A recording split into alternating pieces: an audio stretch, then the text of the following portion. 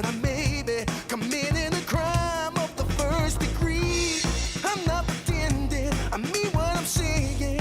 I'm coming in with my hands held high. Gotta face it, I'm not gonna make it without your love, and I got nowhere to go. Don't you see what you're doing to me? I'm in love and I can't break free. Now I'm begging with you, baby, please don't leave me hanging. Oh, oh, oh, no, it's a lockdown, baby, you drive me crazy. Ain't no escaping, your love has got me doing time. You're my attorney, my judge and jury. I'm pleading guilty, so lock me up for a key. Oh, wait, hey, I said lock me up for a key. Yeah, ooh, yeah, lock me up for a key.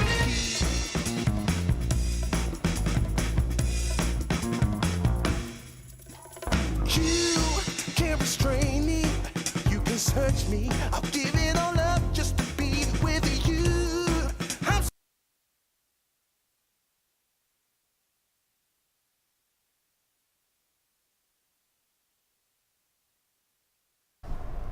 No one told me we were going to do this again. I thought I did all my work yesterday, and I was going to sleep all day today. All right, we're going to go. We're going to make it happen one more time. We are here, Giant Bomb, for night shows for Summer Game Fest. I'm very excited about it, actually. We've got another great lineup for you. One note, we were going to have the Windbag as our MC again. He did a fantastic job last night. We just had some tech issues getting the audio sync to work.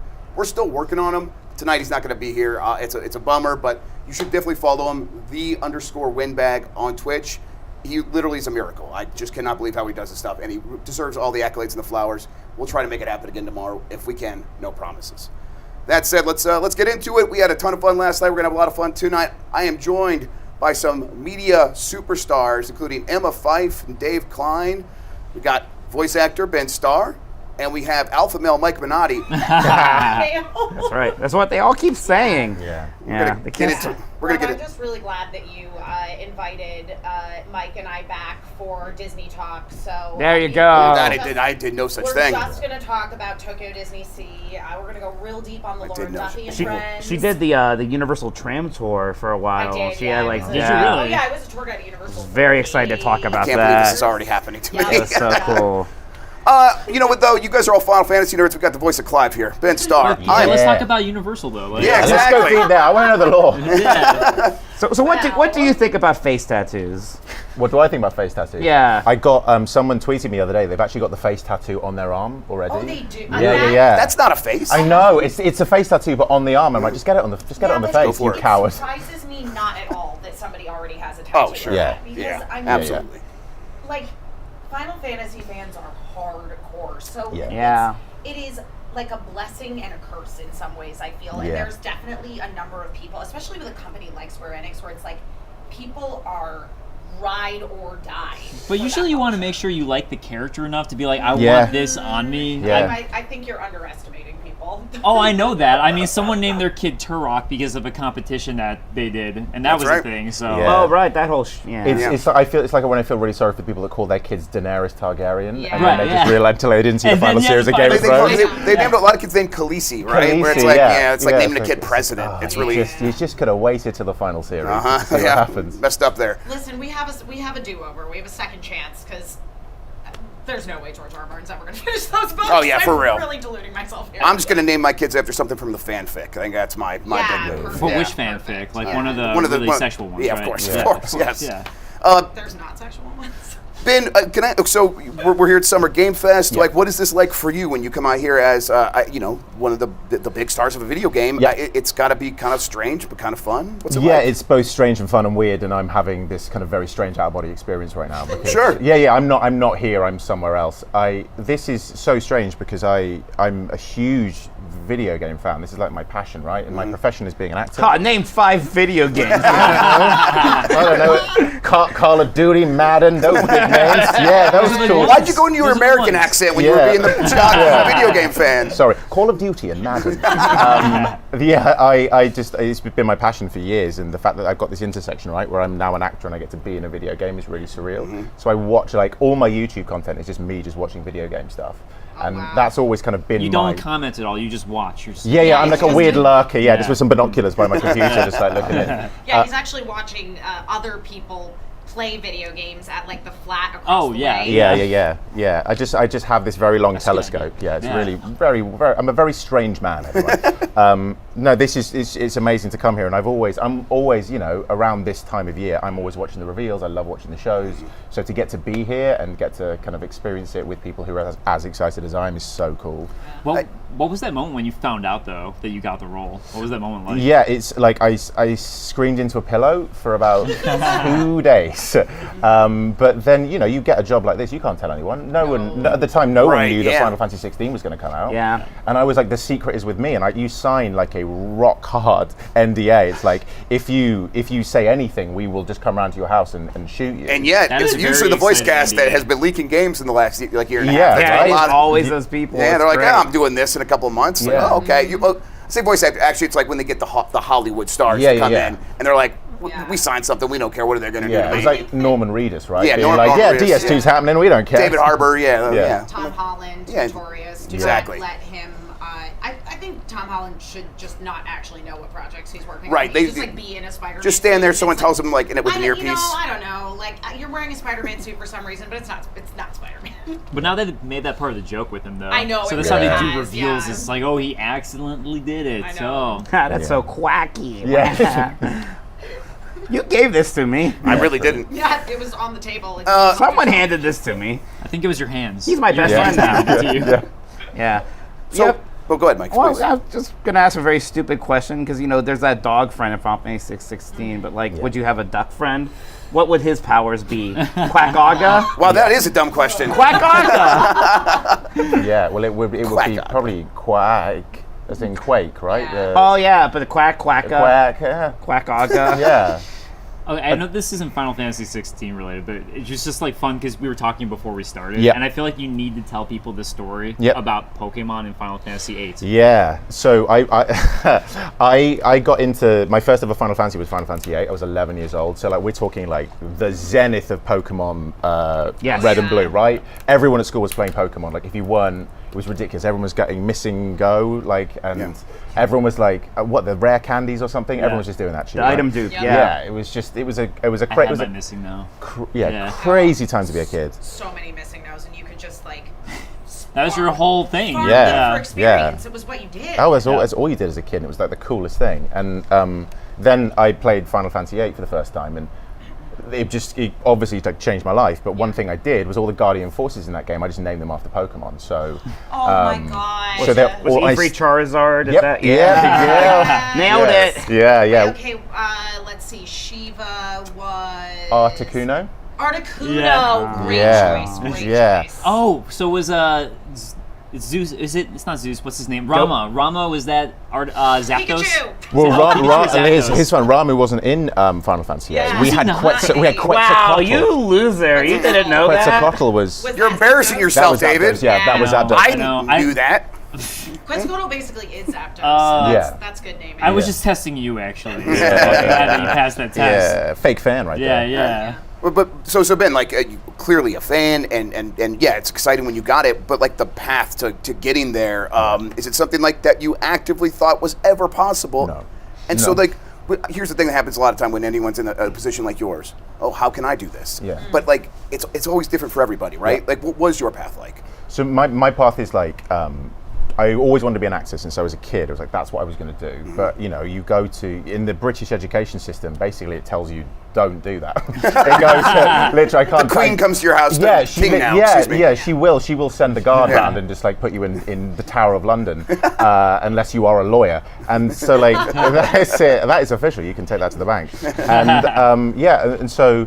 I was kind of this outlier in my school, right? Where I was like, I'm just still want to be an actor. I still want to be an actor. And when I was a kid, I was in like the national touring company of Les Miserables. I played the little urchin boy. Yes. Yeah. You were Gavroche? Yeah, I was Gavroche. Yeah.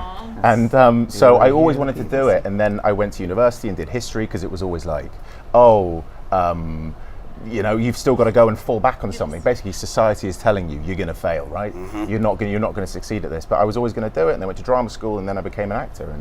at the same time, I never thought video games was a possibility. It was always like film, TV. Like just a working actor, right? Just a working actor. I don't care. Like, I don't want to be. Never wanted to be famous. I just wanted to be able to make a living, do the thing that I love. Well, yeah.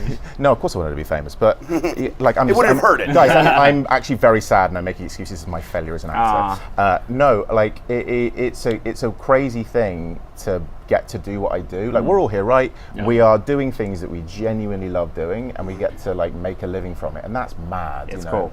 And but you know, be cooler is if I was a voice actor. I've been told I have a really interesting voice. I think honestly, when I picture Clive in my head, it sounds like this. Yeah. So it's weird, Ben. Sorry. Right. yeah, no, I actually based the character of Clive on you. So there you go. Like, yeah. And you just met yesterday. Oh my god! Yeah. They should have. Now you gotta like get me involved really, so that when I die someday, Jeff Keighley can be like Mike Minotti passed. He was in Final Fantasy 16. He was the duck side character. He was Quackaga. Quackaga. I was actually thinking Zack in Rebirth should be Mike. Yeah, he's just trying to be like, yeah. Hey, Cloud, Sephiroth's okay.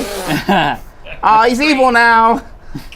So It's very convincing. No, but like while we're going down this path, like when I was a kid, you know, these for example, even Final Fantasy VIII, Yeah. there was no character voiceover, and it was all text boxes. Yeah. So when my brother and I would play, 7 was our first, and then we played 8, and you know, whenever we would play these like text-rich Final Fantasy games together, I would read all of the text out loud, and I would voice every single character. So Ben, did you ever have any similar experiences? Were you ever gaming with somebody who you're also performing the game for? All the time. I was doing this recently. So I was playing a game called Chained Echoes recently. sure. Yeah. I love that game. It's an incredible game. You a and big Chrono Trigger fan too?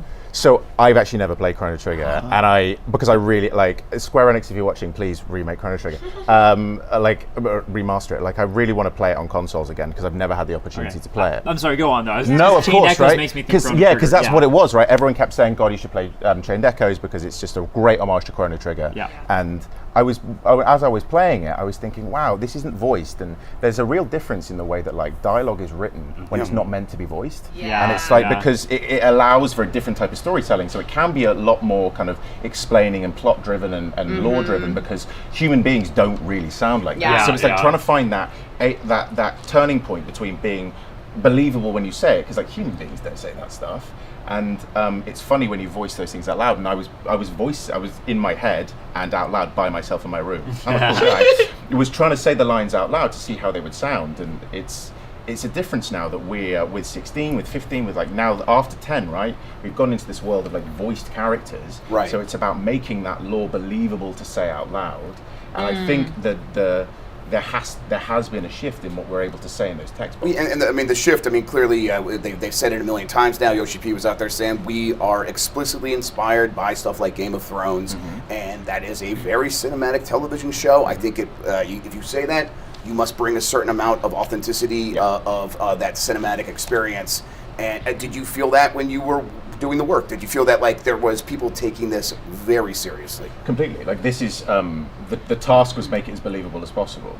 And you know, there's a fantastical world. These are giant beasts, but it's like imagine you are, you able to channel these massive things, but ultimately it's a political drama or a personal drama, and that's what it is. It's kind of going. Let's reimagine what would happen if these weapons of mass destruction were personified in human form, and how would they try and deal with their own humanity? How would they try and deal with that personally, and how would it affect them? And then let's shove it in a political setting, being like, right, if we send Titan onto the battlefield, he could literally kill everyone. Yeah. So when are you going to do that? It's like we can't put Titan on the battlefield because they'll put their dominant, and then the entire nation will be destroyed. And so you get this really cool interplay of like what that would be in that medieval setting. That's really fun. And so I you guys like are that. like really thinking about that, like in the booth. You're like, it's like you got to consider all these factors of what these characters are going through. Complete. I mean, like Clive, because of Clive's journey through this, it was like you are playing. We are aware this is the first time that you are playing as a singular character. It's a character action game. You're going to go through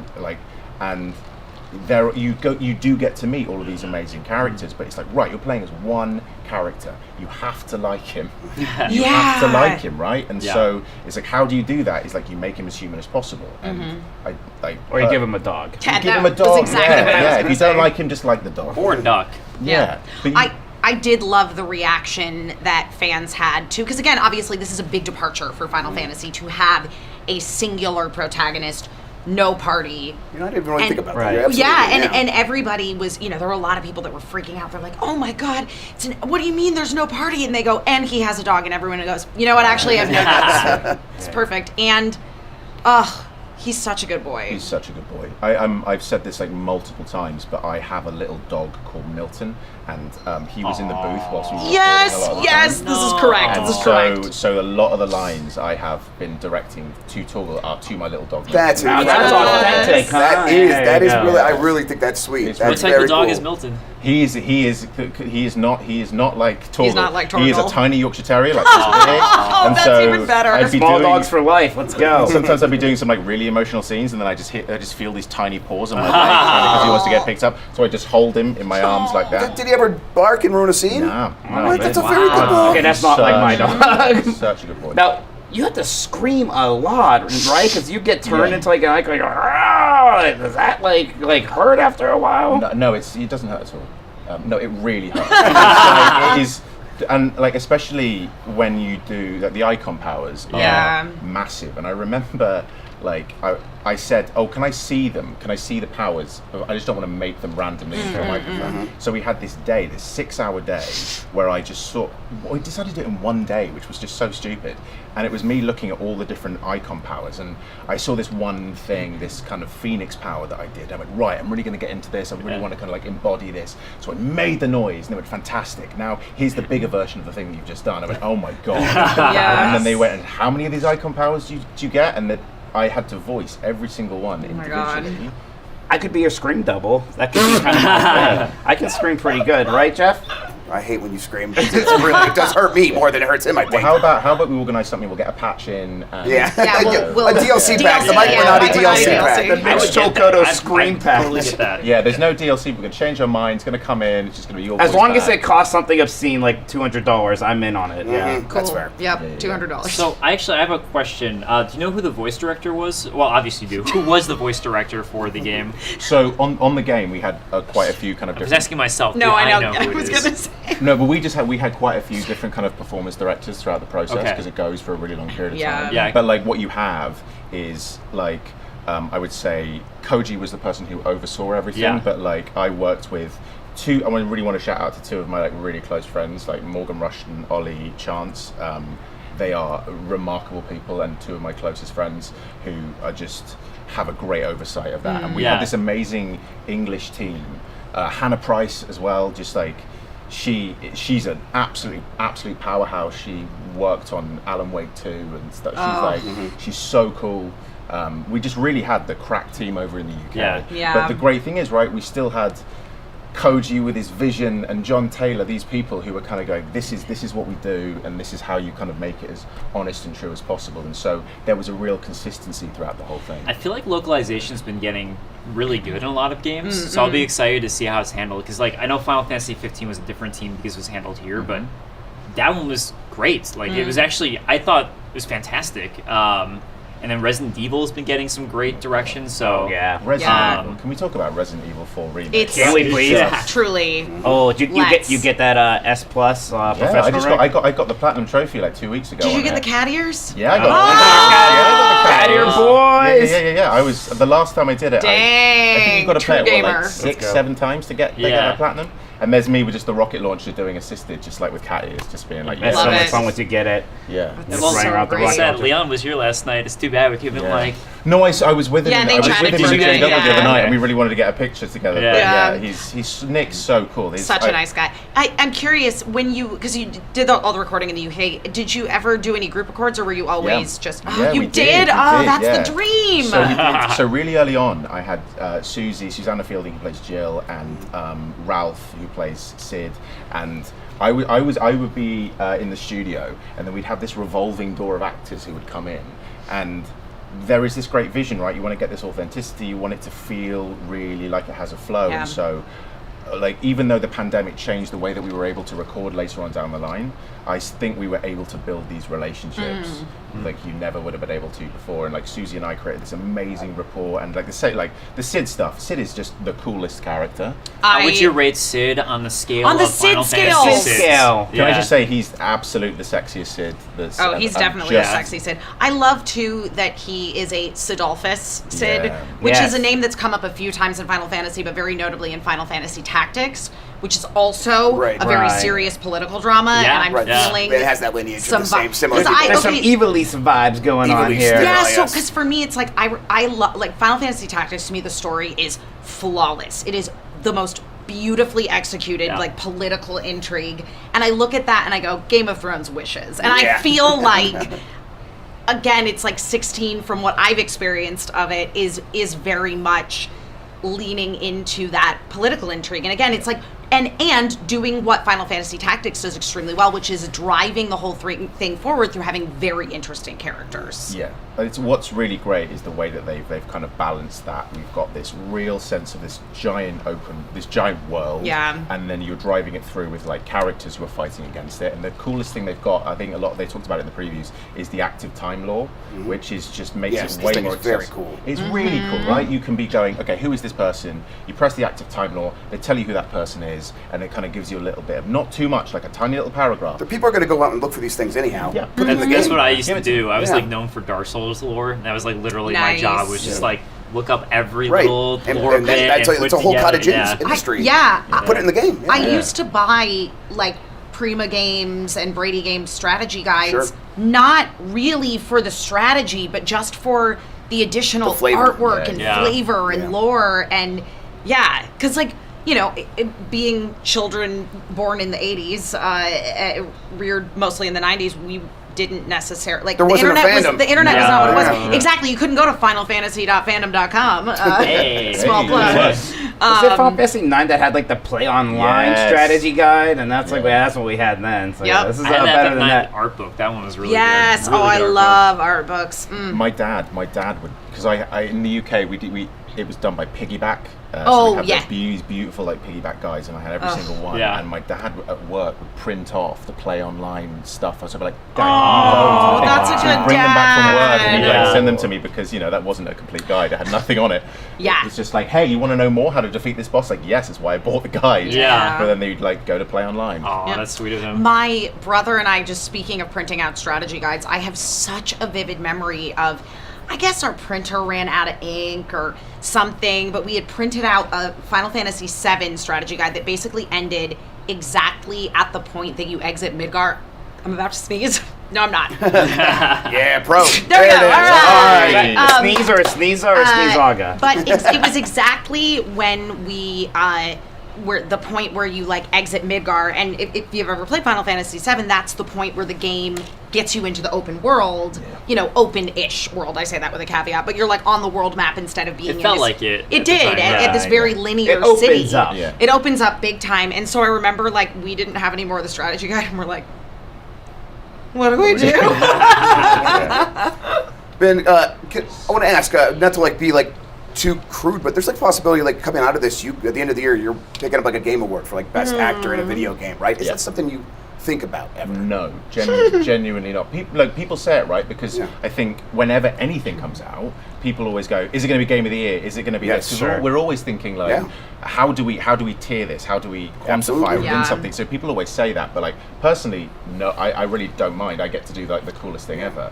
But I think when people going, is this going to be Game of the Year? It's going to be the best thing ever. And I'm thinking, no, it doesn't really have to be. It just has to be brilliant. And we're in the age of like, Jesus, even in June alone. It's a good year. I know. Just Yeah. think about Yeah, it, this has man. been Zelda. I just finished Zelda. Yeah. RE4. RE4. Street Fighter 6 Street Fighter just 6, came yeah. out. Yeah. Just Diablo. my backlog right now is insane. Yeah. Yeah, because I mean, even later down the line this year, it's like we've got Mortal Kombat 1 coming out and Alan Wake 2. Yep. Yeah, Starfield, like you were saying. Starfield Yeah. Yeah. Sunday, right? We're gonna figure that out. Oh my gosh, that's tomorrow. Oh, Ugh. Armored Yeah. Core Mm. 6 as well. So then Yeah. when it comes to then, if you're not thinking about that, then going back to like being a working actor, being like making your career, then how do you hope to like build on this, carry this momentum, or is it just like, hey, that was a W, let's get back to work tomorrow? Just gonna work on getting me roles now. Of course, yeah. I think he's like, your agent now. Yeah. You can, thank you, sir. You can't really make plans for this. Like Sure. this is kind of, you know, to quote Final 97 Rebirth, like the unknown journey continues, right? Like, hey, on brand, nerd, weirdo. Square Yes. Enix PR is loving this. yeah, your film stars duck approves. Give me, no, you're not taking it away from me. I have a more important question. Yeah. How are the bigs and wedges of Final Fantasy 16? We talked about Sid, or is there like no big and wedge reveal yet that we're allowed to know? I mean, I can't really say because that would be a spoiler, so I'm not going to say anything. And it is in his contract. This guy loves spoilers, though. Yeah, well, you know, it's the opposite. He doesn't think they matter. That's right. I think they actually increased the job. Everyone thinks it's about Sid's, but it's about bigs and wedges. Yeah, but his contract says if he reveals anything, Yeah. he will be Terminated on the spot. terminated Yeah. on the So spot. what you can't banished see to right the Phantom Zone. off screen right now, we just have a firing squad just There's actually Wow. 13 Joking. knights Yeah. right over there, Yeah. right around. Ready to Yeah, round it'll be a up. 1 minute and 15 15 second seconds. animation. Yeah. Yeah. I just can't wait to find out what like your line's gonna be. Like we were talking about Leon Kennedy, and it's like, oh, where's everybody going? Bingo. Oh, yeah, bingo. What's gonna be the line that people are gonna come up to you the next they like already 20 have. years and make you repeat? What? They already have. It's Come to Me a Free. That was there at the end of the it Revenge is. trailer that Makes happened. I sense. literally, all I get is people messaging me saying, can you say this, can you say this, can you say Yeah. this? And it's weird because when we recorded it, it just wasn't like, Sure. it Yeah. wasn't a big thing, right? You can't plan it, right? Yeah. You can't plan it. You can't worry about this. It's an unknown journey. You're gonna have to kind of just roll with it, right? Yeah, and I think that's what I'm doing through this whole process. I'm taking it all in. Like I'm here with you guys, which is mad, and yeah, we'll just see what happens next, really. So, because you're a Final Fantasy fan, what for you has been the most exciting thing about Final Fantasy 16, just as a fan of this series? Oh man, I like what being a part of the actual game. Like, what Well, was the I coolest mean, thing? obviously, but I Yeah. mean, in the sense of like, if you were to play this game, being a Final Fantasy fan that you are, is there Yeah. anything that stood out to you, like, wow, like this is something I'm very excited to play, or I was excited yeah, to see? the music and the story. Yeah. I've got to say, the music in this is actually, I remember seeing it for the first time with music, seeing scenes that we'd done, and I just kind of welled up, and because Soken is so incredibly. If you don't play Final Fantasy 14, Yeah. and you haven't experienced his music yet, it is so ridiculously good. Yeah. I'm just like so excited for people like outside of that game's community, which is large, but for more people to hear like what he does, because it is just incredible. if you want to get like the sense of the scale, I think they released Find the Flame on Spotify like 2 days ago, or Nice. you can listen Sick. to it now. Like it's like it's got choirs in it. It's really intense, and he described it as like if there isn't a main central theme, but he's like, this would probably be Clive's theme in the game. Nice. And there's like different themes for different characters. Yeah. So Sid's theme is really amazing, and how he doesn't just do it in one way. You'll hear like different motifs like appear in and out of the game, and how it changes. You can go from a big, Yeah. broad orchestral version to like tiny, just like one little Yeah. string. It's really, really cool. Does anything hold a flame to Fisherman's Wharf, though? Oh, Fisherman's Horizon? Yeah. Yeah. Don't worry, I got you. You know what? I only got through 1.5 discs of 8. I Yeah, admit it, we so already I'm sorry. established that Dave Yeah. was a fake nerd Oh, yeah, totally. previously based on the Quetzalcoatl Yeah. comments. But it's interesting too because obviously with the character of Clive, you to play him at some very different phases of Yeah. his life. And so when you were working on that, like, what was sort of your process for like differentiating young Clive from the Clive that we see primarily throughout the game? It was circumstance, right? So Yeah. you go. It's not like an actual vocal difference. I mean, there is a vocal difference. Sure. It's an emotional difference. So you play him when he's 15, you play him when he's 28, and I think you play him when he's 34. And so these are different stages in his life. And when he's 15, he's the firstborn son of the Archduke of Rosaria. He is full of honor, and he speaks as you'd expect a person in a kind of a ducal house to speak. And he hasn't really experienced the world, so there's kind of an innocence and a kind of a properness to the way that he talks. And then in what happens in that process, it's the most traumatic experience of his entire life, and you literally hear him break. You just watch this man, his entire world fall apart, and to get to vocalize that was a really useful thing when thinking, okay, what are we going to take into the rest of the game. A lot of video games, they'd be like, right, you're this dark, broody edgelord. What's happening? And they'll like do it in a little like Alpha I'm, males. Yeah, I'm sad. You're playing as Mike, yeah. To a T. We'd get you in the game.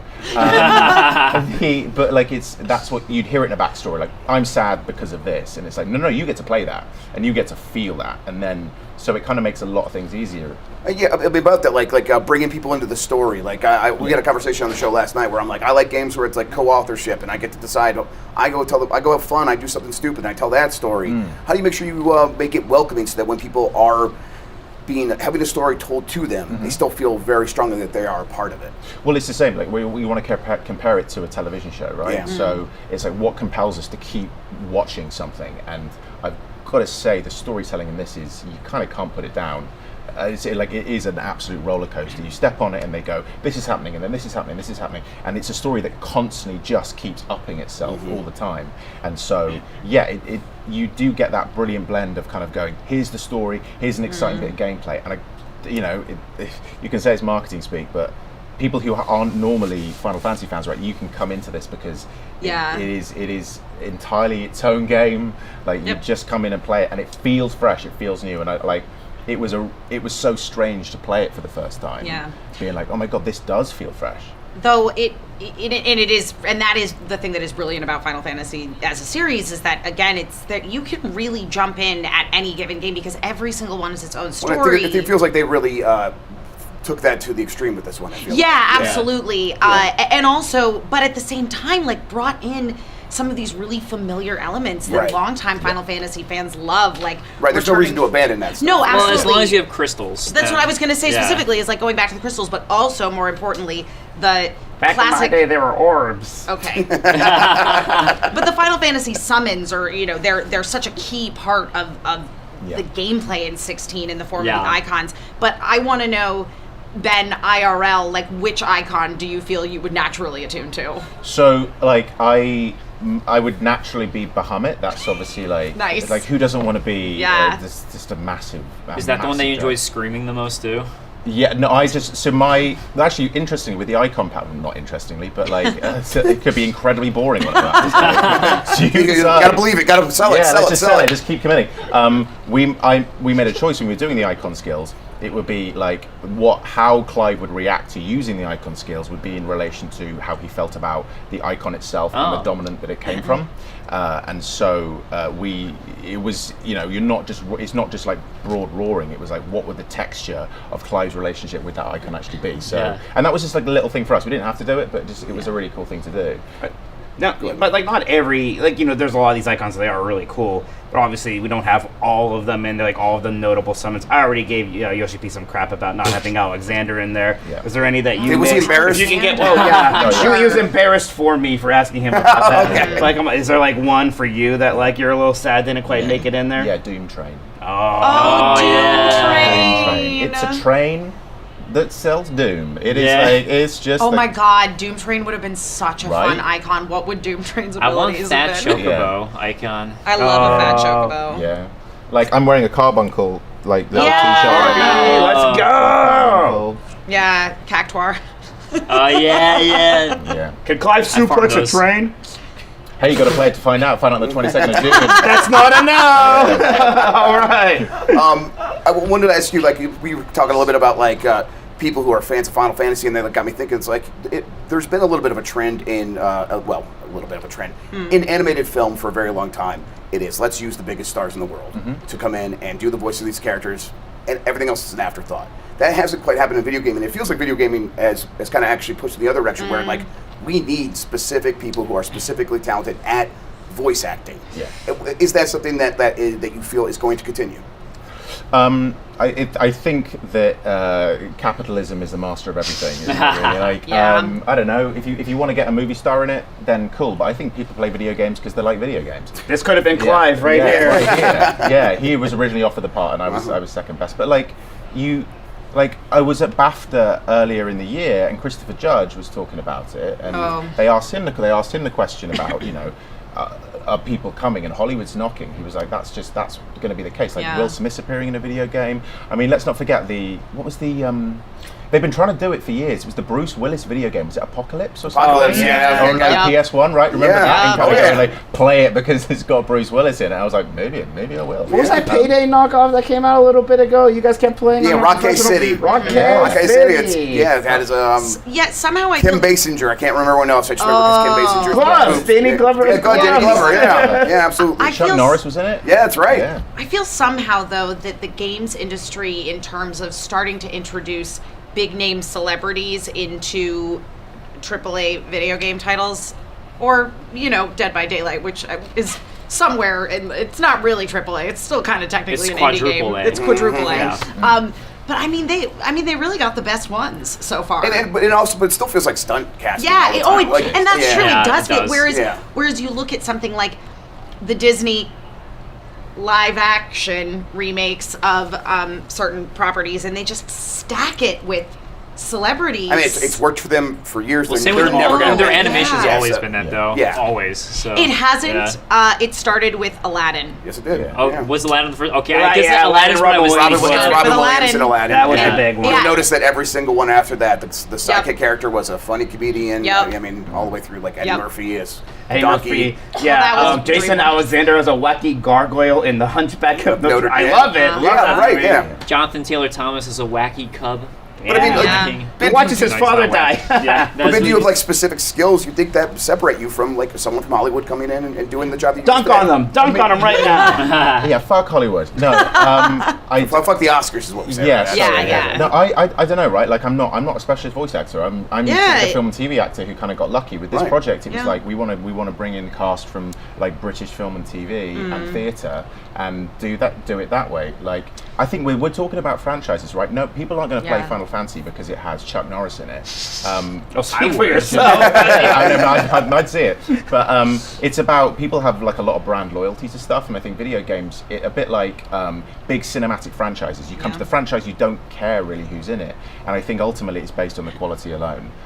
Yeah, I actually think that's a really good point about Final Fantasy specifically, and something that we do still see in Hollywood to some degree, especially with big properties like Star Wars. That is one of the places where they still will cast relative unknowns. Yeah, it's the brand clearly Because bigger it's than exactly, because they're like, people are going to come see this. Yeah.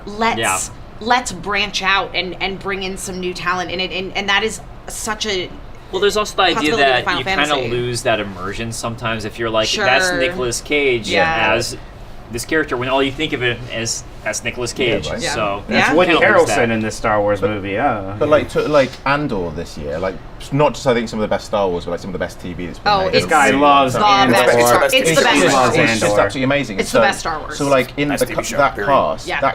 what you have is like Denise Goff, who is an Olivier Award-winning actress. I She's love voice of- Denise Goff. She's voice of- Yennefer in. Voice of Yennefer. yeah. Oh, really? Yeah. Yeah. Oh. And so like it's mad because like People, Places and Things was a play in London that shook the theatrical scene in London, Yes. and she was a powerhouse, like Denise Goff, and she comes in, and of course she kills it. And then you've got Kyle Soller as well, like again has just done amazing theatre and so Tony Gilroy comes in and he went to their shows, right? He went to Yeah. their plays and he went, I want to bring you in, and you just sit.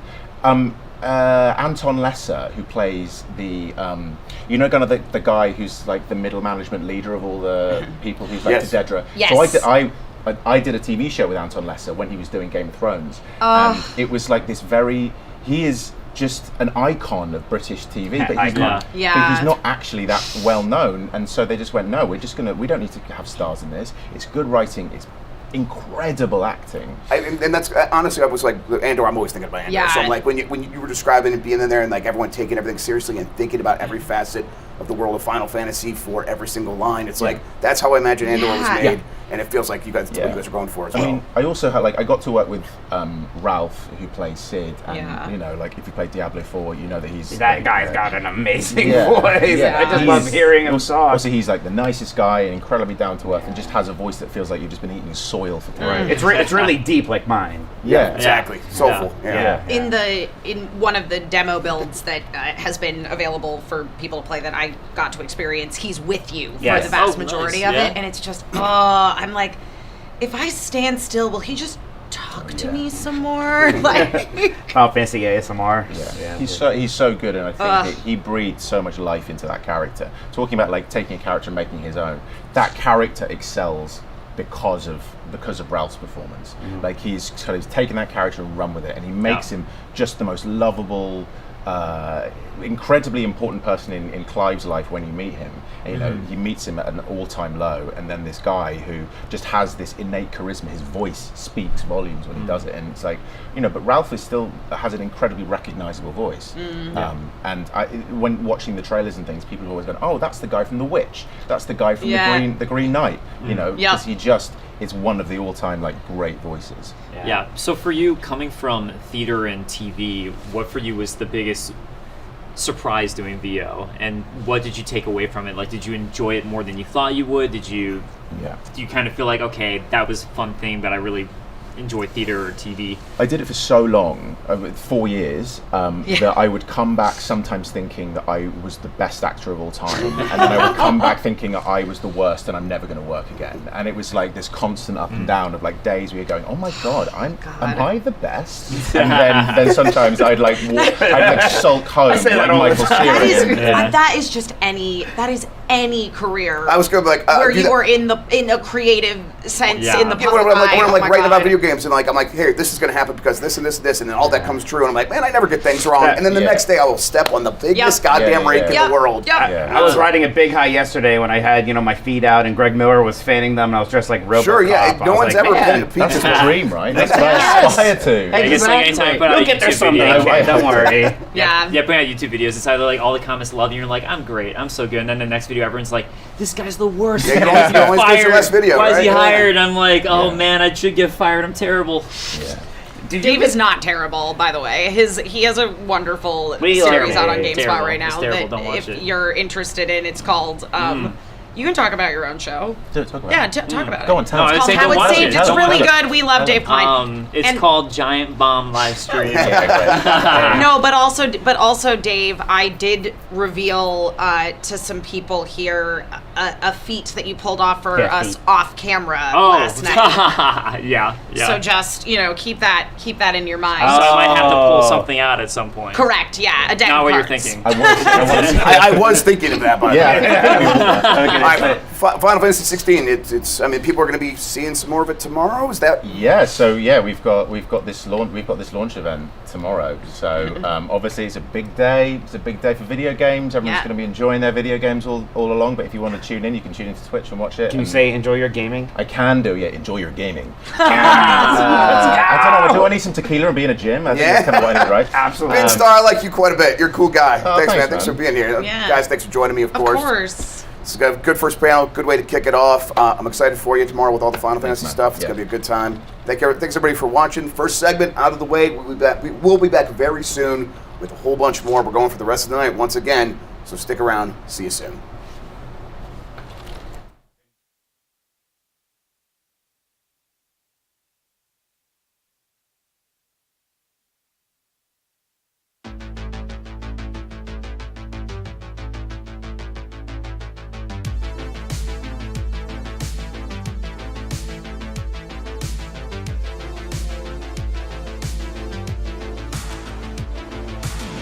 Can eat or sleep another night.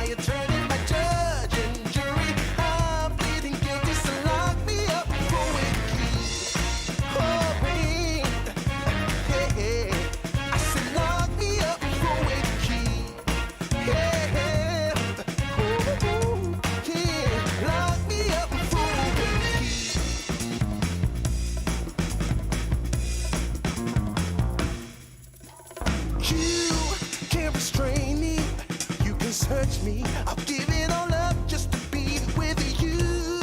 I'm so happy, now you got me. I'll surrender all my love to you. Don't you see what you're doing to me? I'm in love and I can't break free. Now I'm begging with you, baby. Please don't leave me hanging. Oh, oh, oh. It's a lockdown, baby. You drive me crazy. Ain't no escaping. Your love has got me doing time. You're my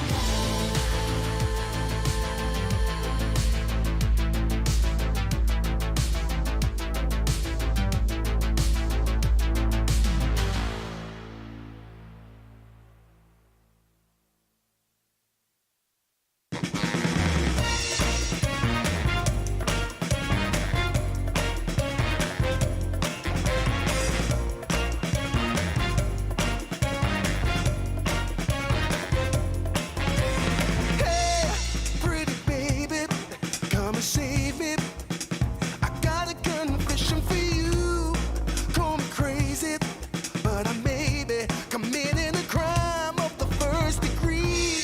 I'm not pretending, I mean what I'm saying. I'm coming in with my hands held high. Gotta face it, I'm not gonna make it without your love, and I got nowhere to go. Don't you see what you're doing to me? I'm in love and I can't break free. Now I'm begging with you, baby, please don't leave me hanging. Oh, oh, oh, no, it's a lockdown, baby, you drive me crazy. Ain't no escaping, your love has got me doing time. You're my attorney, my judge and jury. I'm pleading guilty, so lock me up for a key. Oh, babe, hey, I said lock me up for a key. Yeah, ooh, yeah, lock me up for a key.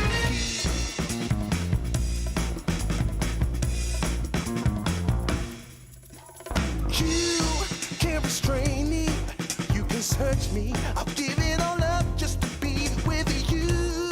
I'm so happy, now you got me. I'll surrender all my love to you.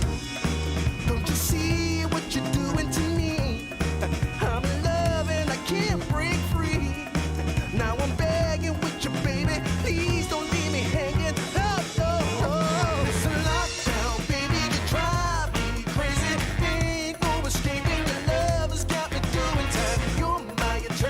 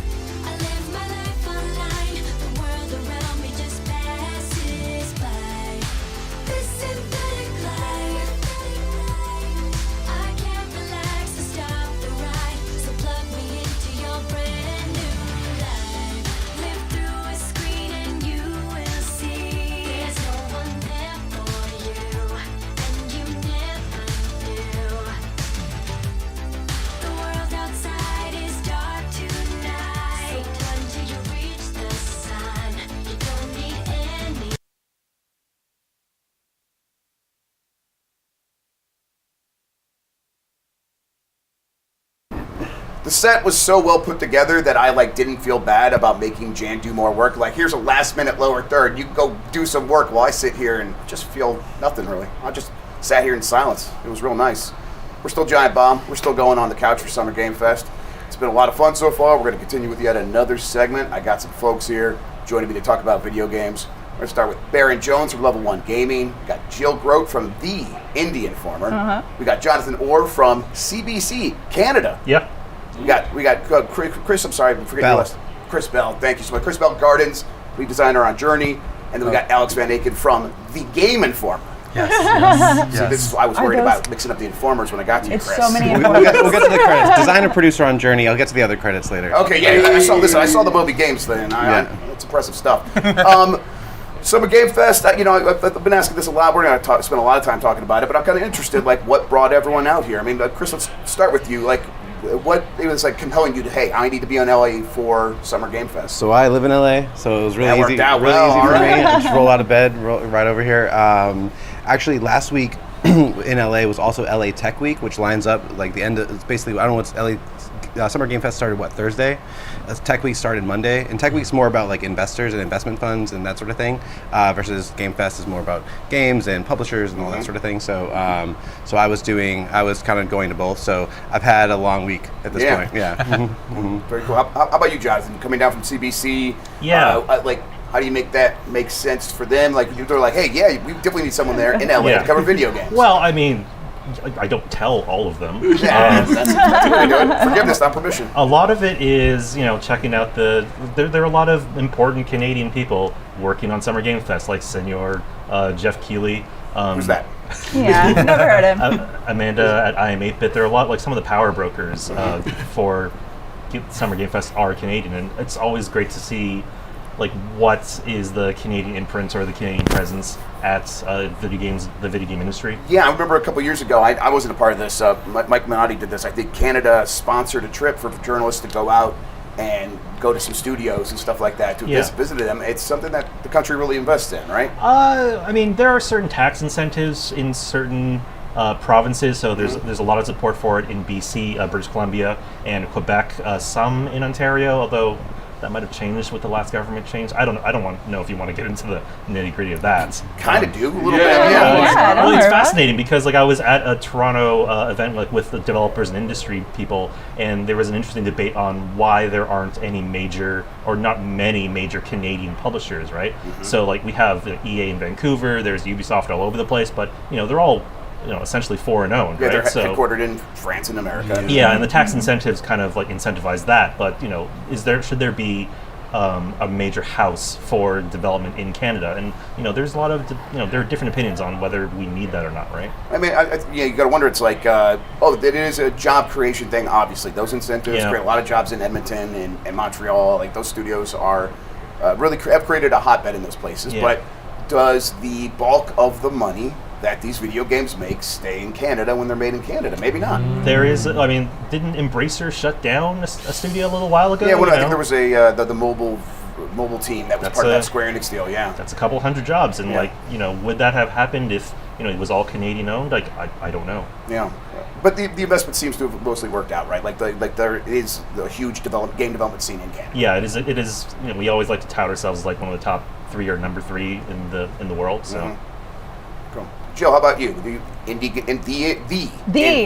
Informer. You can't drop that D. I'm never going to forget the the. When you come out here to cover Summer Game Fest, what are you looking for? Indie games. Really easy answer to that question. Yeah, and then have you found them? I have absolutely found them. Yeah. It was all in one little room, so it was really easy to kind of go around, and I actually had to take time to go to the rest of the play days so I could just see what was around. Yeah. And I managed to tuck my way in to other places. Did you go see Foam Stars? I didn't see Foam Stars, but I've heard some good things. Yeah. Really? It's a good game. Do more. Yeah. Do more of those. Yeah. Right? Sure. A lot of people seem surprised about it. Yeah. I get it, but also I get that it seems like a pretty fun game. Right. I mean, they've got this duck, which is amazing. Yes, that's very good. Absolutely. Yes. So, I mean, any good indie games that stuck out to you or anything like that? Okay, number 1 game of the show, walking away. I wasn't ready for it, but when I sat down, it's Cocoon. It's 100% Really? Cocoon. Okay. Yeah. Yeah, look at all these people who agree. I didn't get to play it. I really wanted to. Yeah, This I've is been talking it up. Annapurna? It is Annapurna. It is the designer from like Inside and that's Limbo. Right. And I was actually at Game Informer when they revealed the game. So the fourth thing down, if you Google Cocoon, is my reveal article from Game Informer. Crushing SEO. Oh yeah. But for a long time, I didn't know. Like, I'm like, okay, it looks pretty. It's got bugs. That's not a huge thing for me. Insects, not like problems, right? Right. Yeah, the creepy crawling. Right. We're gonna get that happened. Don't worry. But playing it, it's just masterful in design in all levels. Like, it is the audio design. I cannot believe, like, you just walk into things and you know this is a serious situation that you're in. Well, that makes me wonder. Like I was gonna say, is the business of covering indie games robust enough to make it make sense as a business, or is it not? But it seems like the indie game scene has grown up so much, and it's just producing some of the most fascinating games, and not just fascinating, but games that, like, Hades essentially is an indie game to a certain extent, and it's like, that's a Game of the Year contender, and it's on not just that, it's big business, right? And Vampire Survivors actually won very many Game of the Years, right? And it's not like we need the. You don't need that. The accolades aren't necessarily the thing we need to this is important, but like that means it's getting recognition, making money, and that means it can maybe be a business of like covering indie games. Right. At the moment, I just launched a Patreon. If anybody wants to check that out, at theindieinformer.com. You can check that out. Patreon/IndieInformer, theindieinformer.com. Don't forget the. I might have to fire myself. So I'm trying to grow because at this point I'm getting so many things that I can't handle them on my own. Mm-hmm. So like I'm here currently covering things and people are getting me things. I'm like, I can't do both and I really need help, and I have I've teased this already, but I do have a kind of a special voice that I'm reaching out to that hopefully some people will be excited about when they know who that is. So we'll see what happens. Very cool. Emperor Palpatine, I think is who you're bringing. Yeah, 100%. He came back somehow. In Fortnite, right? Oh, Lord, it's gonna happen now. Baron, when you come out to Summer Game Fest, what are you looking to get out of it? Traffic. I'm looking to get traffic. I got it in spades. And you got Level 1 Gaming. You guys are running a video game news coverage website with personality and all that stuff. Like, you know what? I'm here to fight my way into this spot and to make sure that Level 1 Gaming is a household name, because we do everything from news to reviews and everything in between. So we you have to be at the events, and so like I didn't get into play days, so I'm couldn't hit me up. I would have snuck you in. Look, I'm just saying, open the back gate, like help me out. But no, so I. Honestly, no. What is it like having relationships with PR these days? Like, because that's like where that would have started. Yes. Like we're not gonna blast here's how all this stuff works. But for the most part, I think it worked that PR ran the gate for that, and if they had known you, are you getting review codes these days? Again, I see you guys post news all the time. You guys are doing the work. Shout out to the team. Love you guys. You guys are working very hard, and I appreciate it. But it's a weird thing because here it is. It's the PR scene. It seems to be consolidated into 4 or 5 different companies who are the gatekeepers for every game. And here it is. You'll be talking to the community manager of said company, and then they'll direct you to Stride, or they'll direct you to 47. 47. There you go. From my perspective, very convenient. I only have to know 5 or 6 people, and not different ones for each game. But you're Jeff.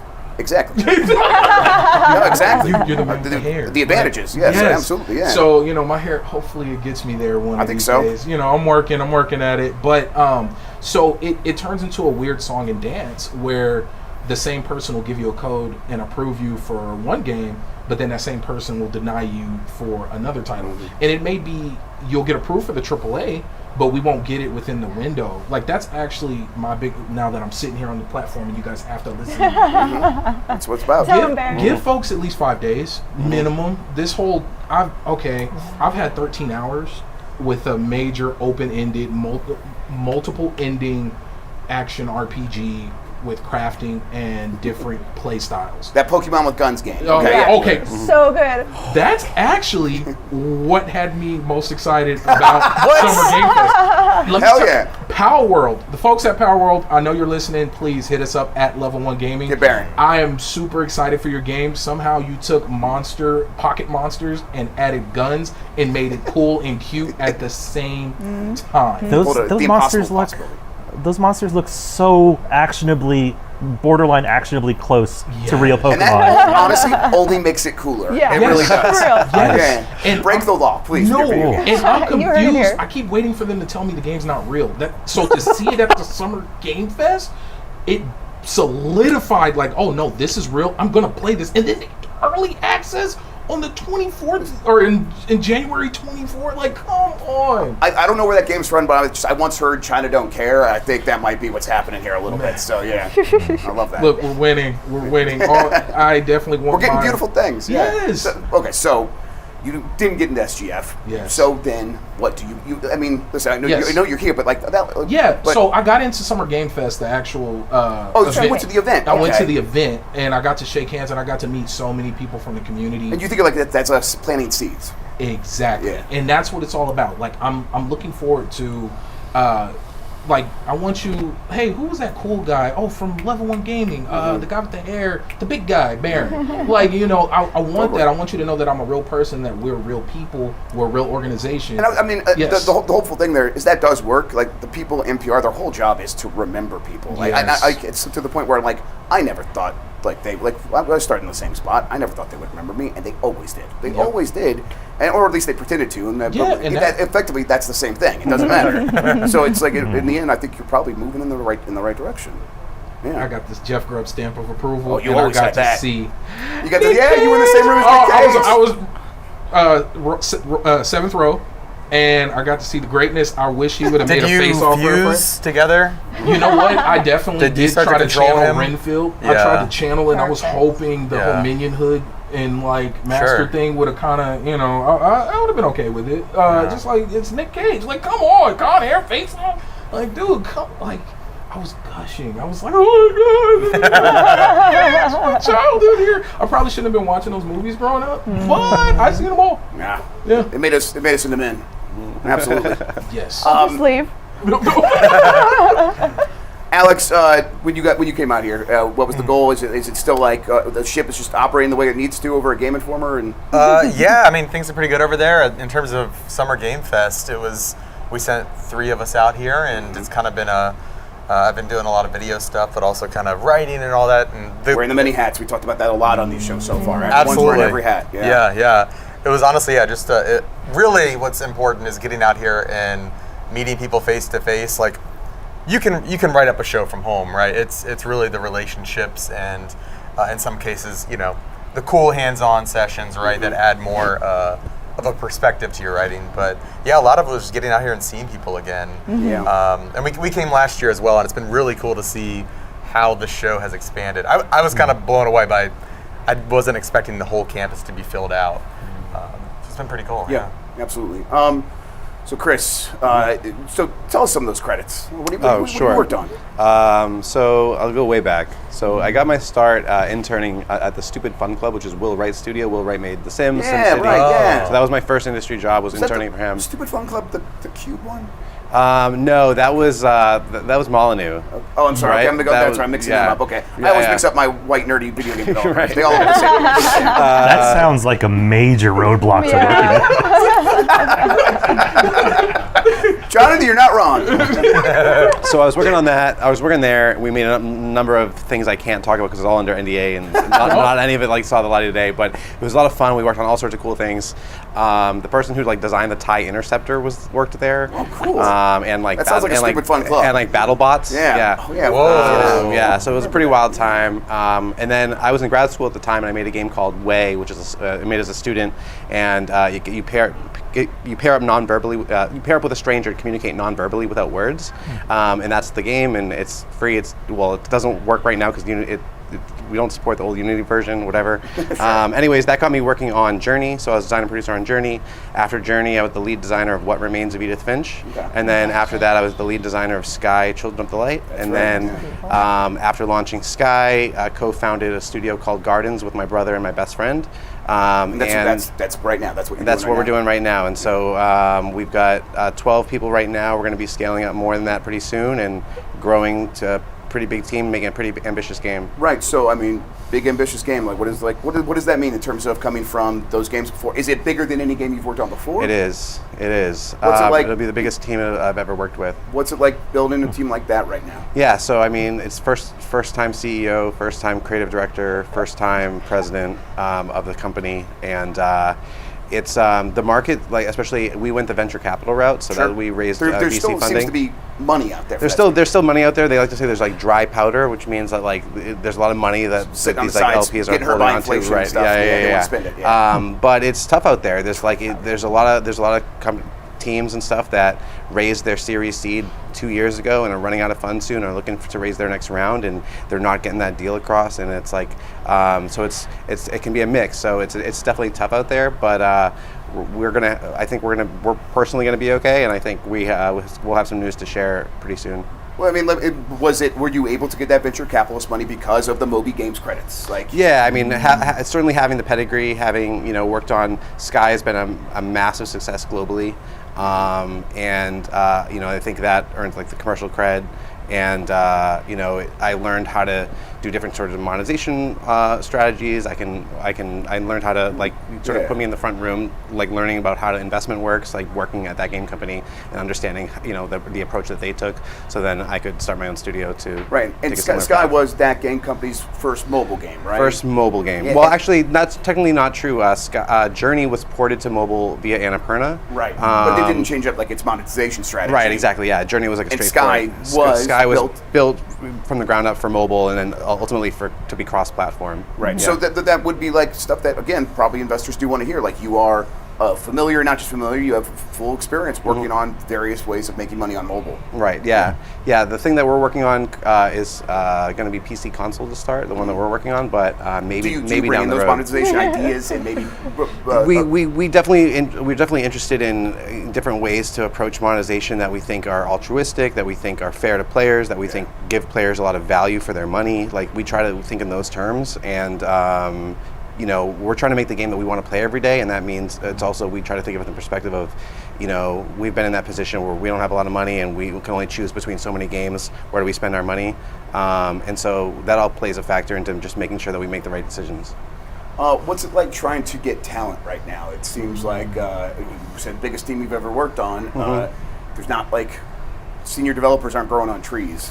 Sure, yeah. I mean, unfortunately, there's been a lot of layoffs recently too. So there is talent out there for sure, and people that need jobs need to get picked up. Hiring's always a challenge. Everyone's sort of vying for the best people, and you want to put together a great team. But I think we've put together an awesome team so far. We've got people who worked on Outer Wilds, Tunic, Ashen, Ultima Online, Spider-Man, like a number of great titles, Dust Force, You dropped those names. No big deal. That's a good list. Yeah. So it's good, and we're going to be growing that team. And if you're out there, and check out, if I can. Please go. Yeah, absolutely. So we're called Gardens. Website's gardens.dev, DEV. You can check out art. We tease a bit about what we're working on, and we're going to be hiring soon. So keep a look out there. You're not selling anything. You're trying to pay people money. Yeah. If you want a job. Yeah, absolutely. That's fantastic. We're going to be hiring soon. Yeah, absolutely. I don't know. I wonder how everyone's feeling about overall future of what we're going to be like. What we're going to be doing next year around this time. You all coming back? Are you going to have a game to show, Chris? I mean, probably not next year. We might have. Well, we'll definitely have teased more. I don't know if we'll have like the full announce yet at that point, but we'll definitely have people to give people stuff to chew on. I'm still going to be playing Baby Steps. If that comes out, if you saw that, I'm going to be walking my ass down the. What is this one? I don't think. It's by some friends of mine and a couple people I don't know. Bennett Foddy, who made Getting Over It with Bennett Foddy. Okay. I think Matt Box is the name. And Gabe from Ape Out. And Matt, who used to be like creative director at Rock Band, like at Harmonix, like great team. And it's essentially a walking sim in the purest sense, where you are trying to walk, but you're walking through. It's a 3D, kind of like over shoulder, where you're playing this kind of like 30-something-year-old gamer in a onesie who's like been zapped into like another world, almost like the straight out the trailer homages another world from Eric Chahi, and you're just walking through these environments, and it's like this like philosophical like journey while you can like barely stumble. It's great. Yeah, that sounds. Zach, I love Benefati. I love almost every name you mentioned. That sounds. The cosplay for that game is going to be out of this I'm world. so excited. Yeah, the onesie. Yeah, and that was at the. Have you seen the Getting Over It cosplay?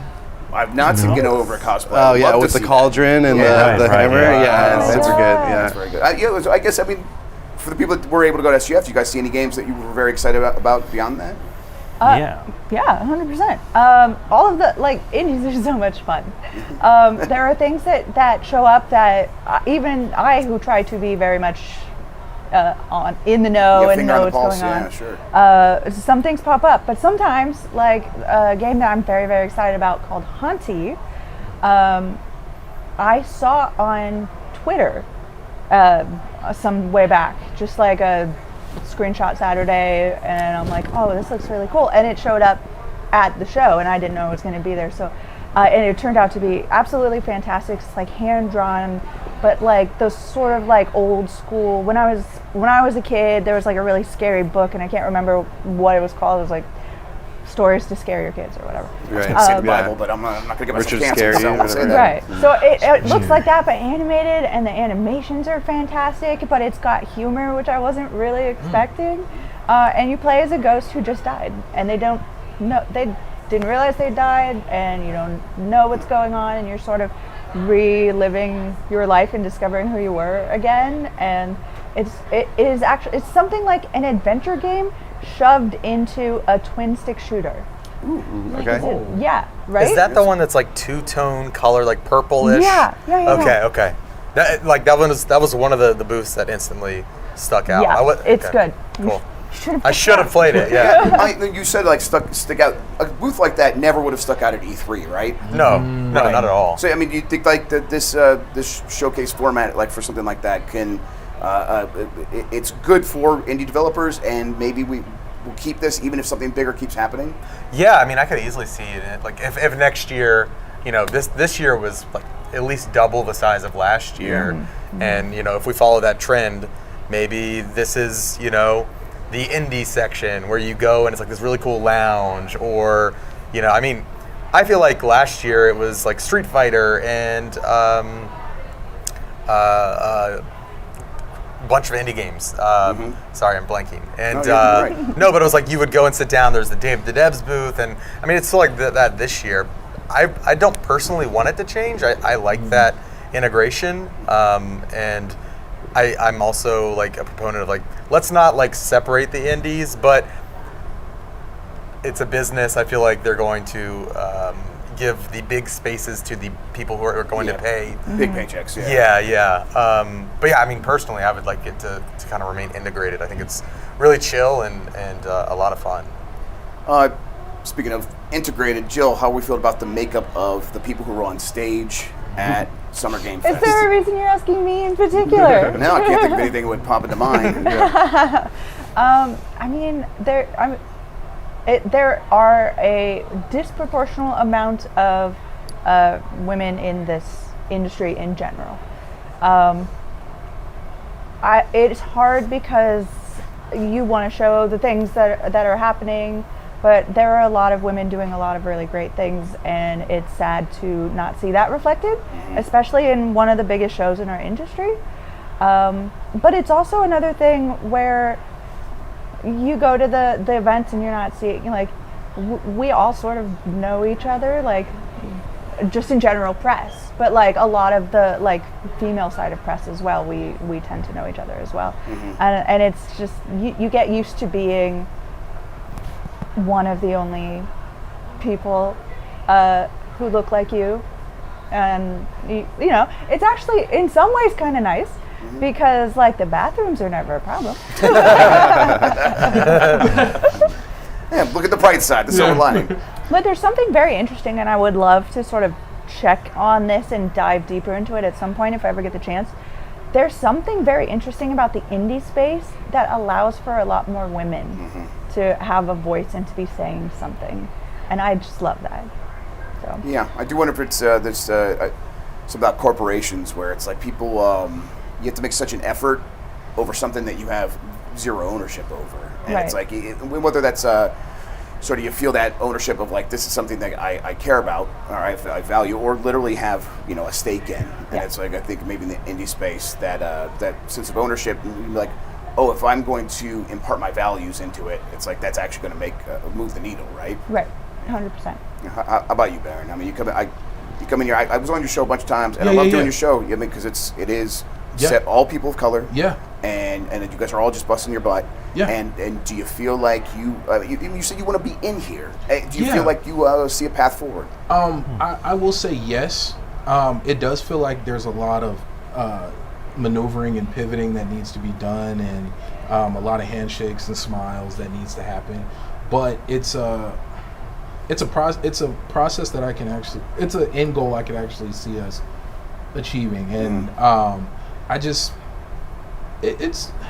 it's there, it's there, and there's enough room for all of us. Like there's enough room for all of us. There's enough eyes, there's enough coverage, there's enough space, and I just wish these organizations would tap into it more. And I definitely have to shout out Destiny Cleveland over at Dames for Games. Yeah. She's actually putting on a whole showcase. That showcase is happening like on Monday. Monday, I think. I'm so sorry, Destiny. I don't know the day. It's happening very soon. I got on Jeff Grubb's Game Mess. You can see. Yes. Yeah. And under Gorilla Collective and the folks over there with the mix and everything. So to see someone, and she's a part of Level 1 Gaming, seeing her get out there and literally from the ground up create a whole showcase to spotlight women and females in the space, from gamers to developers. But when it comes to us with Level 1 Gaming, we just wanted to always make sure to have that platform. Like, hey, you've never written before, you want to write, come write. Like, come give you a shot. Like, just let us know what you want to do and do it. And that's how I was a weird guy on Twitter. Like, hey, can I? That's how, like, literally, that's how I got involved with Level 1. I was a shout out to David, man. Much love to that guy, Fame. I messaged him. I was like, hey, I don't know you, but I kind of want to write. Can I send you a sample? That's awesome. Like, and now look, like, like I'm here. You made it, man. On the couch. Yeah, no, and so I want to make sure to create that avenue in that space that somebody else can walk down that path. Yeah, I mean, it's not someone like how I got in. I mean, I think you got to sort of make your own way. I think it's everyone else that's kind of I'm up the ladder and I want to send the ladder back down. Yeah, people have to take responsibility in doing that, right? Yes, and that's what Level 1. I mean, even in the name, Level 1 Gaming, everybody has to start at the beginning. So, John, it's got to be hard for Canadians.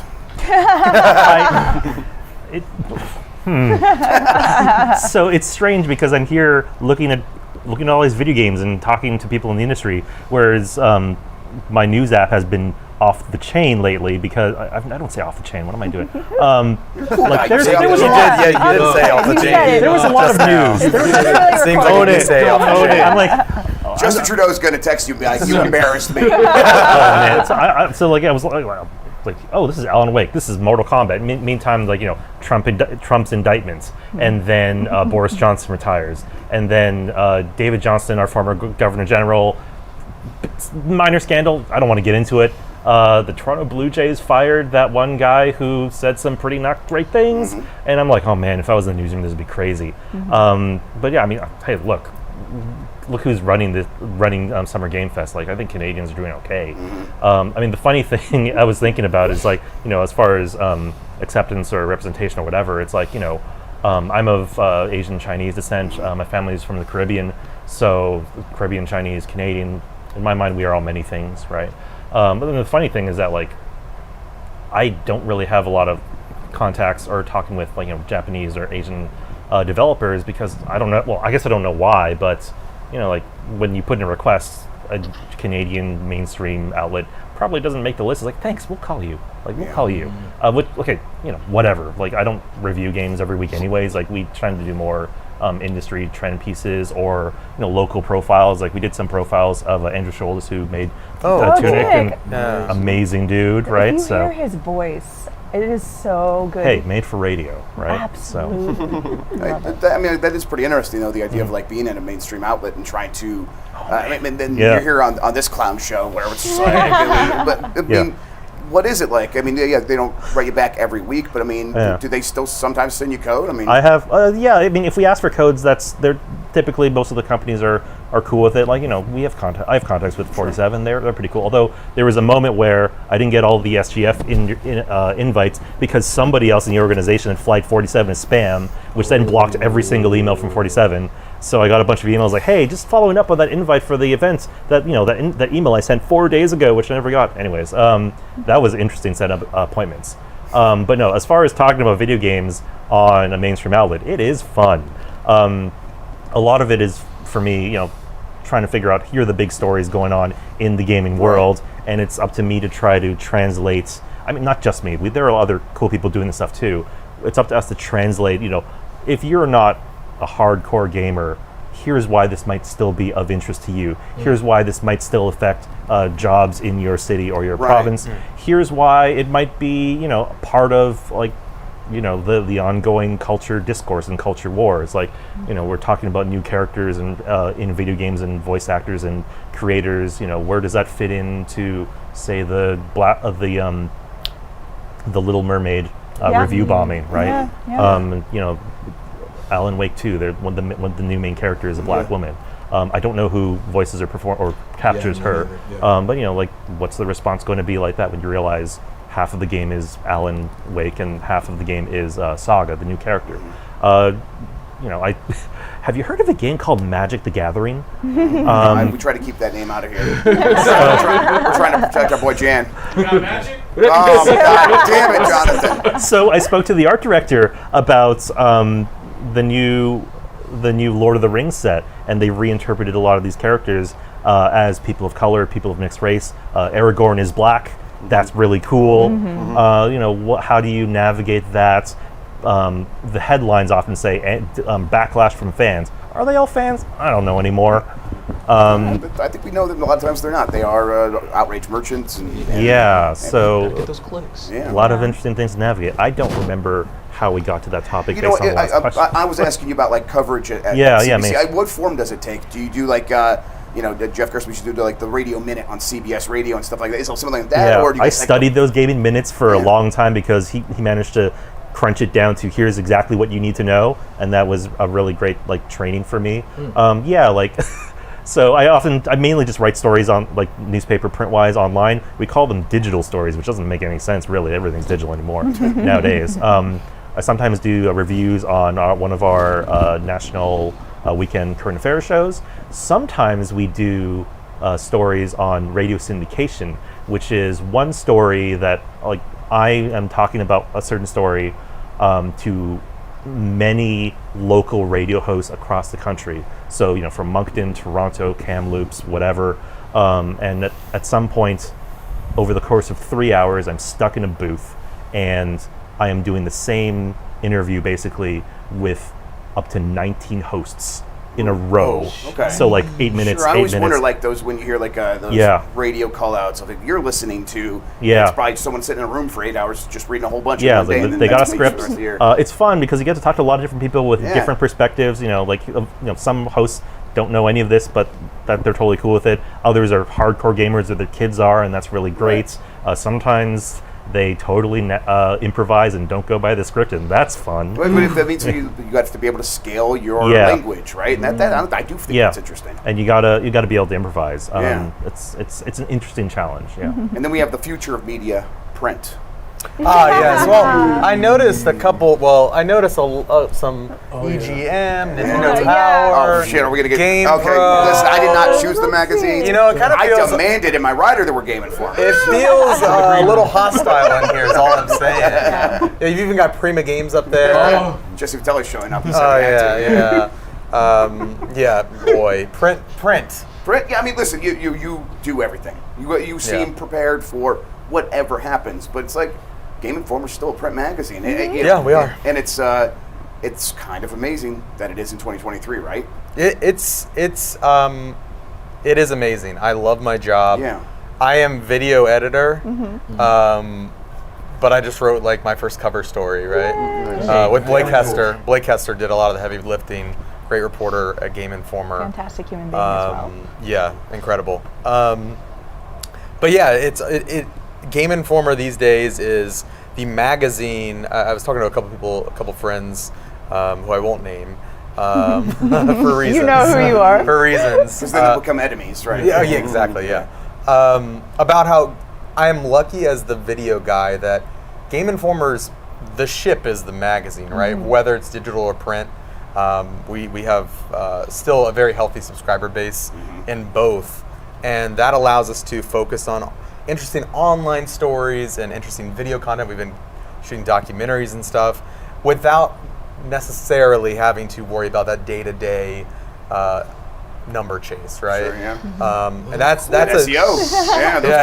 Yeah. Well, no, but the thing is, being on, for anyone who doesn't know, the Indie Informer was actually at Game Informer before, and I was on the magazine team, and I felt totally the opposite of Panic and Oh, really? Because I was like, the magazine comes out monthly, right? So when we go to shows like this, you look at things, and everyone else is like scurrying around to like get it up online, and I'm just like, we are doing that this week. Our print Go to the deadline. JW, have a few drinks. Yeah, exactly. I'll get it done next week. This time, our print deadline is like in 3 days, and so we are. We kind of knew what we were going to see, and we have a couple of pages saved for surprises. But yeah, after this, Jill, I'm going to need your help editing. Okay. If you don't mind. Yeah. We saw this game. It was TK. Yeah. No, it's fun. Yeah, it's definitely weird. It's a weird beast, but really grateful to kind of get my hands on a magazine that I've been reading since I was 10. I remember reading the Halo 2 issue. Those cover arts. That's awesome. Oh my gosh, the cover art is. Yeah, it's a lost arts. There was a lot more words on the cover back then. That's a lost art too. Alex, I want to ask one last thing. Do you know a man named Blessing Adeoyo Jr.? I do. I know him very well. Have you ever made any music with the man? I have made music. I've made an entire website with him for 6 years. That's right. Yeah. I bring up the music specifically because whenever Jan's out and I need to have music to play, I just steal your music. Really? I play it as our waiting music. Yeah, the Zelda EP. Yeah, one of those tracks. What did we call it? Because we each kind of made a few songs ourselves and like gave feedback. But it was like, if this is your song, you're gonna make it from start to finish. Totally. Yeah. I made one. I just slapped a name on it before we published the music. I think I called it like Evening in Kakariko, and I was like, how do I make a song that's completely original, sound like it's from Ocarina of Time? Yeah. And that was all made on the Switch on the Chord Music app. Oh man, really? Yeah. You can export it to your phone and then. No, I'm gonna pay you for lessons. Yeah. That's good. Sitting there jamming out. Hell yeah. That's gonna do it for this segment, everybody. Well, hey, thank you, everybody. You were fantastic. Thank you. We'll be back with more here on Giant Bomb after a short break.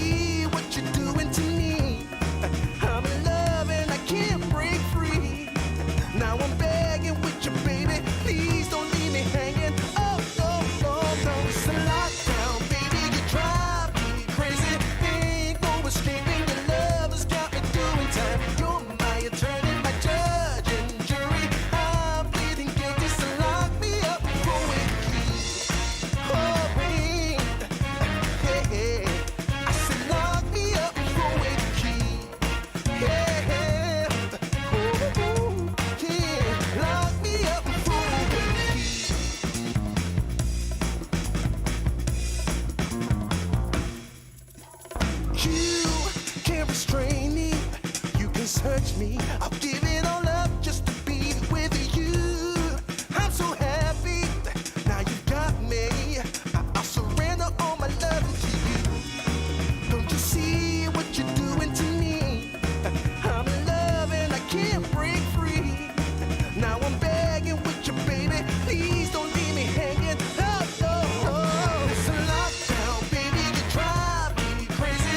Ain't no escaping. Your love has got me doing time. You're my attorney, my judge and jury. I'm pleading guilty, so lock me up for with the key. Oh, oh, oh, yeah. I said lock me up for with the key. Yeah. Ooh, lock me up for with the key.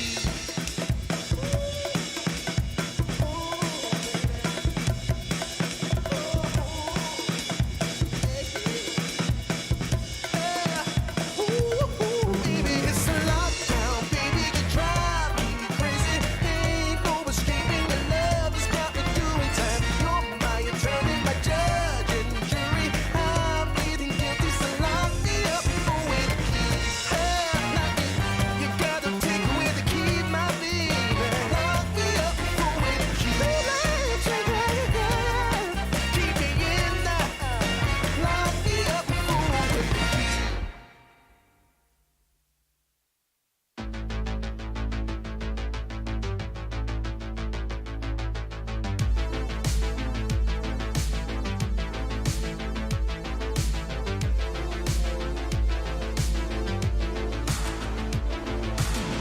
Can't eat or sleep another night, 'cause I got neon in my vision, a heartbeat out of time. Take me back to where I recognize my mind. Oh, 'cause I wanna get another step ahead, 'cause simulated living is pulled over my eyes. 'Cause I wanna get another step ahead. I'm scrolling for attention. The Wi-Fi's keeping me alive. This synthetic life, I live my life online. The world around me just passes by. This synthetic life, I can't relax to stop the ride. So plug me into your brand new life.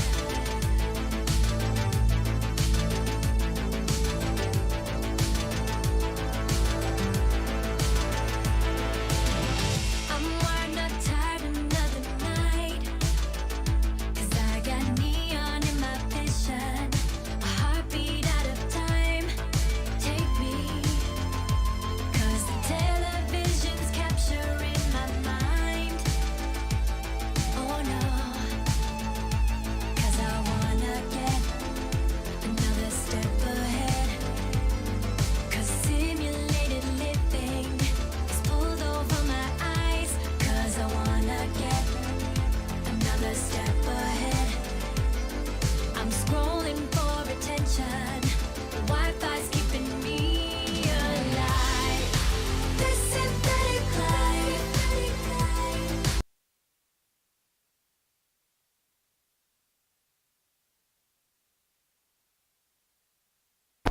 The march of time continues. We are still Giant Bomb, Summer Game Fest. We're going to make some magic happen on segment 3, Saturday night here at the Key 3 festivities. I don't know anymore. But I'm very happy to still be here with a full set. We got everybody on here. There's no one partying anymore. I said, get in here now. It's happening. I got Mike Sully and I got Wyatt Bushnell. You guys, Escape Academy is how I know you. But what's the name of the studio? Coin Crew Games. Okay, Coin Crew Games. Very good. And we got Ash 2 Crawl. That's right.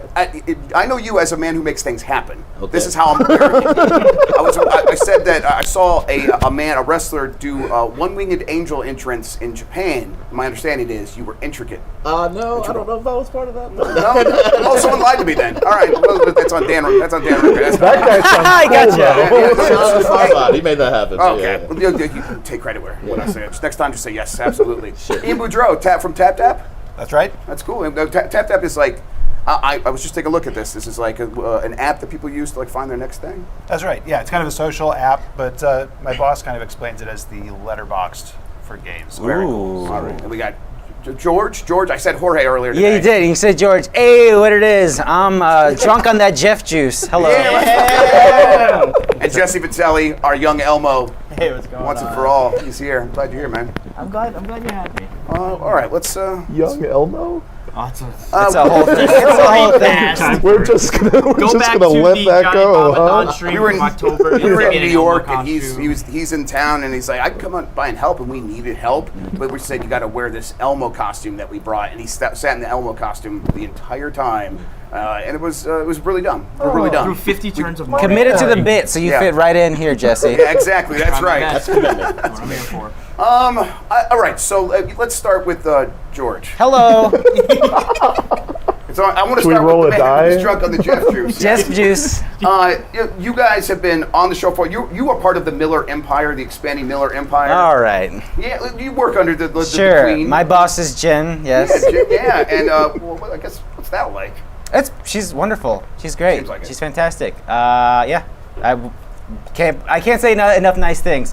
Not only because she's my boss and there's contractually obligated snipers to, yeah. on the other side that please help. But yes, hello. Yes, we have. The show's been great. I mean, we have 5 games at the show. That's what I was getting to. Yeah, You guys seem yeah. very busy. Yeah, we have 5 games at the show. I don't even know if I have enough time to plug them all. If Jeff will let me, I don't know. Fuck no. Okay. Absolutely not. We have another Crab's Treasure. We got Little Kitty Big City. There he goes. We got other stuff. But it's great. The show. We were here last year with Cuphead, so this is the second time. Yeah. So I mean, how does it compare to last year?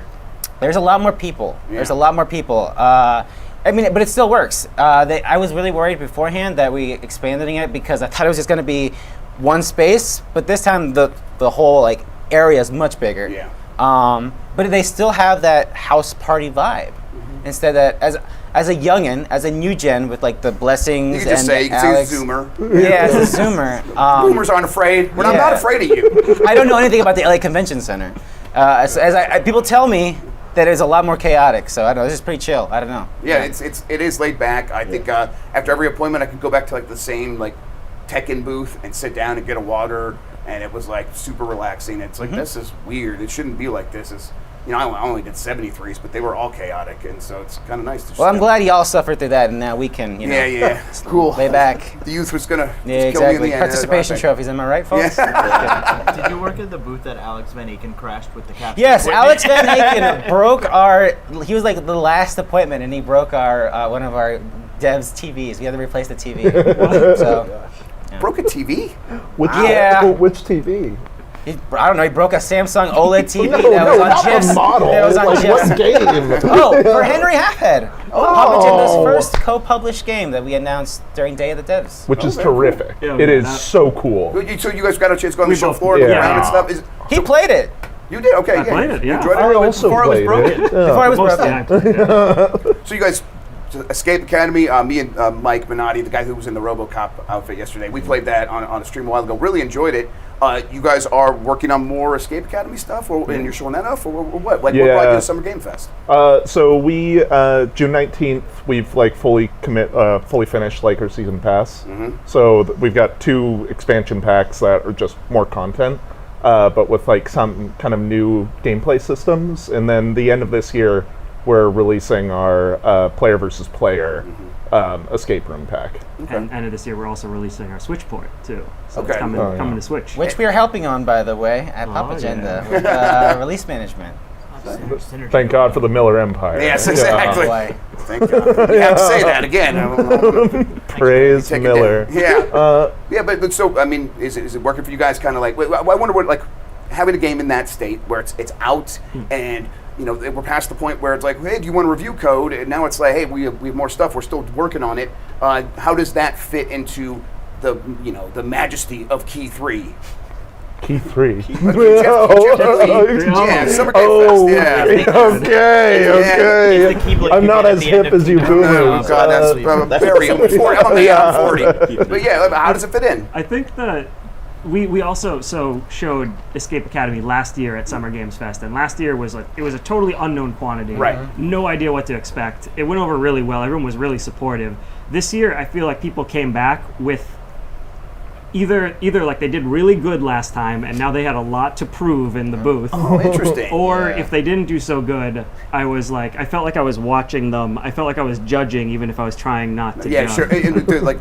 To explain the game for people who might not be aware, yeah. So it's a escape room adventure game where every level in the game is an escape room, including like it's got a clock, so you have to race against the clock, and you can play it split screen co-op, and basically the expansion pack that we were showing this time is a prequel to the base game. And it's also kind of got a murder mystery theme to it this time around. I think like doing more is like exactly what I'm curious about, because I think about card games. Like Hearthstone came out, it's like, we are a card game, but we're a video game first. And obviously you're making something that is inspired by the very popular thing with escape rooms, and you want to be sort of true to that, right? But also you could do more because you're a video game. Where do you find the line? Yeah, I mean, I think like you brought up like what's it like now that we've released and all that stuff. But what's been kind of nice is now that we've released, we've gotten all that player feedback to be able to say like, okay, well, what do people want out of this? And so being able to build content that responds to a lot of that has been really fun. Sure. People want deeper story. They want like more connections throughout the rooms to like tie it all back.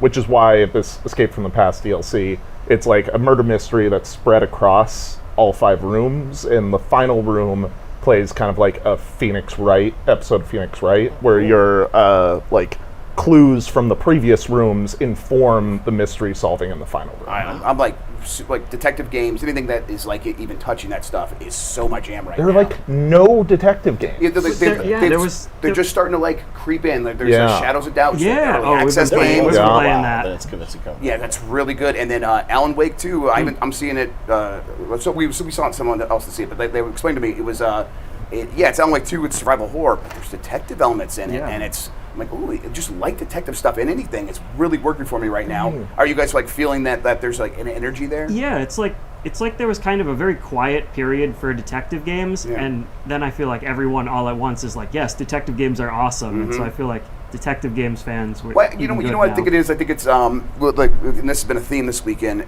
where we talk about like co-authorship between the player and the developer, and there is one way of doing that, and it looks like Ultra Hand and Tears of the Kingdom, but it could also be like, we still want to be telling our story, but how do we make people feel like they're a part of it? Well, you give them a puzzle they can work on in their head instead of just all on the screen, right? And that's what detective stuff is, right? Is that how it works in the game? Yeah, I mean, it's like pure critical thinking. Yeah. I think that's the beauty of detective games.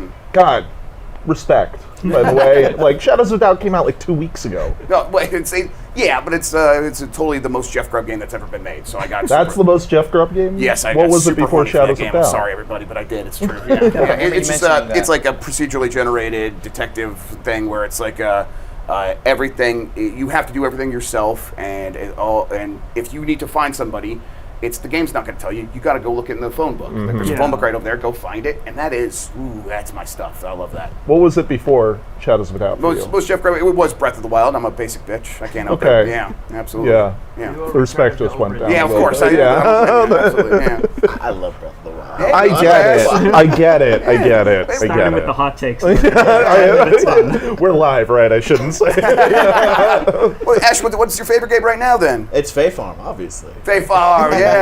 Hey, we played it, and I actually am seriously impressed by that game. So like, I'm not just gonna blow smoke up your ass, but like it is Stardew Valley like.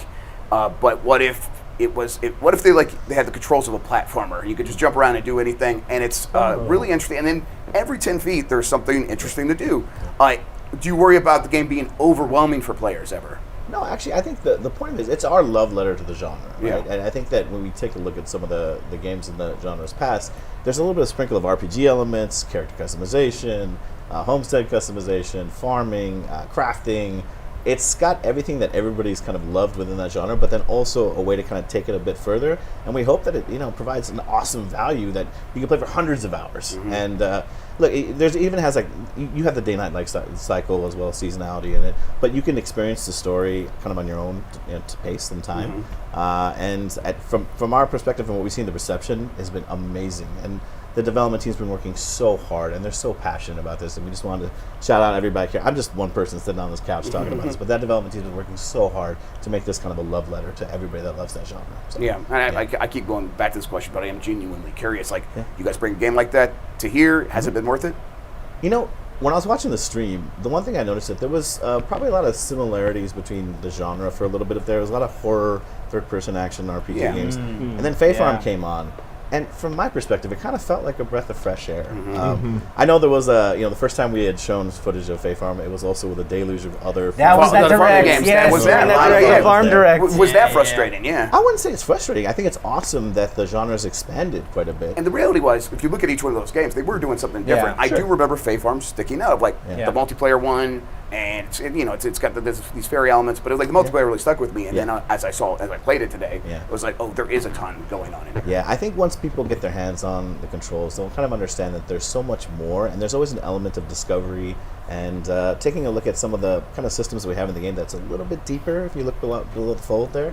But to answer your earlier question, I think it's awesome that the genre is coming to it. A lot of people don't realize, Animal Crossing itself in that genre has sold over 40 million copies. Yes, it has. There's so many people that play that game. And almost no game sells that many copies. Sure. Almost nothing does. Yeah. But even Luigi's Mansion 3. Not even Luigi's Mansion 3. What I think is fascinating about that is, especially during the pandemic when that game came out, you would see people who don't normally play games that may be like a partner or someone that was just in the house of those that is a gamer that picked it up and then they played together. And I think we're hoping with Fae Farm that we're able to kind of tap into that. And also just find ways that people that maybe haven't experienced that genre that way, that can come in maybe from the RPG side of it, the dungeon exploration side, but also get caught up in all the customization elements of your character, of the homestead, of your farm, and all the recipes and everything that comes with it. There's also a relationship system that's built into it as well. We're really proud of the work that we've been doing there. Phoenix Labs has been working very hard on this project, and we hope it's going to be the love letter that we think that we've been pouring in the passion for everybody in the genre. Phoenix Labs, I'm not familiar with if they've done anything before. They've done Dauntless. Dauntless, okay. Thank you. Yes, okay. Yeah. Well, then that is different. It's a pivot. And there's been a lot of among gaming fans looking at studios doing one thing and then switching to something else and being like, well, that's not how it's supposed to work. You're supposed to keep doing the same thing over and over again. How do you feel about that? No, I think we're a mosaic of developers of many different talents and desires and options, and we've looked at a lot of different projects that we have in-house, and I think the Fae Farm coming out as this next one after Dauntless is a way for us to express that creativity in a whole other way. And I don't think it should be limiting at all. So, whatever the project works. And it's something where it's like people at the studio were like, yeah, we got this. We know the game's a game, or were there headaches? I don't want to speak on behalf of a specific developer working on a specific project, but what I'll say from my perspective coming in, I've been there for about 2 years, and what I see is that there's a passion for wanting to make something that's awesome with the team that you're doing, that working together, that kind of feels good and something that you feel proud of. And I think that Dauntless is the first case, and now Fae Farm is another example of that being an expression in a different genre that doesn't have to be the exact same. And I don't want to, hint at or anything else, but there's a lot of other, I think, passions that exist within our company, and that everybody's going to be working together to hopefully come forward with something that comes out with they're happy about. And Fae Farm's that first hit after that. So, yeah. Regardless of what the... Oh, sorry. No, please continue. I was going to pivot, so I want to hear what you're going to say. Oh, no, it's just regardless of what the idea is, it's like, how can we execute it super duper well? Yeah. And that's the reflection of the development team. And pour that passion and creativity into a space that you feel that it's doing something that's great for that genre that maybe you also have a passion and love for. Yeah. Too, and maybe expanding upon it and adding your own spin on it. Well, and it's and it's looking at a genre through the perspective of your past experience. Sure. I mean, for us, we built arcade games before starting Escape Academy. But that means we took all of the development ideologies from building arcade games and applied them to Escape Academy. And I'm sure it's the same thing with Dauntless and Fae Farm. It does feel like gaming needs to keep pushing and pulling in terms of I'll use fighting games as an example. They were the ultimate arcade game for a really long time, And that I think that was to their detriment once we started shifting to home console, and now we are at a point clearly where it's like people still want fighting games. So these studios kind of need to figure out like, let's figure out the ultimate form of them as a home console game. And now we are getting Tekken 8, and we're getting Street Fighter 6, and we're getting Mortal Kombat 1, and it feels like lessons have been learned, and now we're back here, and it's like, now they're back. And I think arcade racing, like people gave up on arcade racing for a while, and there's been a ton of Hot Wheels and Cruise and Blast. That push and pull of like learning a lesson and bringing it into your game. Did you feel that as you went from bringing arcade ideology into making home console stuff? Definitely. Yeah. Weird enough, one of our first arcade machines that we made and we sold to like Dave & Buster's was a Hot Wheels racing game. And I think the main thing we learned like doing arcade stuff was that tutorials, like nobody reads in an arcade, like either because you're too young to read or like you're too many drinks in to read, and you're not going to read anything. So you're going to put a quarter in and you're going to start playing. And when we started Escape Academy, we kind of wanted to have a similar, like, you can just pick this up and the game is gonna, like, you're gonna learn by doing it, and we don't want to ever stop the player to say, like, you gotta, now's the time to sit and read and learn how to play. Yeah, totally. And I think want to say, I love you. Please, I get every game to be like that. That's me. I'm bad with tutorials. I want every game to just. I love you too. No. What I'm saying is, who's ever read a tutorial? I know, and been right? Like, yeah. This is rad. This is why I got the game. I skipped a tutorial once, and Dan Reichert's like, "That's content. You must hate game developers." Yeah. Dan Riker said, "That's content." Yeah, that's content. That's the authority that everybody. Hey George, you're on every show from now on. By the way. Red with a side of concrete. Ian, how'd you find yourself at TapTap? I'm curious. So yeah, it was actually I went to visit a couple friends in Minneapolis last summer, and met up with a friend of mine, Phil, who had been at TapTap for the past year, and I hadn't had a chance to meet him, but I thought, hey, let's get together, have lunch. We met up, and he said, I've got this great idea. We're making a team. So by the end of the year, he kind of circled back around and said, hey, remember what I mentioned back over the summer?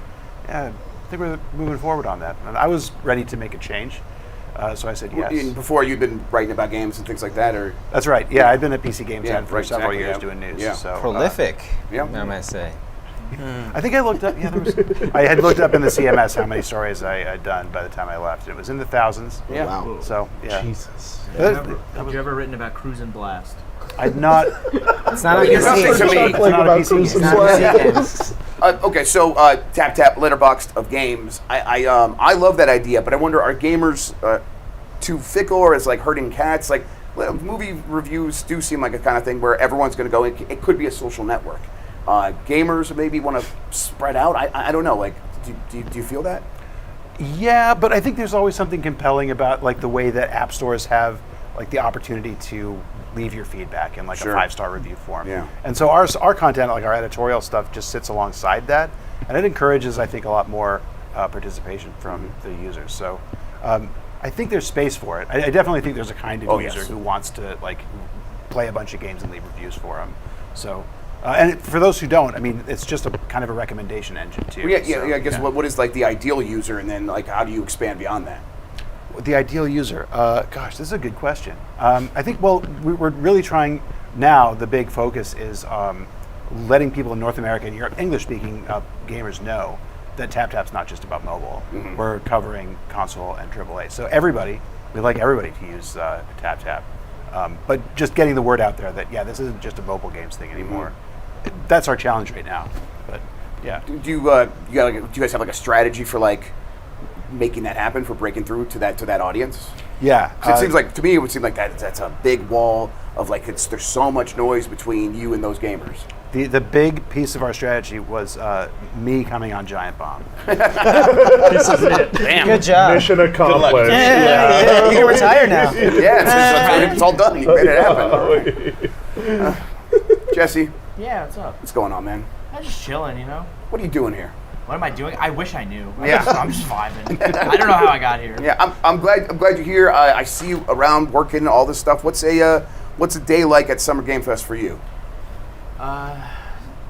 It first involves coffee, number one. Sure. Always. Gotta get cold brew. Yeah. And then it's just going around seeing some cool games. I've seen a lot of cool stuff. Some Mortal Kombat, Sonic, for the sickos out there, the blue blur is still running in a circle apparently.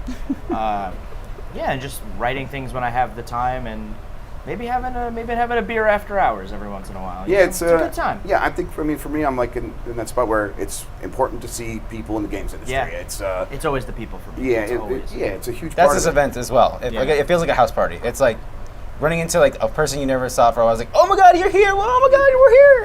It's, It takes 30 minutes to get anywhere because you run into at least 10 people on your way to the Right, thing. yeah, for sure. That definitely happened to me over and over. And I'm like, at a certain point, I'm just going to give into it. I'm going to be late for an appointment. Oh well. I love that thing too, where you're like meeting somebody for the first time that you've known on Twitter for 100%. years. Yeah, there's that like weird shock of recognition, like.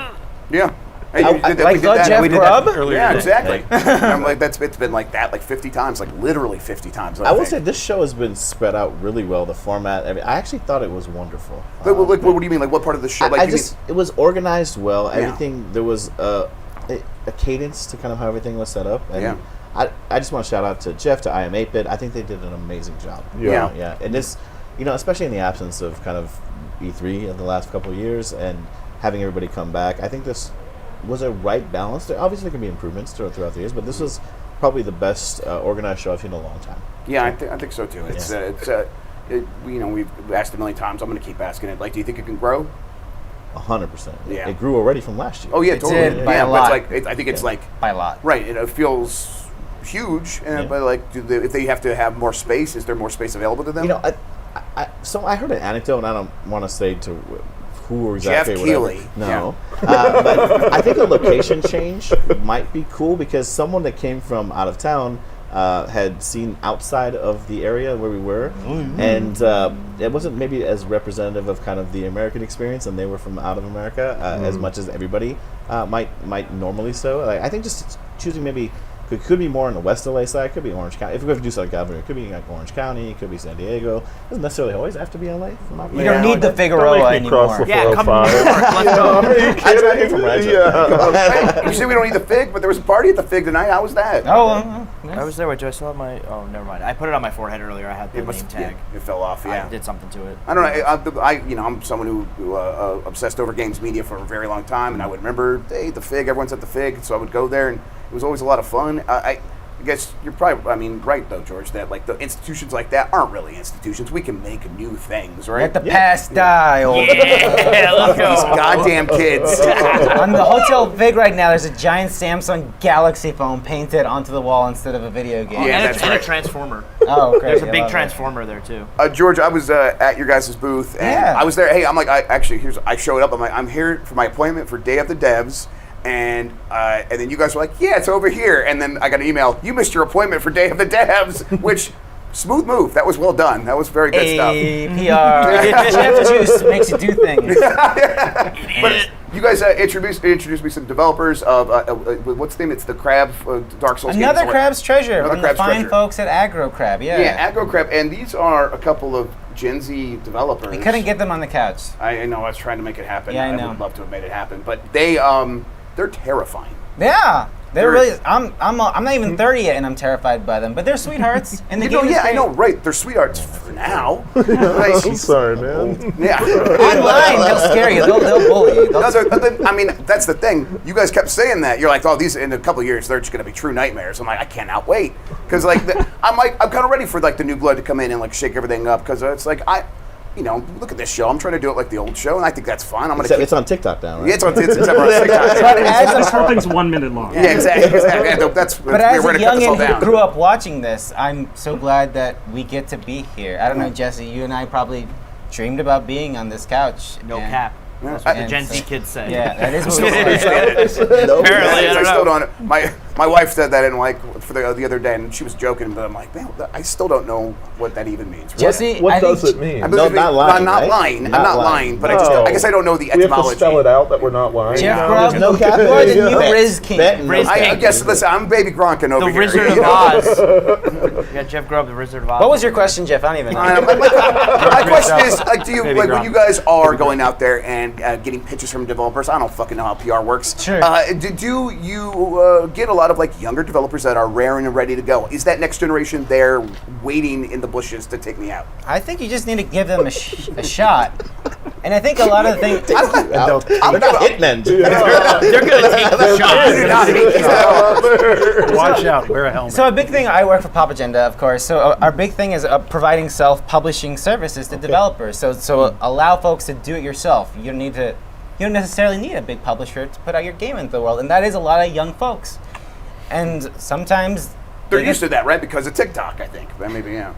Yeah, the do-it-yourselfer. But like you said, like they got the idea, they got the know-how, they got the skill. They just need somebody to tell them, here's where you go to put your game out into the world. So we do our best. I don't know. Our clients will speak for that if we do a good job. Yeah. I don't know. Editorial had a natural progression. Giant Bomb was built off of being a personality-driven website, where before it was corporate websites too. Before, right? So that's this true. is just an evolution, man. That's true. Yeah, I think you're definitely. And I'm like, what I'm interested in is that evolution still continuing? I think it has to. It's time. It doesn't stop just because you and I are getting really old. It's not going to stop, man. Really old. Yeah, they've got N64 cartridges back there. There should be NES cartridges. What's there. I feel underrepresented. No, NES prices. I don't know if you've seen NES game prices lately. Yeah, they're tanking. That's true. The NES can take. Man, that's right. And those are going up. It's because we already went through our midlife crisis. We're moving past them, and so the NES prices are going down. Now it's all GameCube all the time. I'm still. What's an NES? Oh, you damn kids. Oh my God. Yeah. Okay. No, I do want to put a timestamp on it, George. What was your early gaming memories? I'm not that young, actually. I'm kind of posing. I mean, my earliest gaming memory was playing Mortal Kombat 2. So. Okay. I'm still kind of, on a Genesis. Sure. So, That was high school. But it was like 90 school. But I played it like 98. So I played it 98, 97. It was older, but he had still a too young. pacifier in his mouth. This happens a lot though, where I'll be like blessing him and be like, oh, you don't even know what an N64 is. He's like, Donkey Kong 64 is like my favorite game. And it sure is that guy. Yeah. What a classic. Yeah. Speaking of that, the aggro crab guys, Nick, his favorite game is also Donkey Kong 64. Really? So maybe there's something there. Speaks to the youth. Yeah, the kids love the game of a generation, Donkey Kong 64. Of gamers came up on Donkey Kong 64. That's really frightening concept. Exactly. That's why. It was Donkey Kong 64 started the It's not Facebook or Twitter. It's Donkey Kong 64. The DK rap. Oh, the DK, yeah. In the Super Mario movie. Yeah, that was surprising to see. Although they didn't use any of the lyrics, they just said the DK. Okay. Over and over. I love that they use that, and then they're like, "Here's a bunch of licensed music. Here's Take on Me for some reason." That was also great. Sick. So you guys are coming to the end of your season, and you guys, I don't. I'm trying to figure it out, man. So you guys are almost done. Yeah, right? What do you guys got next? I mean, that's how this business works, right? What have you done for me lately? Wow. He's not wrong. Yeah, love you too, Jeff. I mean, I'm only as good as my last video. I mean, yeah. No, yeah. I mean, we are working on another thing. I'm not allowed to talk about it. I'd love to talk about it. Not allowed to talk about it. Sure, yeah. But it's still it's still thinky. But yeah, it's super duper unannounced. Tell us more. Coming from the location-based games into indie games, it's been so welcoming in the community. That's probably the biggest thing that surprised us was how many people are like, hey, here's how publishing works. Do you know about this? Have you considered that? You should talk to this people. And it really wasn't like that in the before we got into this space. And location games had to be so spread out. Oh my God. There's a couple of hubs, right? Well, it's also it's I had a drink, but I like arcade games. It's just everybody you meet is slick back sales dude, trying to used car salesman vibe. I can imagine they almost have to be to even they make that space kind work. of do. Yeah. I mean, it's the industry is kind of rooted in mafia because it was a cash-based business, right? Hell yeah. So, but then going from that, where it's just used car salesmen all over the place. This is live, right? And then coming here, it's everybody's oh yeah, I remember Donkey Kong 64. It's oh, you're a person. Yeah, cool. Yeah, it really must be very, very different. Is it refreshing, or do you no, I grew up on the mean streets of arcade games. I could take advantage of all these suckers. The mean streets of arcade games. Yeah, let me sell you a car. No, super duper refreshing. I mean, everybody there's such a you don't come into games unless you really love games because it's rough. Because it's rough. Yeah, like without the passion, it's just there's nothing to anesthetize the pain. What do you mean? I'm a millionaire. But yeah, it's been really refreshing. Yeah, I've noticed that. Like we have a lot of people on the couch, and not a single person that like feels like they're faking it. Like you really gotta believe in this stuff, right? Yeah. Again, another reason why this event is great because we're all in this. We all decided at one point that we're committing to this bit because we love it, and that's kind of awesome. I don't know. It's just great to be around people who love video games as much as you do. Well, I agree, and that like makes me think like, okay, so we're all in on it.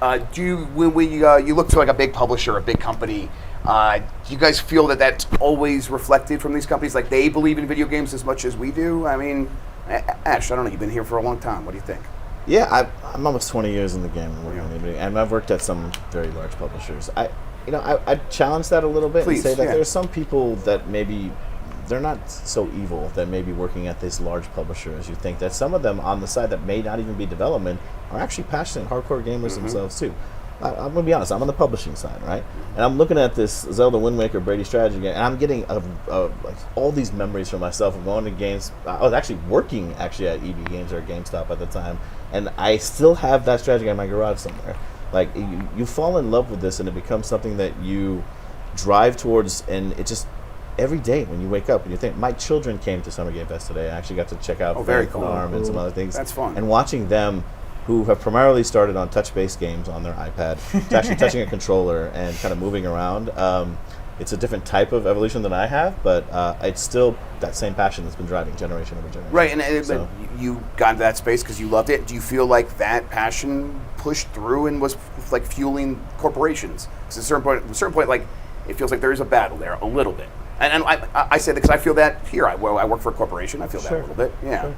I think there's a democratization of game development that's been happening over the last, obviously, 10, 15 years. And with that comes with the ability to kind of get into the business side that is more from a developer's point of view, which they're starting to also learn, I think, from what I've seen, some of the complications that can come with that and the need for having someone that have maybe a business backend or a publishing backend or a marketing backend to not just having a development mindset, but maybe they're finding out that there was a usefulness to that in the past. But it shouldn't just only be the business side driving game development goals. It should be, in my opinion, game development driving what's best for the game itself and wrap business around that. At least that's how I've always believed it. Bars.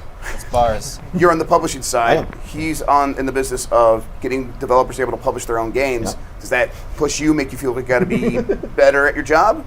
No, I think it provides options. And I think when you have options, you have the ability to see what's best for the product that you're making and the company that you're working for, and finding what's the best avenue for getting the product in as many people's hands as possible. I hate saying product. Man, if you have a game that's great and you want to get as many eyeballs on it as possible, then you should utilize as many tools as you have available to you. And if there's more tools being developed to help that, that's all that matters. Bars on bars on bars. No cap. That's the Gen Z translation. And it does feel like that is the way it's going because it's so many people are coming into making games. That democratization of Unreal being everywhere and Unity and everyone making games. It's like, so there's going to be a variety of people who come into the creative side, and they are going to want different options. They are going to want to try to do it themselves, or they're going to be like, actually, that stuff just does not fit with my kind of brain. Yeah, I mean, well, it's like I think there like in the past there have been a lot of. I don't think publishing is nearly as predatory as it was when it like got its sort of reputation. I think now it's more of like, what does your game need? Because it's not just like it needs the game, it needs the marketing, it needs QA support, it needs like who are your partners, and I think like for us we're published by IM8-bit, like Escape Academy is published by IM8-bit and Skybound Games.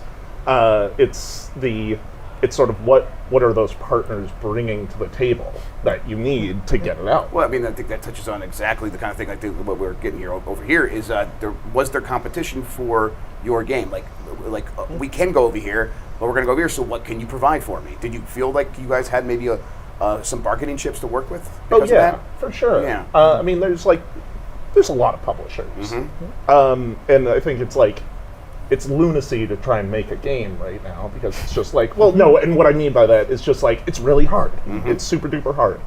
And I think publishers kind of feel that now too. and like you're really looking for those hits. You're looking for those teams that like you trust can get the game out. Because I can't. I mean, on the publishing side, I'm sure your like number one fear is like I'm going to invest money into these people and time, and there's not going to be a game at the end of it. So I don't work at Phoenix Apps self-publishes their own titles. Oh, right? gotcha. So we're not necessarily. But you had worked at big publishers. But I have in worked the at big past, publishers before, and I think an investment to what you're looking for obviously is you're looking for something that is obviously going to resonate with a specific audience, your target audience, everything. There's the natural business side for it too. But I do think that there's understanding with writing the horizon of things that are in their horizon rather than when they're not. So finding that next awesome thing is always going to be an opportunity for those to show how their product could be, I guess, bargained with, as you brought up earlier, to multiple publishers. And I think that there's more optionality with the ability to say, you know what, I'm just going to self-publish myself and roll the dice.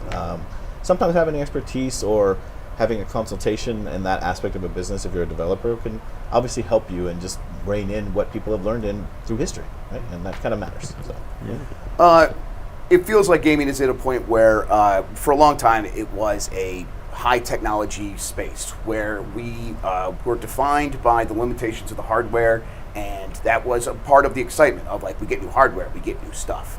And that is definitely still true to a certain extent, but it also is, it's not true in a lot of ways because the real limiting factors are budget and time. And that's becoming more and more true for more and more games. And so do you think that that is maybe secretly a good thing, Mike, where it's like that is going to enable more creativity? I think it's a great thing. I've been part of small teams pretty much my whole career. And like I started out making like Flash, like web games, like Newgrounds, like Miniclip. And like my limitation was like I could never go in 3D because I can't program 3D. I was in 2D, and I couldn't the tools very much limited what I as like an individual could do because I only knew 2D. And then I remember learning Unity for the first time and being like, wait, all the scripts I'm writing 10 times faster than before, and suddenly I'm making games that are 10 times bigger. And I feel like just across the industry, like as the tools get better, indie devs, like we can do some of those weirder ideas that before would have been like just to make a demo to prove that it's possible. Already the budget's gone. And now it's like, okay, we can actually make this prototype and see if it's fun without going broke or having to bet the farm on to try it. So I personally think that like I've never been in AAA, so I don't know what it's like on that side, but as an indie who's not necessarily trying to push the next gen of course not. Hardware. I mean, that's a whole other stratosphere of money. Of course not. Yeah. Being able to still get real weird with the game mechanics has been great.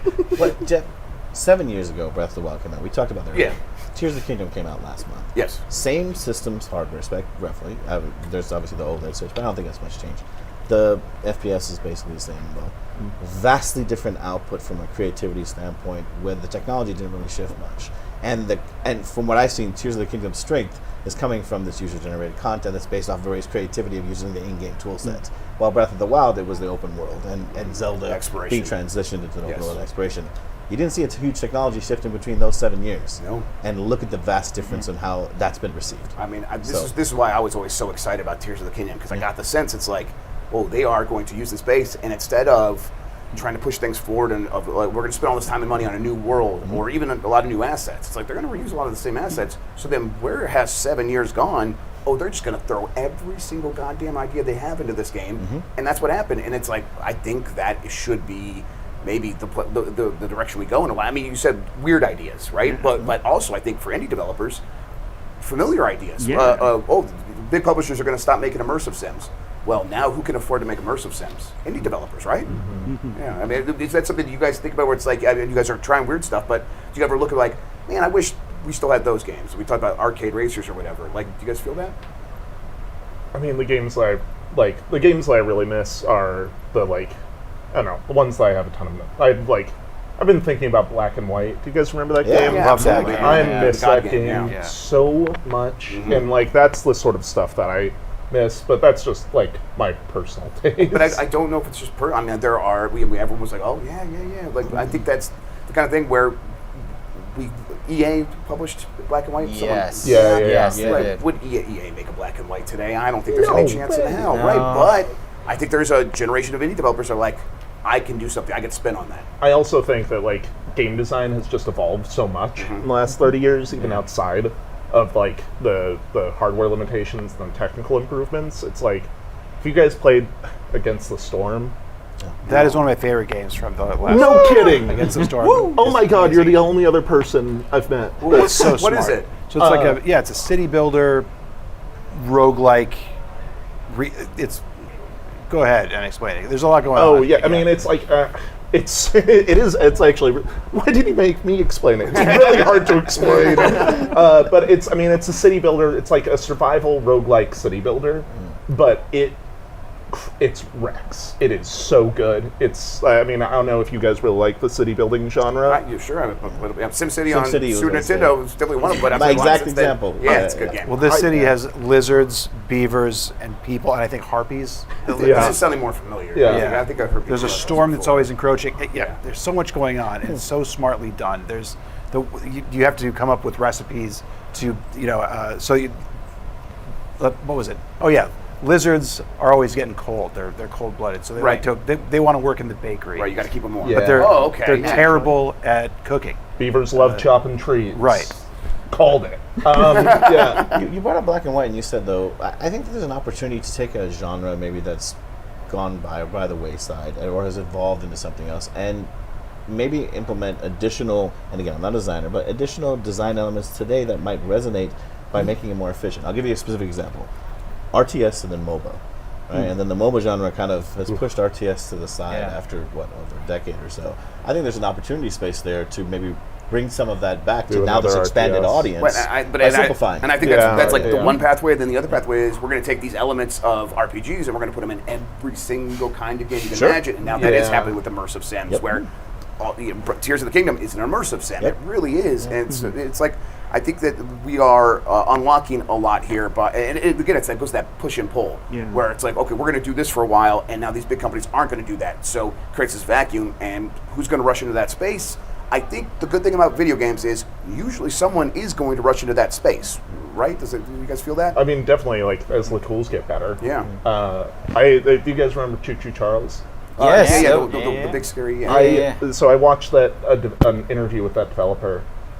He made that game without writing any code, just Unreal blueprints. Oh wow! Which, as a game developer, I'm just like dying a little inside because I'm a programmer.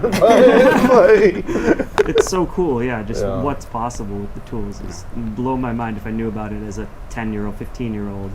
Yeah, it really is. It feels like we're kind of here in a way. Like the possibility, the canvas is as wide open as it's ever been. And there can be paradigm shifts. Like if you were on the Giant Bomb Nite show in 2012, 2013, did you think PUBG or Fortnite or a battle royale genre was actually feasible? And now it is ubiquitous and owns a large portion of the audience, right? And I think that's possible again. Those paradigms are, and the cool thing about that for me is it almost always comes from the least. It comes from Steam Early Access and never from Tears of the Kingdom may be a paradigm shift. We'll have to wait and see. But it's like usually it's not going to come from Sony or Microsoft or EA or Activision. It's going to come from a little developer on Steam Early Access. Vampire Survivors. You just mentioned MOBAs. I mean, Minecraft is an early access game. Battle Royale. Both of those originated in mods. Mods. Dota was a mod for Warcraft 3. Warcraft 3. The extraction. I mean, that's kind of the extraction mode that people are kind of going on now. Is taking that out of the Battle Royale. Yes. Right. Yep. Exactly. All right, that's going to do it for this segment. Thanks. I need to get the hell out of here. I can't deal with this anymore. You guys were great. Thank you all so much. We're going to end this right now. We're going to come back after a short break. We got a couple more segments left, so don't go anywhere. Giant Bomb, Summer Game Fest. Thanks for watching. Toodles. Bye. Bye.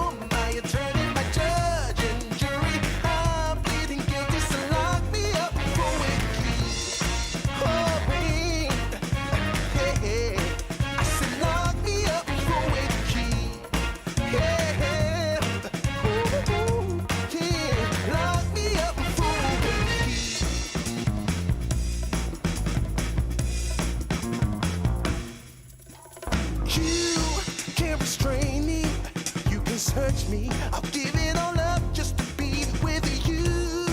I'm so happy, now you got me. I'll surrender all my love to you. Don't you see what you're doing to me? I'm in love and I can't break free. Now I'm begging with you, baby. Please don't leave me hanging. Oh, oh, oh. It's a lockdown, baby. You drive me crazy. Ain't no escaping. Your love has got me doing time. You're my attorney, my judge and jury. I'm pleading guilty, so lock me up for with the key. Oh, oh, oh, yeah. I said lock me up for with the key. Yeah, ooh, ooh, ooh. Lock me up for with the key.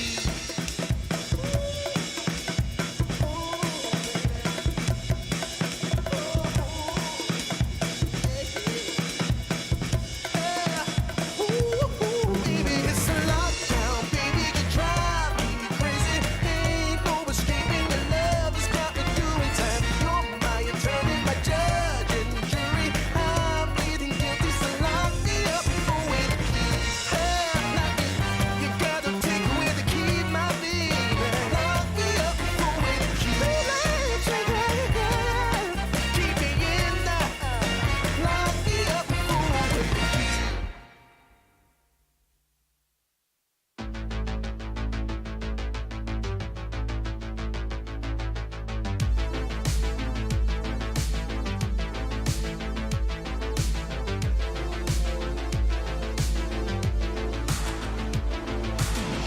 Can't eat or sleep another night, 'cause I got neon in my vision, a heartbeat out of time.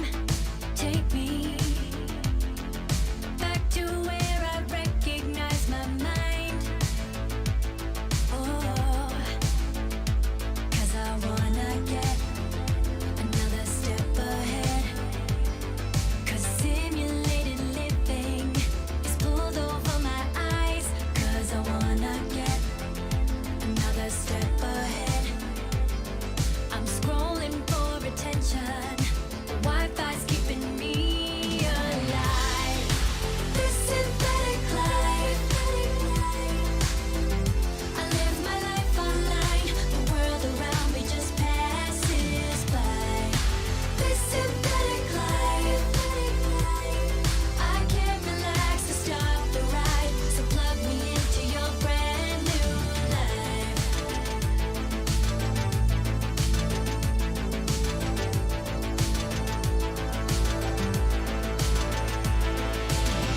I'm wired, not tired, another night, 'cause I got neon in my vision, a heartbeat out of time.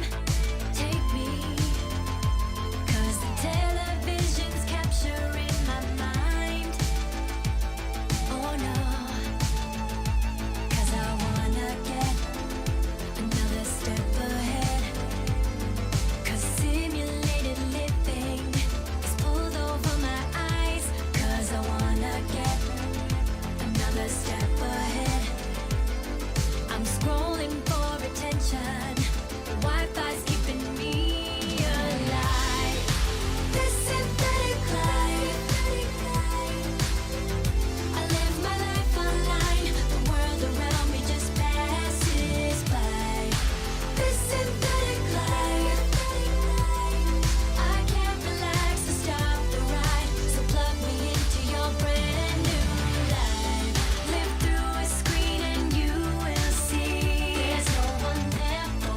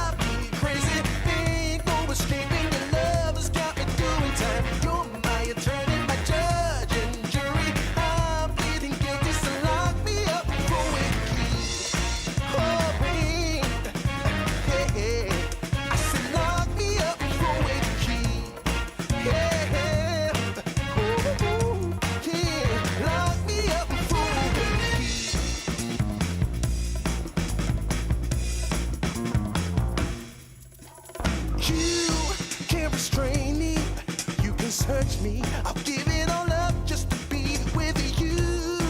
I'm so happy. Now you got me. I'll surrender all my love to you. Don't you see what you're doing to me? I'm in love and I can't break free. Now I'm begging with you, baby. Please don't leave me hanging. Oh, oh, oh. It's a lockdown, baby. You drive me crazy. Ain't no escaping. Your love has got me doing time. You're my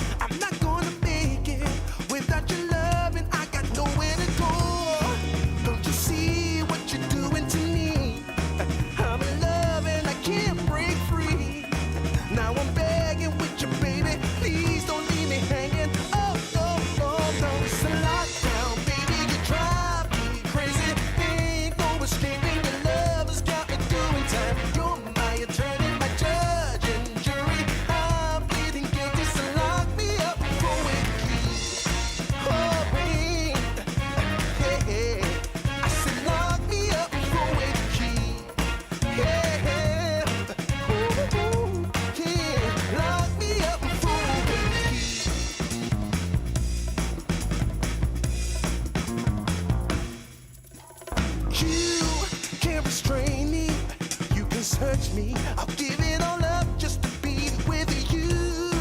I'm so happy, now you got me. I'll surrender all my love to you. Don't you see what you're doing to me? I'm in love and I can't break free. Now I'm begging with you, baby. Please don't leave me hanging. Oh, oh, oh. It's a lockdown, baby. You drive me crazy. Ain't no escaping. Your love has got me doing time. You're my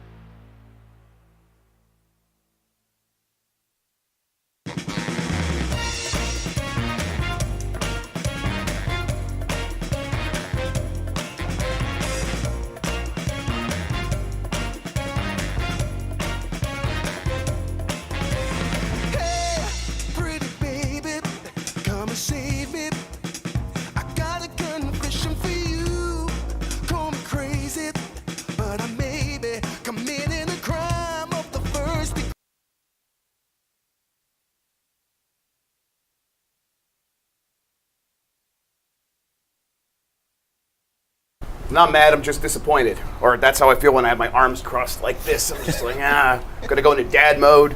Gonna spank you. That's what it is. I'm sorry about it. We're still Giant Bomb, Summer Game Fest. We are gonna have another couch segment. I thought you said you weren't gonna make it horny. Oh yes, I never said that. I would never say that. You know that. I am joined by Alex Arona. Alex, Super GG Radio, is that what it is? Super GG Radio. And also some NPR stuff, right? NPR and Nintendo World Report. Sean Alexander Allen. I want to say Sean Allen Alexander. For some reason Sean Alexander Allen. I got it right the first time. Hey, you're here. You are Treachery in Beatdown City. Yep. Yeah, and we played that got one. Funky Joseph. That's awesome. I know you from writing about games, but are you still writing about games? Yeah, I'm writing about games, and I'm also on creative production. Right. Slowly going onto that side of games. Yeah. Shannon Lau, you were a writer as well. Yeah, I was at the Washington Post, got laid off and freelancing for the New York Times, Verge, Pop Culture. Yep, very cool. And then we got Guillermo Leos. Leos, yeah. Leos. Yeah, it's good. It's good. It's good. I'm late. Yeah. I'm sorry. You're up. Okay. Guillermo, we should start here. Yeah, I know. You got yeah, we're from Argentina. You're from Argentina. You came all the way out here. champions. Yeah. Actual bring it world everywhere. champions. Not like you guys said. I mean, with baseball, our World yeah, Series. the NFL. I mean, And the then, Kansas City Chiefs are not world Hey, champions. Argentina's Come on. never beaten us in the Super Bowl, so I don't know what you're doing here. Is sure like an everyday thing? You're like, wow. Have you met an Argentinian? Dude, this is more important than our national flag. I Okay. mean, Messi's shirt is bigger than our national flag. It's actual, an actual national is flag. small. Yeah. So we have another thing for you. Yes, so you're here because Yeah. we have a mutual friend. I know. The little weirdo, Christian. He We have a Twitch channel as yeah, well. so you have a Twitch channel from Yeah. yes, YouTube in Yeah. Argentina. You guys have they rated us, I believe, Oh, and they're yeah. hanging out in the chat. Hello, Yeah. everybody. Hello, Argentina. We're glad you're here. Behave, please. Yes, don't behave. You guys have the run of the house now. So yeah, fantastic that you're here. But my friend who's from Argentina Yeah. as well, and Yeah, your Christian. friend, yes, Christian. He always gives me a hard time because like yerba mates or whatever. I'm like, what is that stuff even? Oh, yerba mate, and Yeah. I know how to say it, but I've still never had it. Yerba mate. No. Sheraba? Sheraba. Sheraba? Yeah, it's like very white over Everybody's been mispronouncing. yeah, it's not yerba, it's yerba mate. Yes, it's our national drink. It's okay, and I'm excited to try it. I'm understanding that you are going to make that happen right now. Yeah, sure, as well. It looks like a lot of. What you set up? You know, You prepared. This is your drink. We can prepare. I'm a fake Argentinian. I don't drink mate. Oh gosh. Okay. That's totally fine. I think that makes us all fake Argentinians. Well, okay, so this is hot water going into this is mate leaf. Or? Yeah, it's yerba mate. Yeah, yerba this is mate. the actual yerba, and that's how you prepare it. You have this, I don't know, pipe or whatever. Oh, okay. pipe. So, okay, go for it. I want to see it. Let's make this happen. Yeah. Let's do it. I think you're gonna like it. No, I don't drink any caffeine, so it's not going to be a problem. Or no, just joking. Jan loves it. I mean, you're going to have to fight him for it. Okay. Let's do it. Take a sip. The live review. Yeah. So, it's better than Red Bull. Yeah, That's for sure. It's natural for Most things are better than Red Bull. Yeah, this is the new game we're doing right here. Yeah, absolutely. That's really To keep tasty. me That's up, really yeah. good. You like it? I do like it, absolutely. In America, you go to Wendy's and you get an unsweetened iced tea. This is much better than that. I know. We need to export it. We need to make yerba mate happen in the So U.S. there's a yerba mate, like I think there's drinks in like cans here in the United States. Have you seen those? And yeah. Okay. That's That's not the real stuff. Okay. They're cold. I don't though. drink it, but Do you drink it cold as well? Or not? No, you drink it hot and with no sugar, no sweetener, no anything. Just Is that why you yerba don't mate. drink it? Huh? Is that why you don't drink it? You're like, Yeah. "Oh, I need that sugar. It's Mountain Dew. Come Yeah. on, let's be real. I need sugar. That- Man. I you don't need need the Baja Blast. Why did you only Oh. prepare one? You didn't give us any. I yelled at him all about that already. Yeah. This is a production, it looks like, so it would have been tough. Yeah. Okay. Yeah, I don't know. It's weird for you to maybe share the. I don't know if you want to. Listen, I'll set it here if someone takes it. I'm not going to stop Hey, them. go ahead. Yeah. Go ahead. Uh, I'm not going to stop you. You're here from Argentina. That's Yeah. a pretty long way away. I mean, we have a. Go for it, Jen. All yours. I mean, from the time that I left home till I got into a bed, it took us 40 hours. Whoa. Yeah, it's a 17-hour flight. We made a stop in New York and then cross country and then all the way here. But it's been pretty fun so far. It's been fun. Has it been worth it? Yeah. We love it. I came last year. It was way smaller. The only AAA game was Street Fighter 6. That's right, yeah. And now it's like behind closed doors demos and Cyberpunk and Mortal Kombat 1 and Alan Wake 2, and it's pretty different. It's not as big as E3, but it's cooler. Had you been to E3 before? Yeah, but only with audience, like I've been to 2018, 2019.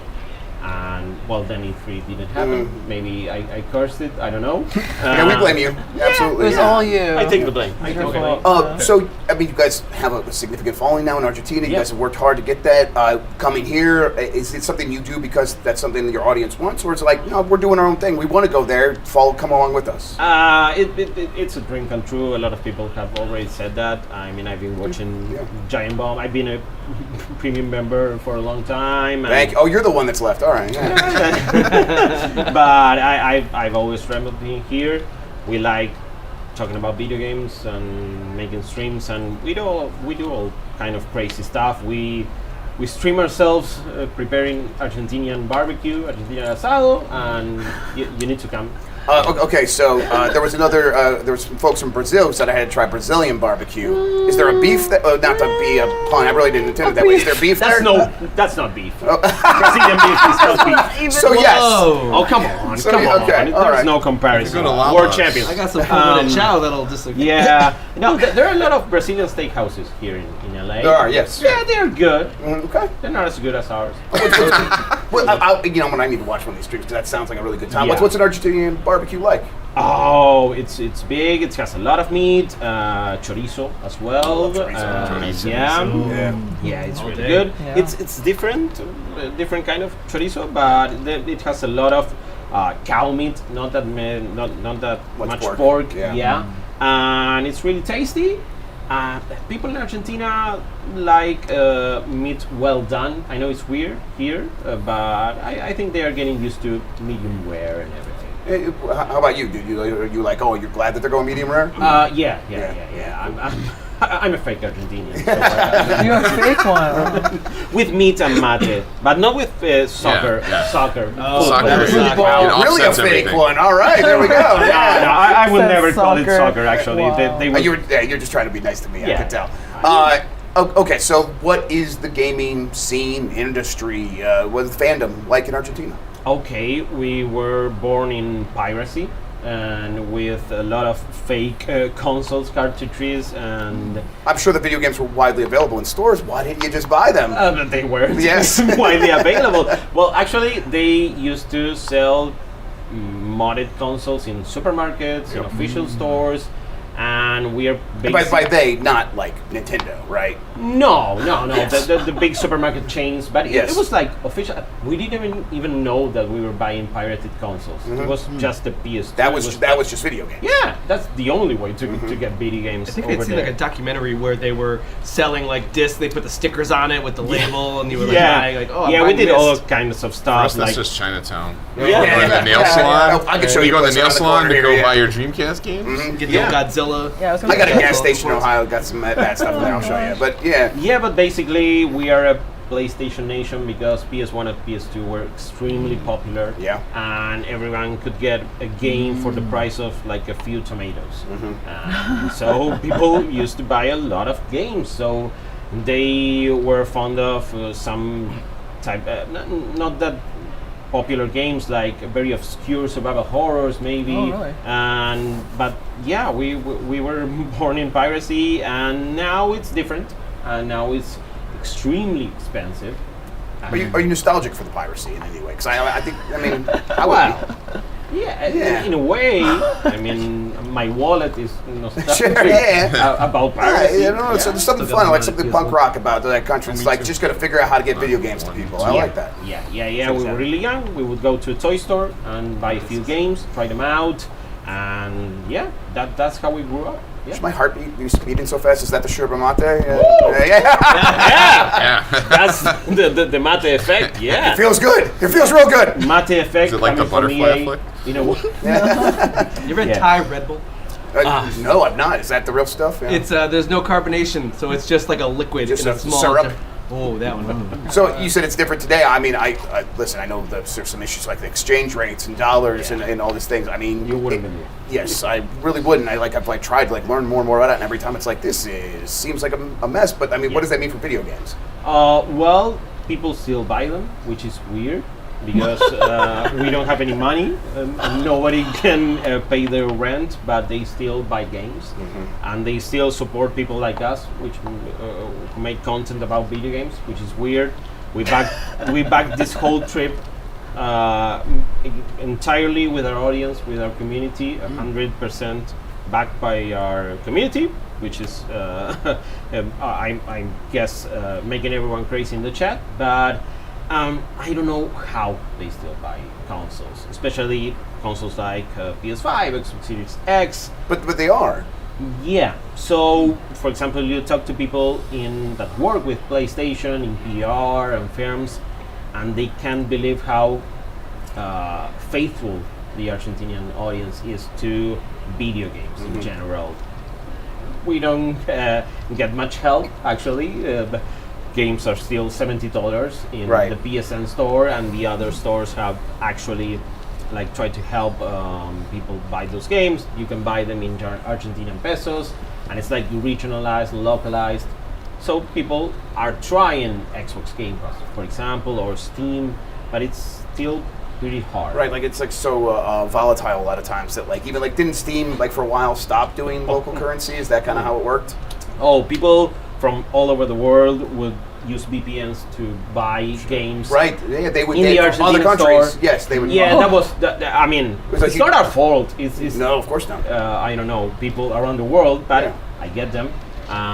Yeah, it's we have hyperinflation and it's not easy, but and suddenly, I mean, Blizzard games, like for example, Diablo 4 was like suddenly 100% more expensive at launch than it was a few weeks back. The same happened with Capcom games a while back.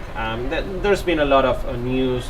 For example, there was like 500% inflation in price in Argentina in Steam at one point. But it still depends on every publisher. It's weird. Right. It's like I guess it's a good sign that they still want to release the game in the country, despite like them trying to figure out how do we even price this. Yeah. 'Cause they could have just pulled out entirely, right? Yeah. Microsoft didn't have to like sell us Game Pass for a price. So I know it's the equivalent of like $3 Game Pass Ultimate in our country. Yeah, it's really good. People can use the cloud. I mean, xCloud is official in Argentina. You can play games in the cloud. Right. You wouldn't think that was possible, but yeah, you can actually do it. So I don't know why, but we are an important market in that way. Maybe because we're world champions. World champions. Yeah, I think it's clearly the passion. Just I'm don't gonna run lose it next to the time. ground. There you go. Yeah. They're gonna take it away. They'll be like, no more video games for you. Yeah, can't take away the 3 stars. Those 3 stars are forever. Yeah. Oh, you know your stuff. I got You Christian did in your homework. I got my Christian in my Discord. Yeah. I know. Shannon, why do layoffs keep happening in the media industry? Why can't people, especially at a Washington Post, where we were moving in the direction of video games? It's culture. It's a huge thing in Argentina, where like even though their economy is there's this thing that's so hard to get the right mind around, it's still so powerful that companies like we're going to this audience. Yeah, that is definitely true in America. Why can't major American media companies keep a video game business, a coverage business going?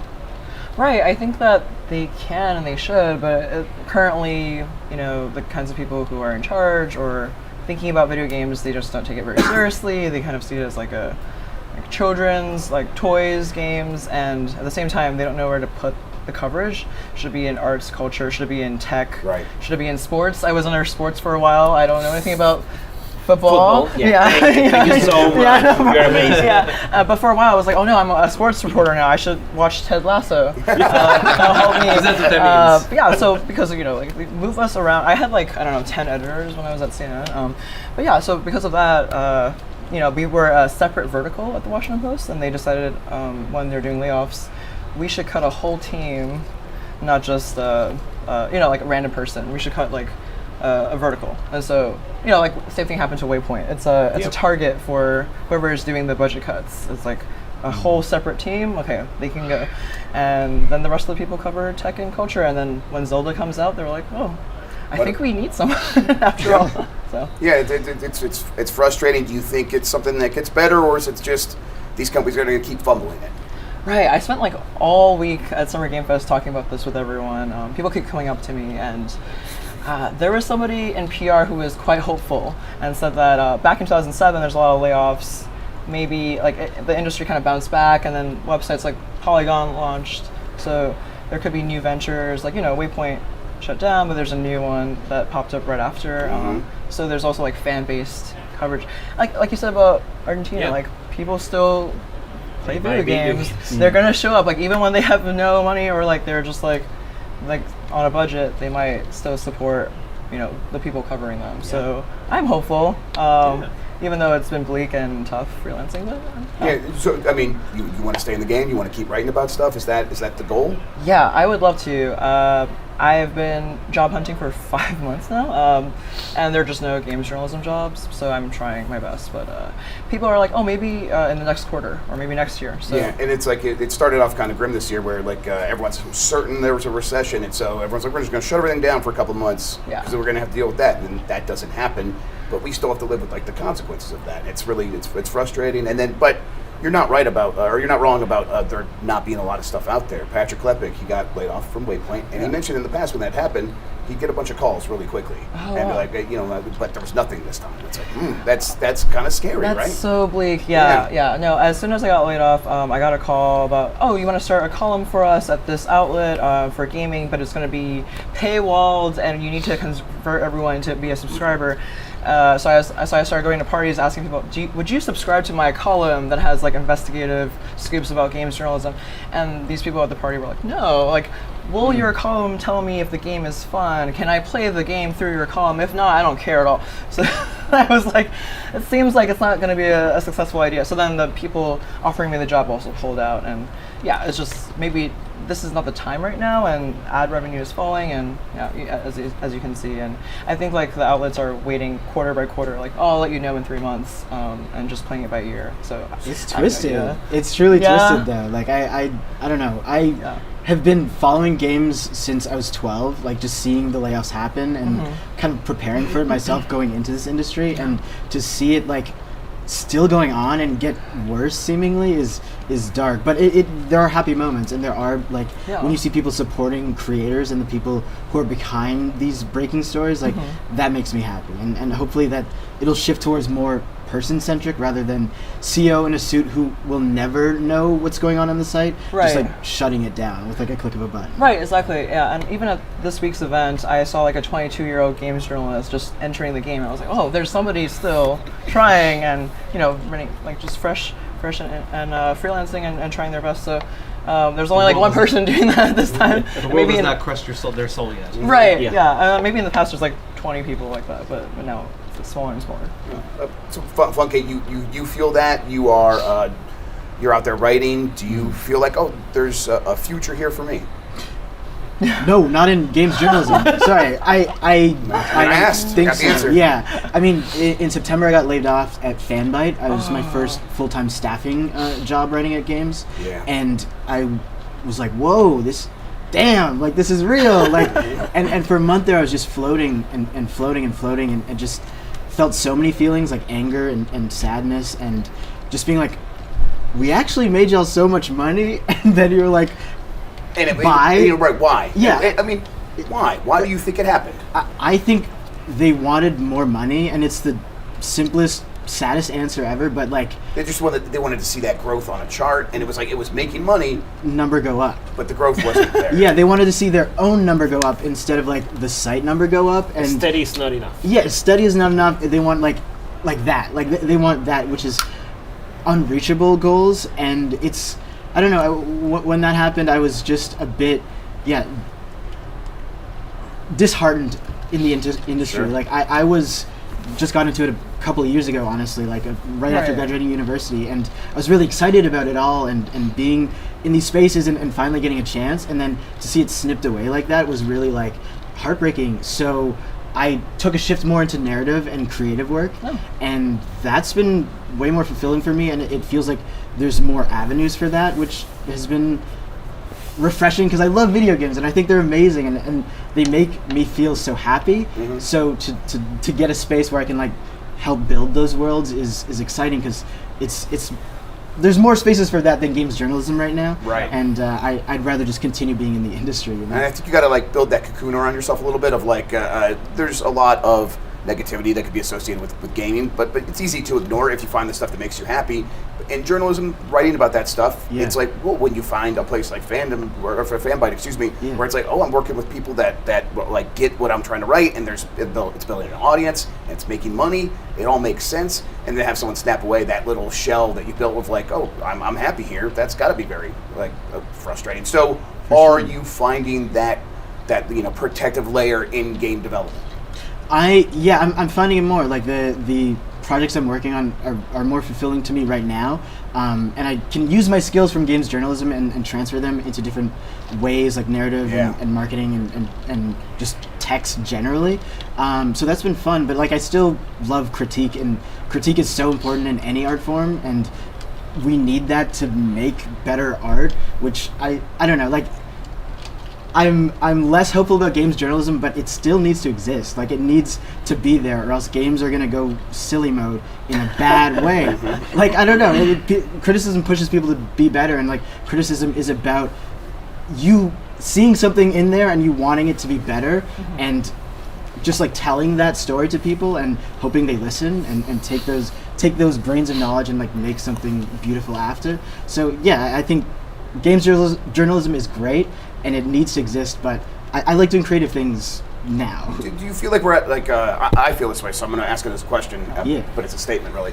Do you feel like we're at a high tide or a low tide for criticism? And I mean that broadly, not just of like criticizing video games in interesting and incisive ways, but also criticizing the companies that make them. I'm definitely referring to the backlash to someone saying, oh, hey, there were no women on the stage at Summer Game Fest. Yeah. A fact, a statement of fact as a headline. Seriously. No one who got mad about that headline read the story, they saw the headline, and they were mad at that statement of fact.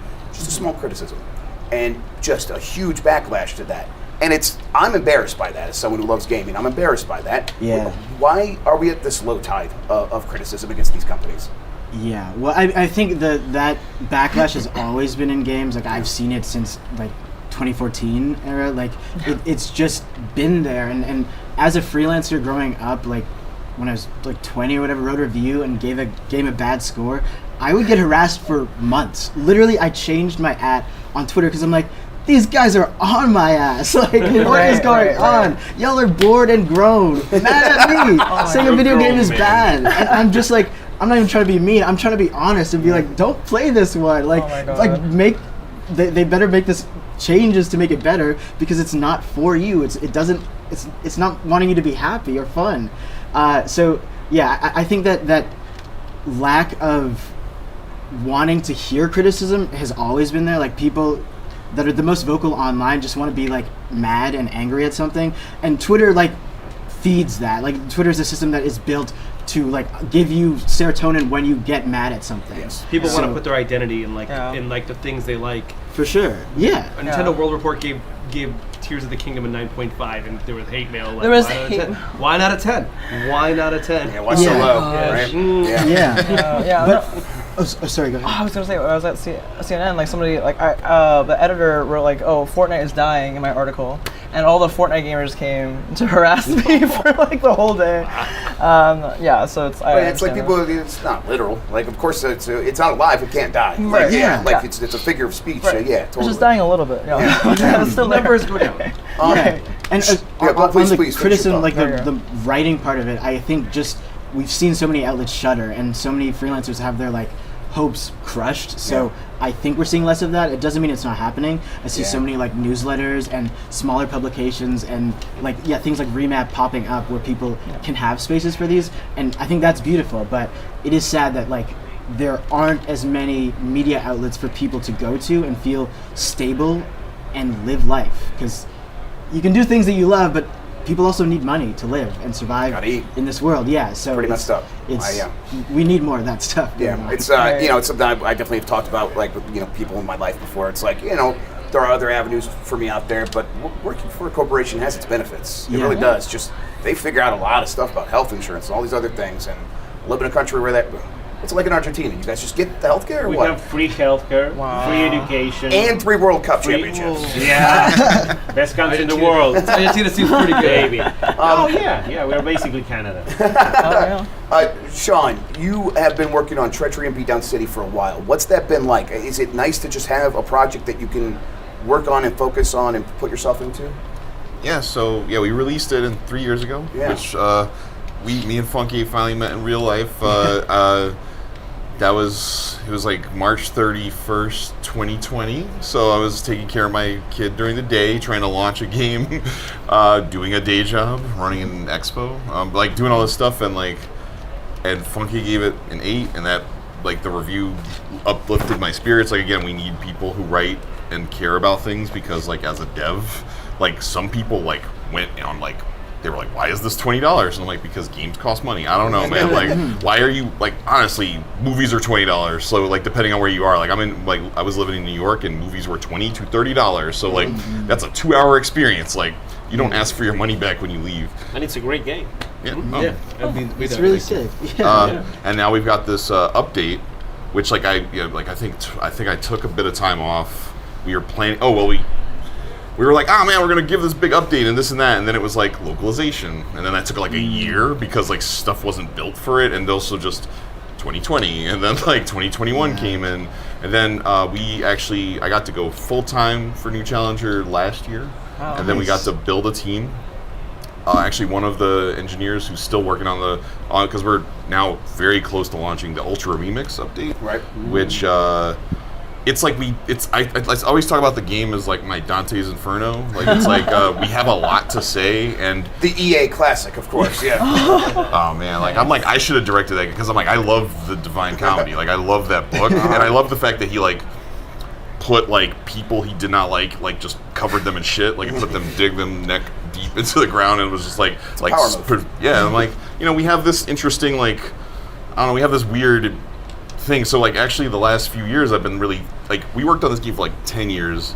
I had my thoughts about writing, and then we put out the game, and then the last 3 years I've really been thinking about what it's kind of like making a movie. I actually think more games would be better off if they revisited, if we had more pilots for games, and we had a thing that came it's weird. I don't see the pilot game and then the sequel be oh wow, we really found ourselves. It's almost it's the same game but more, and I'm just you look at, I don't know, me and my wife were watching Golden Girls, and the first episode of Golden Girls, they had a live-in dude who was a gay guy who was borderline a bad stereotype, and then he just wasn't there because they realized they have 4 really funny people. They didn't need to be weird about anything, and it's actually a very thoughtful show, but that first episode, you're that's how they got the money, but then they made this very thoughtful thing for 8 more years.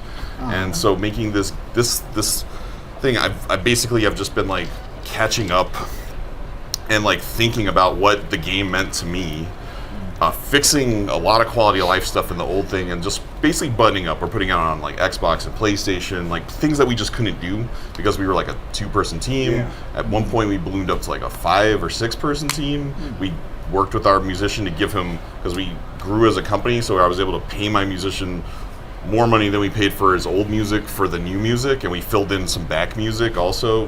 It was really nice. We got to be able to work on this, and we really just want to put a button in it and just say this is the best possible thing that we could have launched.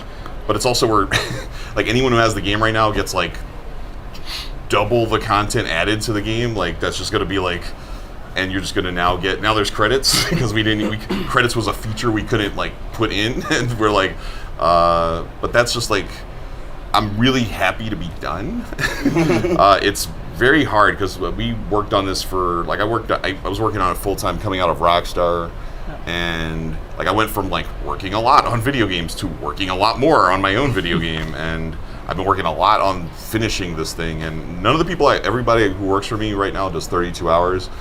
I do 7 days a week, sort of. I bounce in and out just because it's a lot of pressure to finish. But that's the thing, we're pitching our next projects, and our next projects like talking about money, and it's like we're in this weird place where pitching games is very difficult. So I'm like, I'm really hoping that people say, hey. Because the good thing about launching your like indie game, because I've launched games with Rockstar, I launched games. I worked at Major League Baseball for a bit. I launched a lot of games. Right. Those don't really matter so much in this, like, because when someone says, "Oh, you released your game," you shipped your game. Yeah, then everybody wants to talk to you. That's when you have a chance to get that pitch money. That's right? what got me money to finish the thing. Like that's how we got to scale up. Everybody, we had like someone at 11-bit, they made like this War of Mine. Someone was like, hey, what are you working on next? We really like Treasury Beat Down State. Like, it's interesting. I ran into a DJ, not a DJ, a producer, this guy, Kenny Siegel, who him and Billy Woods put out this album Maps, and I got to meet him in person. He was like, I had my own shirt on, and he was like, oh, I like that shirt. I'm like, yo, let's get a game. He was like, yeah, I like that game. I play that game. I was like, oh shit, that's my game. And then we got to just talk about like music and games and stuff, and I'm like, it's really nice to have my own thing out there, but I'm really looking forward to, like, I was actually talking to other people at Glitch City about this literally like 20 minutes ago about how, yeah, like there's a bunch of people who are stuck in this like 10-year hell, and it's like it's good and bad simultaneously. Yeah, that's what I'm wondering. That's like you talked about the pilot idea, and now having a way to follow that up with the same game and deliver on these ideas. Is that something that you would recommend to other developers that were kind of coming from the same space as you, or was it tough and hard to pull off? Well, for us, the reason was because we were two people who didn't have money, and we stuff. Like, when we did our Kickstarter for, like, 50K, that was 50K across multiple people, across, like, and then across, like, also going to events, like, going to San Francisco is, like, $3,000 out of 50K, and it's, like, and I didn't even, I think I took most of the hit for a lot of the travel, and by the end of the year, actually, we were just done money-wise, and then I had to be like, well, how do we finish this thing? And now I have to, like, I was maxing credit cards, doing this and that. I do not recommend... I actually recommend companies just really, because like it was like finding a publisher, finding any sort of funding was very difficult. We had a lot of support, but not a lot of monetary support. We had a lot of like people saying, "Hey, you should check out this game. You should check." And it, obviously, some of the most important, like the games industry, is why this game exists. Like we got like some Kickstarter backers, like Dave Lang. Is in the update because he was a Kickstarter backer at the boss level. Like John Vinaki's coming in. It's gonna be funny because you're gonna get to fight them as a tag team. Oh, yeah. So you're gonna get to fight. That's a good tag. Like, finally, someone can punish them for their sins. Yeah, John was actually like, "You're not gonna screw me in this cutscene, are you?" And I'm like, "Nah, man, you're my friend. Like, it'll be funny, but like, we don't do bite to our friends." But I recommend finding. It's like I recommend honestly just. I don't know. I want more companies. I've been trying to talk to publishers, just trying to figure out like what makes them tick. Because I honestly think we need to. What sense do you get that? What do they want to hear from you? Yeah. So the thing is I also help out with this Black Voice in the Gaming group, and I've been working with other things to try to get people funding, and that's my goal. We need transformative justice. We need the thing is that so many people were like, "Hey, we love your idea, but this is not like completely up our alley or whatever," and I'm just like, well. If you want it to exist, we gotta pay for it to exist, and like so, what we're trying to do is figure out like an accelerator, try to get money, try to.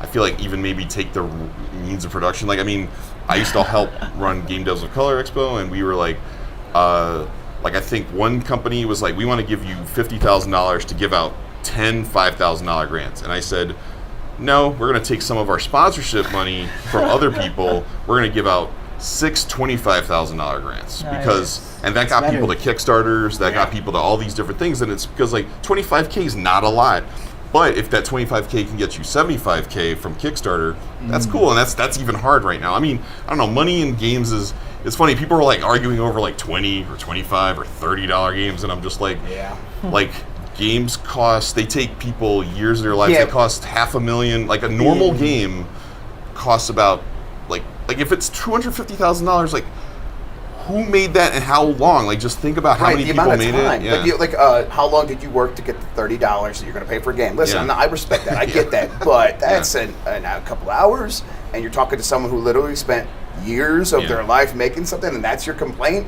Just look at the disconnect there. That's what I'm saying.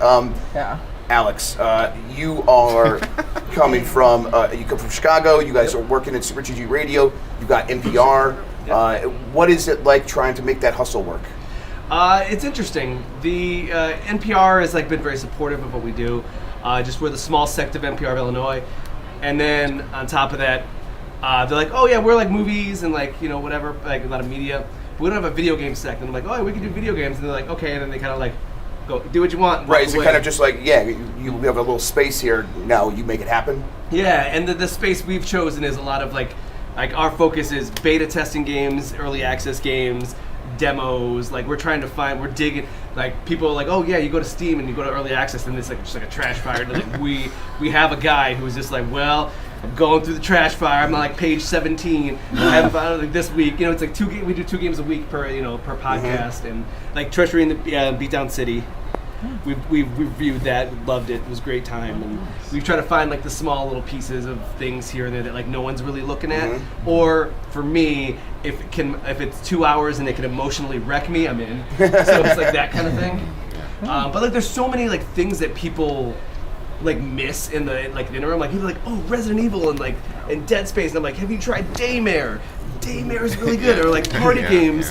They're like, oh yeah, you know what's good? Gang Beasts. I'm like, have you put Gang Beasts and Payday together, and you get Filthy Animals, and it's a really good game. So it's like these kind of fun little small do you feel a need to relate that to an NPR audience? Yes, and that's kind of where we come in, is that we're trying to like, we find so many that we're just like, oh, I'm so in love with this kind of small thing that no one's looking at. I mean, like right now we were talking Void Train. Have you heard of Void Train? It sounds familiar, but it is like a survival Minecrafty game, but it's you're on a train in the void and you're just floating through space with a tether and you're like mining and building stuff. Sounds good. How are you alive? Yeah, How are you not frozen? Yeah, you're in the void. You're in the middle of like nothingness, and then eventually you build up this train, and then you're blasting like enemies. But it's like the first bit. It's just like you gotta make a smelter, then you gotta make and it's just Sounds a lot good of to me. Yeah. Or like you guys were talking about Metacritic on the show, and it's like, oh, here's the top rated Metacritic, and half of you are like, I don't know what this game is. I'm like, Space for Unbound, tears. But that was like one of the ones that was like, oh, this is one of the highest rated. And it's the one Michael Hyam brought that on the show and talked about that a lot. Yeah, it's a real deal, good game. Yeah, absolutely. And that's what I mean, is that like finding those little bits and pieces of just like no one's really looking at it, but I feel like God, like there's some good classic stuff in there that I like. Well, you know, that's what I go for. You know, just finding those kind of little small ones. What is the sort of angle that you're working on, like long term? Is it, or is it like you're happy doing what you're doing? Well, I mean, the long term, like the long term goal is to kind of just be the people that are just trying to like hype up the ones. I mean, there's actually now publishers that's their focus, right? Like you have the Pop Agendas, right? And like obviously the Annapurnas, but they're like finding these like small niche like games and then just putting them out front of people. And like we work with Pop Agenda, and they're really great people. And that's what I mean, is like finding those little bits and pieces and just trying to like, how can we give them more exposure? How can we show them off? How can we get them in front of more people? And you want to keep doing that in media, or would you ever like consider like going into development, going into publishing, being an advocate on that side? I mean, that would be that is pie in the sky dream for sure. But obviously, we've seen that, like, you know, the game industry is it's ups and downs, left and right. Right now, we're just trying to get the names out there, trying to make sure we find people, and like talking to. I had spoken to you directly, specifically about not for broadcast. Yeah, did you ever get a chance to play it? I did not. No, I'm a bad person. But being like, but it's like it's so fun to have like a game where you're like the news report, you're the newsroom guy, and you're controlling the camera angles, a la Jan over there, doing an amazing job. Woo! But it's like FMV, and you're watching these crazy scenes where these guys are acting this game out, and in that case, at one point, it's a fake sports team game where it's like beer pong, but not. And all of a sudden, there's a streaker, and the game's like, cut away from streaker. Oh, camera 1. No, camera 3 now. Camera 2. And it's like, oh, these are so fun. Is it heartening? Is it encouraging that we've had so many people on here who are so passionate about gaming? And yeah, we have our ups and downs, but like it feels like there's a home to be made here, right? Like it feels like there's a space where we can express this passion, and there will be people who listen. Yeah, and that's where we come from, is like trying to, you know, you have the IGNs, you have the GameSpots, the people that are really like, oh, Dead Space, Resident Evil, these are like the big games, and these are the good ones. You know, obviously Alan Wake 2, right? Yeah. But we just like, okay, well, what can? No one's really talking about like, okay, these other ones, like, you know. And I'm like, well, like, what if we just talk a little bit about Mineko, a game about a guy who's just walking, and you have to just maintain relationships, and after a while your friends leave you because you're busy working on your love life, and it's like, It's just like a little. It's almost too relatable. Yeah, it's way too close to call. And the game is almost like an idle game where you're just pressing 1 or 2 buttons, but at the same time, I'm over here like kind of wailing up. I'm like, I don't have time for my friends anymore. And that's what I mean. Did you ever play Friends of Ringo Ishikawa? That has been on my Steam Deck for a year. No, play it. That game ruins me. Like I talk about it all the time because like it's actually funny because it's made by Russian dev who's being impacted by like the world, like not being able to put things out because of what's going on. Like he's just working with his dad on a game. But that game like is similar. Like it's like River City Ransom, but with like Russian existentialism. And they get a cigarette break in that game. There's like stuff where you have like a just walk like a delinquent button, and it's just like to look cool, or you just sit down, and it's like there's like all this that's stuff my power fantasy. Or like you're walking, and you see some bars, and you can just jump up and start doing it, but it doesn't say there's no like press X to do anything. The world's just like live in it. He's actually putting out a Faded Afternoon. Is his next title? I think they did like a not a sequel, but like a very like similar universe, or maybe that's the one. Yeah, that's the next one. That's the third one. He did Arrest of a Stone Buddha, which was like Max Payne if you didn't have energy bars, and you just get shot by a shotgun and die immediately, and it's a side-scrolling like Hong Kong cinema like style. Like I know, I just want to say like talking about like devs, like that's what I keep my eye to the grind. Like we became friends on Twitter because of this stuff, because I'm just like, I love your game so much. He's like, I like your game, and we just like. And it's just like he has a hard time finding a place in the industry. It's like that's the problem with devs. Yeah. Is that's why I appreciate anybody who's again like everybody who's sitting here like Shannon was saying earlier. I want to come to this place and talk to devs. Like that's what I want to talk to. Yeah. And it's like it's really hard for us to get out these days because like there are so many games. I mean, there's so many more music tracks out there, which is like the interesting thing when people are like, man, there's too many games. I'm like, have you listened to music lately? Yeah. No one can get covered by anybody. Yeah. So that's why it's good for small groups to like that's why podcasts exist, and that's why you need folks like you to like you're pointing out all this thing that I don't even know some of it, and it's like I'm like, wow, that's great. Like that's amazing. You guys have the quick looks. We do like the beta breakdowns. We like find like, okay, let's just take this one, not quite there yet, and just trying to find like how can we show this off? How can we make this real silly? And my co-host Joel like loves like the he's a lot of the brawlers and stuff. Right there. And he does a lot of the brawler stuff. So it's like, okay, I'm gonna throw some brawlers in there and throw some like different genres and weird stuff. That's fantastic. That's funny. Guillermo, I was wondering why Jan stole my yerba mate, and I'm realizing it was to save my life because. You need another sip. Yeah. Ooh, boy, I do not need another sip. I am on fire. My brain is about to jump out of my ears. How many more segments do you Let's have? fucking go! Let's fucking go! And let's shot some Red Bulls. That's gonna do it for this segment, everybody. Thanks for watching. I'm gonna get real fucked up. Get ripped. We're gonna come back for a couple more segments. We'll see y'all real soon. Thanks to the crew. Till then, bye. Thank y'all.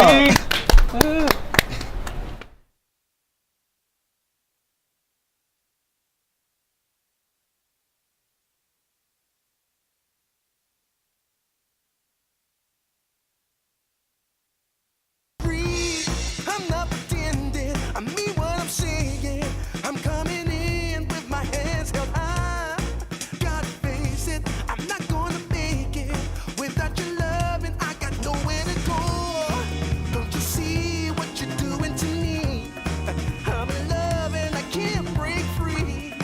Now I'm begging with you, baby. Please don't leave me hanging. Oh, oh, oh, no, it's a lockdown, baby. You drive me crazy. Ain't no escaping. Your love has got me doing time. You're my attorney, my judge and jury. I'm pleading guilty, so lock me up for a key.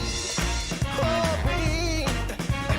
Hey, I said lock me up for a key.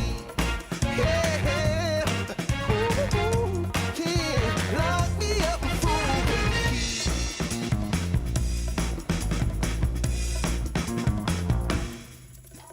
key. You can't restrain me.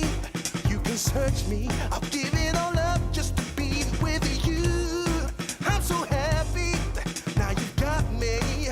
I'll surrender all my love to you. Don't you see what you're doing to me? I'm in love and I can't break free.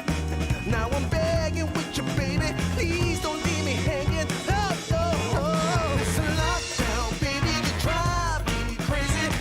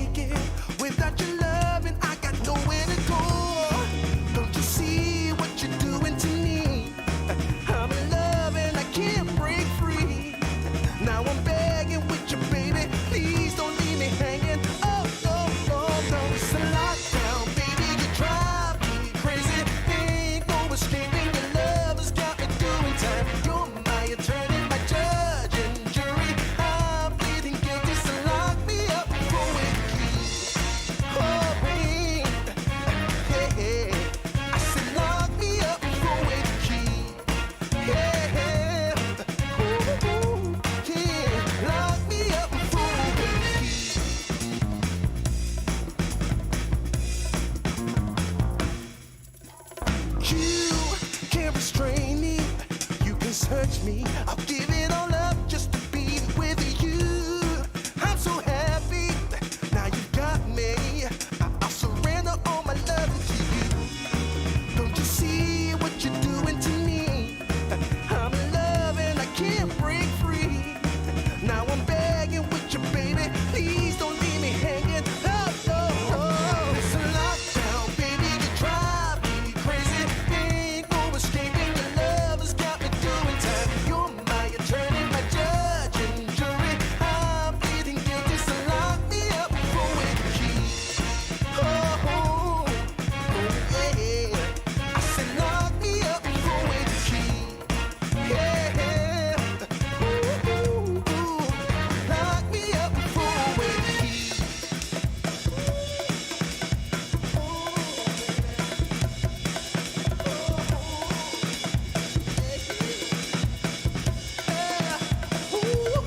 Baby, it's a lockdown, baby. You drive me crazy. Ain't no escaping. Your love has got me doing time. You're my attorney, my judge and jury. I'm feeling guilty, so lock me up with the key.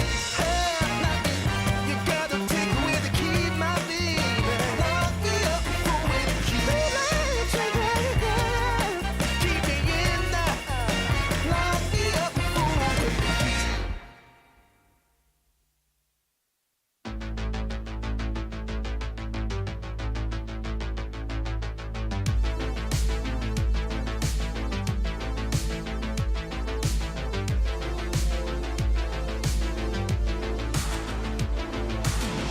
Can't eat or sleep another night, 'cause I got neon in my vision, a heartbeat out of time. Take me back to where I recognize my mind. Oh, 'cause I wanna get another step ahead, 'cause simulated living is pulled over my eyes. 'Cause I wanna get another step ahead. I'm scrolling for attention. Wi-Fi's keeping me alive. This synthetic life. I live my life online. The world around me just passes by. This synthetic life. I can't relax to stop the ride. So plug me into your brand new life.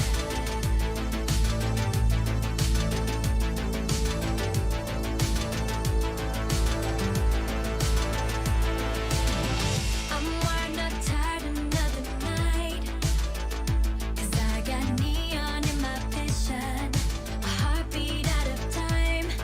Take me, 'cause the television's capturing my mind. Oh no, 'cause I wanna get another step ahead, 'cause simulated living is pulled over my eyes. 'Cause I wanna get another step ahead.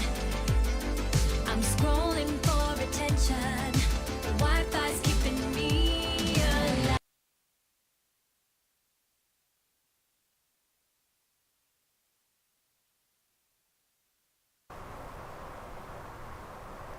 Yeah, I'm looking in your soul. I can see everything now. I can see it all. Giant bomb's still happening. Unfortunately, I'm still here. And I got my yerba mate to keep me company, as well as all these friends on the couch. Yeah. All right. Let's start here with Michael Hyam. Michael Hyam, hello. What to do, baby? We got Nikki Grayson. Hey. We gotta go back to black. We're going back to black. Cancel it. Record, Tim's world record.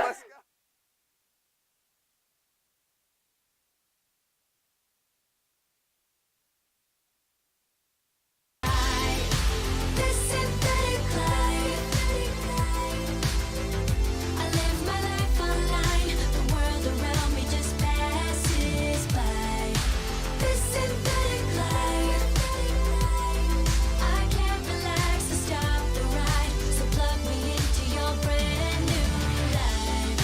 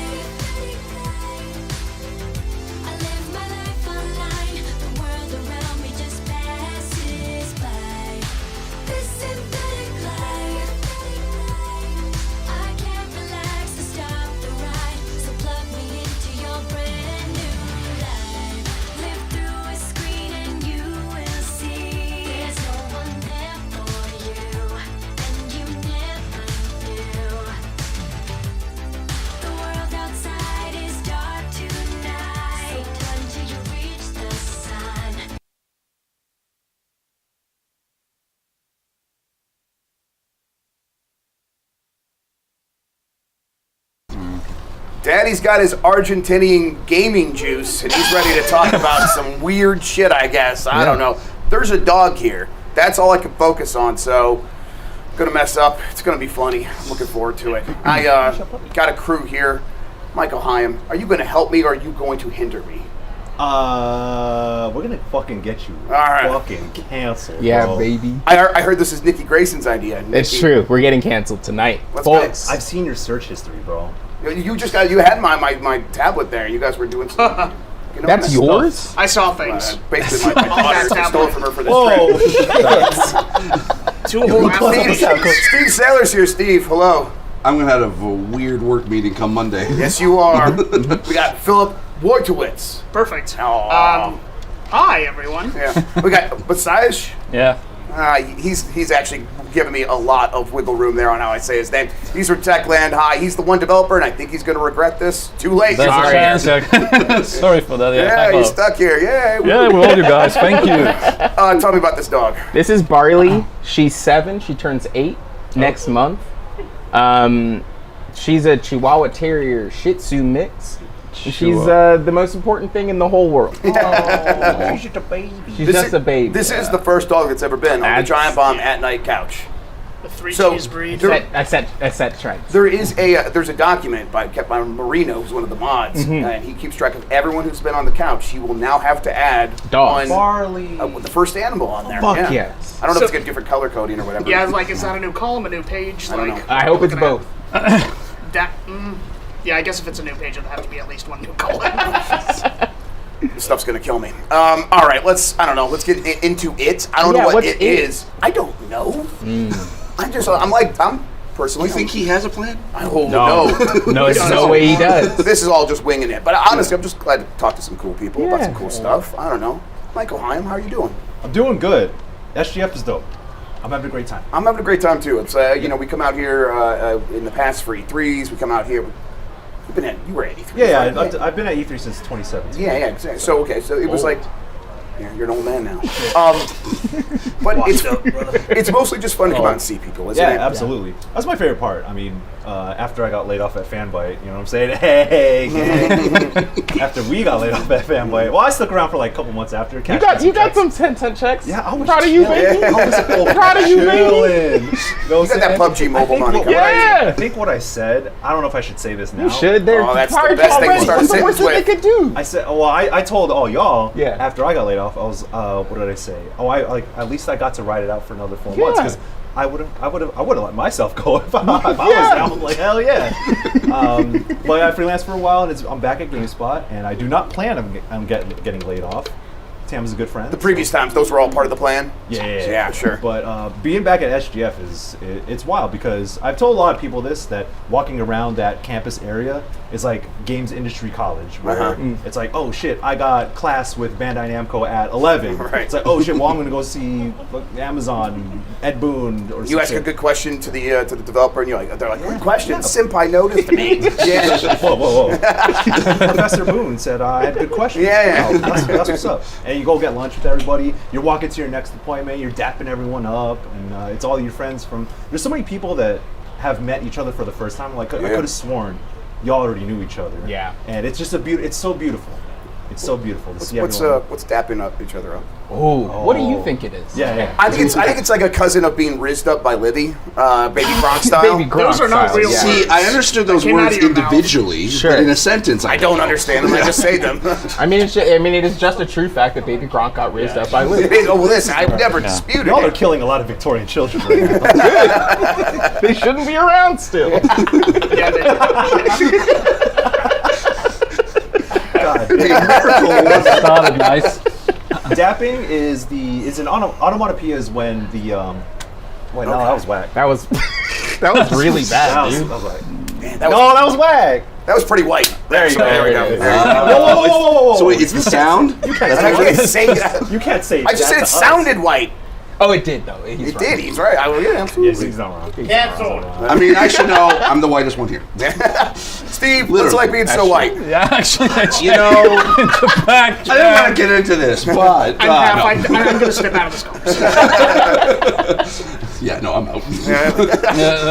Steve, when you come here and you're covering stuff, honestly, I've been seeing you in so many more places. It's awesome. Is it nice to be able to build a presence at a place and be recognized and feel like you can show up and people are like, hey, Steve's here. This is great. I gotta admit, it feels really fucking surreal because this is my first E3, quote unquote, and because a lot of the stuff that I've been able to do in the accessibility space is all been during the pandemic. So being able to meet people in person, this has been a dream come true for 13-year-old me. Oh, yeah. That I'm this is amazing. Hell yeah. So I'm glad to be here. Yeah. Hell yeah. And besides, when you are, I'm going to say it different each time. I'll get over it. Yeah. I'm so sorry. I'm just no so problem. bad at it. No problem. When you were bringing games here, was there ever a part where it's oh, my dream is to show video games to idiot game developer or game journalists in America, or what? Or is it just fun to have? Yeah. Or is it fun to just hey, we have some games ready to go, stuff that we've been working on that's been out. We put a lot of work into it. That's the fun bit. Yes. You've been doing stuff for so long, and you have a chance to finally show it. Yeah. You always are waiting, and keep quiet, plan everything, and then finally it's the moment when everyone can see what actually has been cooking up, and the team is also waiting for the chance to show that what they've been doing for so much time. Yeah, and you feel like you have that strong connection where it's they are aware of all the work that's been going into it. Yes, we've been trying to be open. When we are open in terms of what we're producing, what we're changing, we're communicating this. Our games have been, Dying Light 1, Dying Light 2 have been. Dying Light 1 has been supported for 7 years. Yeah, very long. We released it. DL2 is going to be the same. We'll see how that's going to go, but still, it's a lot of stuff, a lot of communication between us and the community, and yeah. Did you build Dying Light 2 with that in mind of we supported Dying Light 1 for a very long time? Yeah. So how does that look different than Dying Light 1's development? It's a lot bigger game. We also decided to go into some areas that made the game a bit more accessible, regarding the Nite, regarding parkour, regarding all those things. And then we had the feedback from community that, okay, they got it, they understand it, but still they feel like it's not what they remember from the first game, so we had to make some decisions, and we were working on making the game fit all the people within our community, all the old ones, all the core people, and the new ones that join. We need to balance this out because they are completely different guys. And you guys, while you're doing this, you're also looking ahead, right? Well, you guys got stuff coming down the way. How do you sort of balance those two things? Is it nice to have this game that's ongoing that you are going to support for a long time because it feels like something reliable? It's something reliable. We like it. We've been doing this. I don't know how many companies actually been supporting games like we in terms of a single player game, not a heavy multiplayer PvP or whatever type of title. We like it. We feel that makes the game cooler. We also learn a lot, so it's a learning for the future. We keep on doing that. I guess we're gonna be doing that with each thing that we're gonna be releasing. It's maybe it's that part of the world. I mean, Witcher's the other game I think about that had that sort of support for a really long time, or that studio's done a lot of that similar stuff or trying to. Do you think it's just a cultural thing, maybe? I don't know. It might be. Eastern Europeans, maybe we like to support our stuff. I don't know. Yeah, it's hard to It's say, a bit right? different. I don't remember so many titles that are close in terms of the genre to us that have been doing this type of stuff. It's rather you release it, you patch it, and then you go do another thing instead of keep changing, keep upgrading, keep making it better. Because again, if you keep on doing that, it gets doing new stuff more complicated because a lot of the people are still doing the stuff that you have but you released in the past. So you said it's nice to come out and talk about the stuff you've been working on for a long time. You are looking at something that is next. How do you sort of, keep going back to work when you're it's probably a long time before we can start talking about that? Yes. How do you sort of keep the flair going when you're we can't talk about that for a couple of years? That's super hard. Yeah. It would be tough for me. I'm someone who I put stuff out every day. I get that immediate response, and I wonder would I be able to do? You can imagine because it takes years. Yeah, it's super complicated process. It's loads and loads of people who are actually doing this. We are talking with different people as of the company and actually keeping away from doing anything until you're ready. You cannot imagine how frustrating but also interesting at the same time is. And then when you finally can have a chance of actually showing it, it's an awesome moment for the company, for the people. I totally empathize with that too, because there's a project we're working on that's like I just you would can't love to, wait to but talk you about it. you Yeah, can't. it's like it's not for like at least another like at least 2 years out, and I'm just like, What if you leaked it to a video game journalist? Right now in front of thousands You would of lose your people. job. I mean, I'm on retainer, so you They know, can't it's fire like you. exactly. Is that like tenure? I don't know. Game developer tenure, huh? that will never exist. Yeah, I agree. It's like it does feel really good to be able to like talk about certain things. Like that happened to me with like The Last of Us 2. Mhm. Like I had worked on that for like I knew about it like a year and a half beforehand, and I knew. Funny enough, I actually knew about Joel. Like I found that out like by accident when I was play testing it. You knew that Joel. Something happened. So here's the story. And actually, I will say this is why I'm fine with it. I love it. Joel went clubbing. So Joel went clubbing. Yeah, good for him. So this is probably this is why like I'll talk about because it leads to my favorite scene in The Last of Us 2. Like, and I am the only person in the world that this is unique to. So I was playtesting it for accessibility, and a lot of it we basically just did the Seattle part with Ellie. Yeah. Didn't know anything about what you get to do later on. Don't want to spoil it for those who haven't played it yet. But there's remember in the trailer that they had where Ellie sort of like, what are you doing here? And Joel's like, you don't think I'd let you do this alone? Yeah. I get to specifically that part, and it didn't play out like that. I started to like clue in. I'm like, oh, what's going on? I'm now freaking out. I've now figured out because they never showed us the scene. Right. And then I look behind me, and there's like 10 or 15 Naughty Dog devs that are just like absolutely smiling and just kind of like nodding. I'm freaking out, and I'm like, and one producer was like, we know this is going to be kind of a big thing, kind of a big thing for the community, or like it's going to, some people are going to be a little bit upset, and I'm like, a little, yeah, a little, and they were right. Exactly. I'm now freaking out like a good 15 minutes. I need to take a break, whatever. They had me come back. The next scene they had me play was the museum scene. Oh. And to me, that was like the most emotional scene I could ever play. Just after finding that out, and when I got to play, They the just final like, game, we're gonna fuck Steve up today. We're gonna. I was bawling like crazy. Like you thought the viral video was I was crying, but no, that was nothing. But yeah, but it was that kind of emotional release I kind of needed in a way. Sure. And it was like, and when I finally played the final game, and that scene didn't happen afterwards. Right. It felt like, oh shoot, okay, I kind of had this like kind of cool, unique experience, and Yeah. I'm like, that's why it's my favorite scene. Hell yeah. So. Well, I think everything you just said might explain why. But when they are saying, "Hey, we are going to bring you in to help with this stuff. We're going to show you these things," you can't talk about it. Is it just you can't talk about, or you can't talk about it, and here's why? You'll get mobbed with questions and stuff like that, or is it just like you're supposed to understand? Kinda, yeah. I mean, a lot of whenever I get to go into test or whatever, I mean, I think as you know, it's like basically a lot of the game is broken pretty much like almost up to release. And so there's a lot of like stuff that could be changed, a lot of stuff could be like added in or taken away. And so it's like, even if I can talk about it even at that point, it could be completely different by the time the game is released. So I generally try to be able to, my like MO, at least the way I've kind of had it with the NDAs, is that when it's out and there's there's talk about accessibility of it, I can at least be able to talk about it and say this. I kind of helped out a little bit, but even then, my contribution is very small. It really is a big team effort, and I applaud every team that I've gotten to get a chance to work with.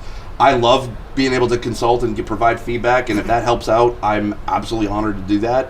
But it really is like the teams are doing the amazing work over there, and just in any studio that does accessibility, I'm a big fan of. And your effort though, can you like illustrate that for us? What does it look like? You're going in there and pointing out, here's a problem here and there, and here's what you can do, or you're like, here's a menu of options of what you can do, or what? It depends. I mean, sometimes I get to be brought in. Sometimes it's just sort of like a virtual build I get to do at home, or it's just a Zoom call talking about like, okay, what could you be able to offer, or at least what we could be able to suggest as what to be able to do. And really, it's not about like just suggesting here's the kind of options. It's usually like, okay, this aspect of the game, like if you sort of change this around or like add this part of the design or have this as a potential customizable option, that'd be great. Because everyone sort of like talks about accessibility options, and then that's great, and people think that that's sort of all of the story of accessibility. But in reality, it's a lot of the design process. It's a lot. Exactly, yeah. And like as you know, like it's when you can be able to add accessibility as part of the design, like in the pre-production stage, it's a lot easier to be able to edit and get that feedback to be able to fix it if there's any issues. But when you're adding it on a little bit later, then it kind of becomes a band-aid solution. So I generally try to gauge based on where they are in the development process. Like if they need just encouragement, I'll do that. If they need like full on, like I sometimes can call myself the disappointed dad of accessibility. Like I'm not mad, I'm disappointed. I've done that a few times, but like if they need me to do that, I can totally do that. Or if they just need me as like ammo for very strongly worded emails, I'm cool with that too. Yeah. So I mean, what's it been like? You think it's moving in the right direction? I mean, obviously, it feels like we are talking about it a lot more. It seems like a lot of the big games are making it happen in terms of having a lot of options in there. I see that you often are involved in those. Do you feel like it's going to get to a point where, let's say, you took 6 months off? Do you think it's is going to operate under its own momentum at a certain point? I think so. Yeah. There's a lot of people working behind the scenes at studios that are working on accessibility. I think we're at a point in the industry that we used to be able to say, okay, why accessibility is important. We had to try to convince a lot of studios and executives like why it's important to be able to have this for disabled players. We kind of moved past that, and now we're just figuring out, okay, how can we do it? How can we be able to make it happen? And so, it like a lot of times, games take a long time to be able to make, so it's just a slow progress. I think The Last of Us 2 was definitely a huge impact on the game dev scene, and I think we're still at least a couple years from seeing the true impact of people seeing Last of Us 2, realizing why accessibility is important, and they're now adding it into the projects, so we're now getting to see the fruits of their labor. And it also seems like you just really like games, right? It seems like you're just happy to be like involved in, like, people are listening to you. That's got to feel good, right? It does. Again, I go back to it's very surreal. Like I can't believe I'm just even being able to be here on this couch. Like I've watched a lot of you guys a lot, and I feel like I'm the fan that infiltrated everything. So it's just it feels really cool. Yeah, cool. Philip, when you hear someone talk about accessibility, like you've worked on games, what's like? Do you feel like that's something that you can even think about when you're building your stuff, or is it more like you're so bootstrap, or however it is that it's hard to take into consideration? So we're a very small team. It's like mostly me for the bulk of it, but also hiring a bunch of contractors here and there. Right.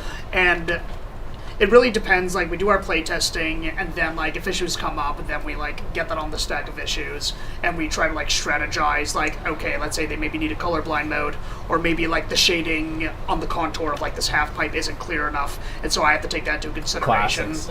Just like triaging and knowing, because the big thing is like somebody, I forget who, mentioned something about a game basically being broken until right before release. One of the reasons for that is some of those like last minute changes that you do towards the end of a production are just straight up easier to do them, because it's like a single pass that's less critical. Because like I think a trap a lot of studios, big and small, fall into is they have this tendency to want to like constantly refactor things, but now you're doing several passes, and that can really throw out development, where like even though it like seems kind of procrastinating, there are just like certain sets of tasks you should do at the last minute. You shouldn't do that for like a number of accessibility tasks. Yeah, does accessibility fall into that by accident, you think, a little bit?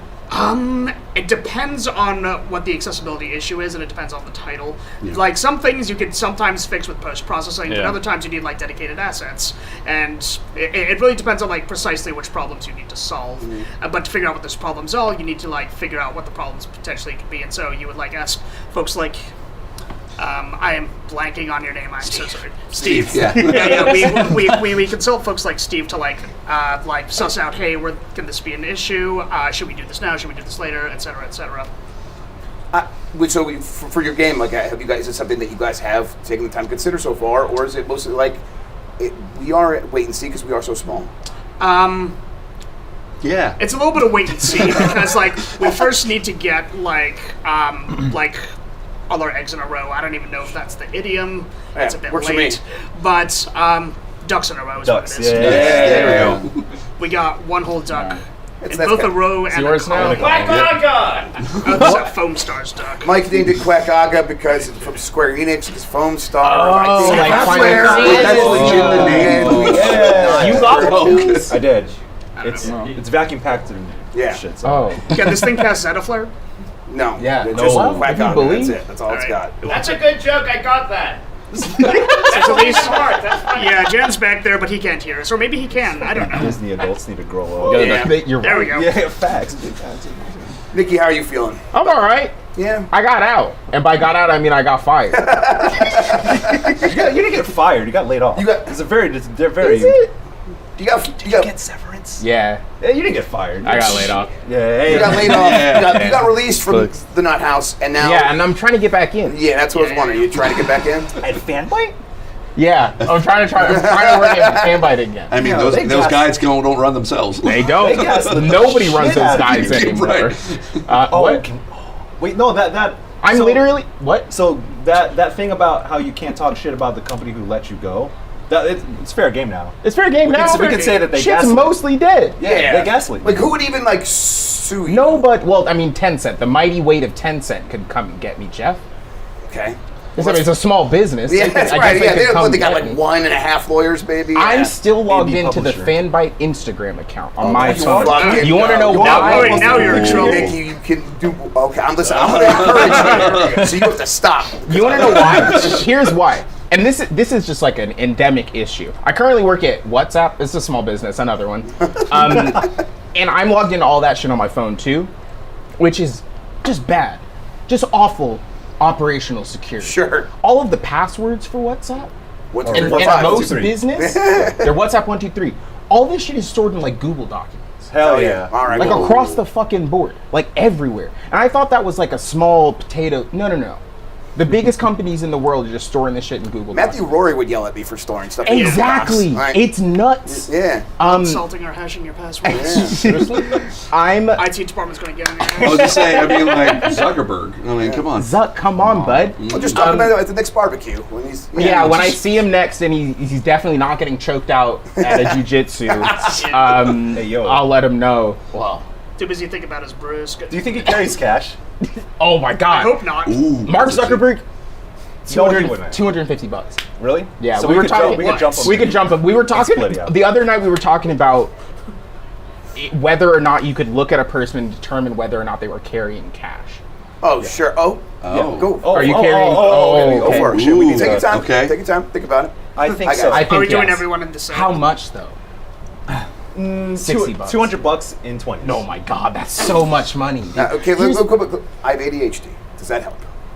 Okay, yeah, it does actually because I have ADHD and Do you have the cash?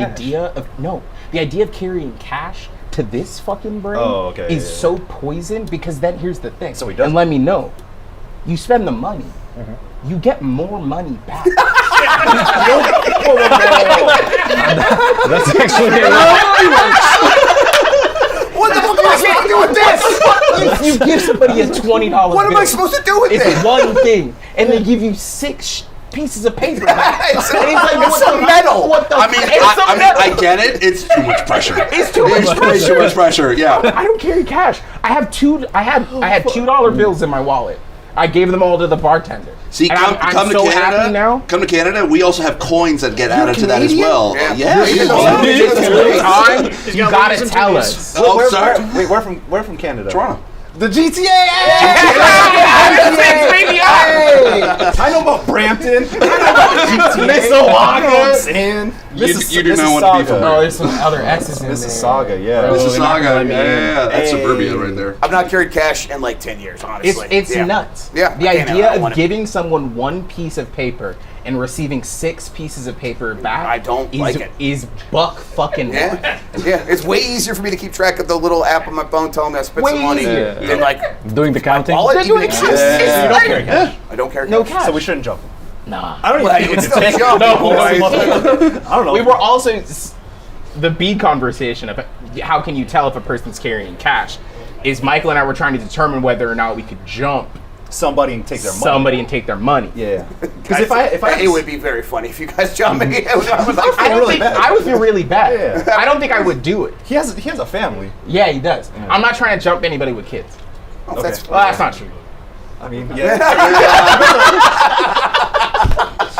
That's not true. I won't lie on this. Thank you, appreciate Yeah. it. That's what matters. I won't here. lie on this show. Jumping people, whatever. Don't lie. He doesn't make enough money to. Yeah, probably. Yeah. Video games? Come on, man. I know how much Crow makes. Are you one that would jump and be like, "It's just a joke, bro"? It's just a joke. Just don't get my ass. It's a prank, Yeah, bro. it's for the Wasn't there a video of somebody like doing a fake mugging or something? Like really Yes. recently? I Yeah, think you I saw that. Yeah. Recently? I feel like that happens all the time. Every day. You know what I'm saying? It just shows how like which weird thing of TikTok we're in. Yeah. Yeah, what weird part of TikTok are you in, Michael Hyam? I am not. You know what? I'm not really on TikTok. I'm on IG Reels and shit. I saw. Wow. You're okay. old. Yeah, I was about to say. Well, That's the most beautiful thing anyone said on this couch. You didn't even. Watch. You did not even need to tell on yourself. Yeah. We're on TV. I still got it. This is on C-SPAN. Asian don't raisin, but also You're right, but that doesn't mean you're not old. Oh, okay. I mean, I went clubbing with Bless like a couple weeks ago. Can I have permission to say that in the future, or am I not allowed to say What? that? Say Asian, what? Asian no raisin? Ooh. Just think about it. Think about it. Yeah, we'll let that I sit. give him permission. Thank you, Jan. Alright. Wow, overridden by the council. Here's the thing. You need to check who you say that to first. Sure, Because yeah. if they... Wait, how do I say this? Yeah, no, just say How do I how say you this? were gonna say. It's the best way you can start a sentence. How do I say this? If they... Okay, I can say this. Yeah. Because I'm Filipino. If they look Asian and have a Spanish last name, I have made the mistake in the past of assuming they're already Filipino. Yeah. I looked out with Jan when Jason first introduced me. I was like, oh, Jan Ochoa. You just roll the dice with your buddy? First off, Jan is only Filipino boys or no, Filipinos have the first name Jan. Ochoa, okay, I rolled the dice on it. Yeah. You know what I'm saying? I was like, that dude is Filipino. And I was correct. Yeah, you got it. Hey, ding, But ding. that's not always worked out, huh? Yeah, I talked to one of my homegirls who was here the other night, and she's, I don't want to say. She's like, I'm from Arizona, asshole. Well, she is Asian and half Mexican, and then she has a Spanish last name. So I thought she was Filipino. Damn. And then I don't think, I think I said something in Tagalog to her. And Damn, that's tough. she was like, shit, man, can't help you. See, I'm blind. It's like you all look the same. Like, Yes! We're getting canceled! No, Steve was the first Yes! Am I the only one that is allowed to say that now? Yes! Absolutely! That was Literally, yes. You just killed Jan! Race of people.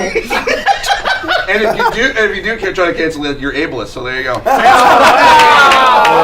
Hell yeah! Hey! Christ. Oh, man. We achieved what we came here to achieve. So anyway, Dying Light's pretty good. I like that game a lot. Yeah. Doing our best, yeah. Philip, what is the name of your game? I'm sorry, I can't remember. I had too much yerba mate. Can I try some of that? Yeah, man, it's up to you. That's my mouse special over. It's your call, though. Why is the cup like? Wait, let me smell it. Oh yeah, we can talk about it because I got nothing left. It yeah. Oh, he's gonna just Don't eat it. the grass. This is the. Can I smoke it's- that? it's- No, you it's actually- you can- You have to. I promise you have from your bad weed dealer. You definitely have smoked this Damn. before. I never had a bad weed. Uh-huh. I was I not, do a, not I was believe not that. a bad weed So dealer. this is like the tea leaf on top, and you pour the hot water on. It goes down here through Yeah, here. through, yeah. Yeah, and then you drink it through this metal straw, and you Yeah. get fucked up. Fucked up. Yeah. Oh, it's alcohol. No. It's weed. It's the most caffeinated. It's drugs. No, it's... It Yes, touches your it's blood and it's what is drugs. it? It's definitely drugs. It's caffeine's a drug. Yes. Well, yes. But it's Everything is just drugs. caffeine. Everything is drugs. Nice. Yeah, I know you that. should totally pass it around. Let's go. I have two questions. Just light it up. Can I smoke that? I'm not going You to stop can, you, but but you I don't definitely think shouldn't. The second question, can Actually, I barley, think I'm taking this home. Kristen got barley this for eat me. it? No, dog. No. All right. Speaking of which, let's talk about this. Let's talk about this child. She's so sleepy. It's way past. So her she's bedtime. been like just running around all night with you? Yes. I love that. All Yeah. week. All I've week. been hanging out with Nikki and Barley for like the past 4 days. Yeah, I just moved, so she's like already kind of discombobulated because she's like, "Where are we?" Right. So we went out the other night, and I was like, I'm leaving her home, and I started to leave her, and I was like, nah. At home? At home, and I was like, nah. You felt bad? She's coming. Yeah, I felt so bad. She went- She literally, yes. Can you? This child, America. Don't wake him up. This world and Canada. and Canada and everywhere else. There's a lot of people speaking Spanish. Yeah, that's Are right. Hey, the Argentinians who brought this drink, they're in chat. Absolutely. We That's see why you. there was that why there were Was that why there was a Messi jersey? Oh yes. How's that person feel about the Inter Miami stuff? Did you ask them? Yeah, football is a great sport. You're so right. Yeah. You're so right. I love feet. I can't say. I really don't actually.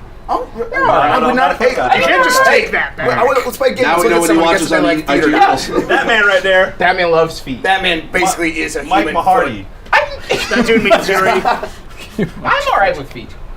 Sick. I think it's all right. Thank you. Are feet all right with you? Yeah, I think so. I can get on board. Anyway, this dog, I can't say no to her. Oh, sure. You know? Yeah. So she was like, oh, you can't leave without me. And I was like, you know what, Barley, you're right. I can't leave without you. Why is this dog so small and yet so quiet? You're right. It's what they're bred to do. That was a question. Actually, that's not true. They're meant to be really loud. Yeah, I don't get it. She was, when we got her in 2020, if you can believe it, I adopted a dog during the pandemic. I think I'm That's very shocker. special. That makes Yeah, you very unique. special, very Yeah. unique. Boop. Booper, do it. I'm gonna fall off this chair. You did it. Oh. She was very anxious and sad all the time. She Eat birds. And she did that like 2 weeks ago. She found there was a bird that was hanging out, and then Barley scared the bird, and the bird flew into the garage door and hurt itself. And Barley was like, "Time to go in for the kill." And I was like, "You can't do that. We can't fight birds today." I think you adopted a cat. I legitimately Yeah. and honestly, she is more cat-like than she is dog-like. Big Oh, big yawn. Oh, sleepy. But yeah, she's perfect. She's perfect and an angel, and I love you very much. And you're on TV. Oh, little baby. All right, let's You look like a little old man. let's say goodbye to this sleepy little puppy. Let's say goodbye to this sleepy man at least for a little bit. I'll be back for one last panel. I cannot believe that. I can't either. Nikki, you should have stopped me. Well, listen, I don't work here. Yet. Thanks for watching, everybody. Epic Games. Till the next This is my panel home. in about. We're gonna take a quick break. We will be right back. Till then, have a good one. Thanks to these kids. See you soon.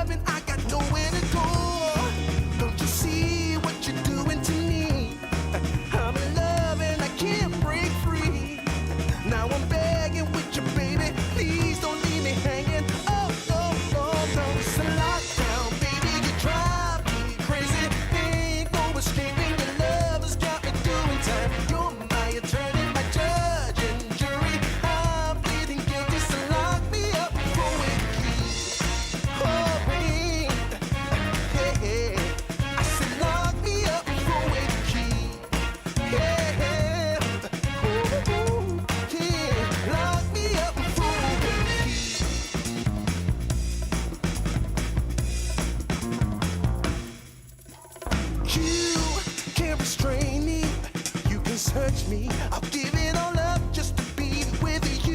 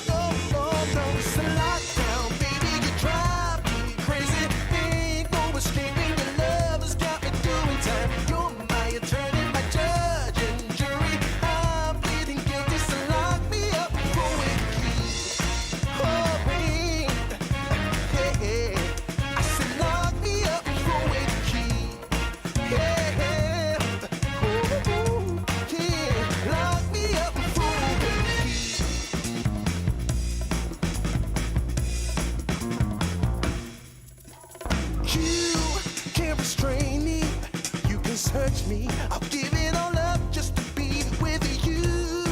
I'm so happy. Now you got me. I'll surrender all my love to you. Don't you see what you're doing to me? I'm in love and I can't break free. Now I'm begging with you, baby. Please don't leave me hanging. Oh, no. It's a lockdown, baby. You drive me crazy. Ain't no escaping. Your love has got me doing time. You're my attorney, my judge and jury. I'm pleading guilty, so lock me up for a key. Oh, yeah. I said lock me up for a key. Yeah. Ooh, lock me up for a key.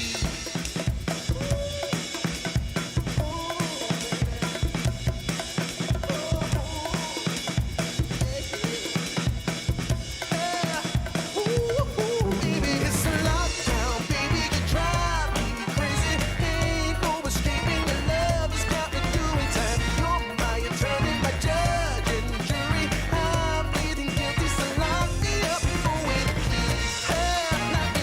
You gotta take away the key, my baby. Lock me up for a key.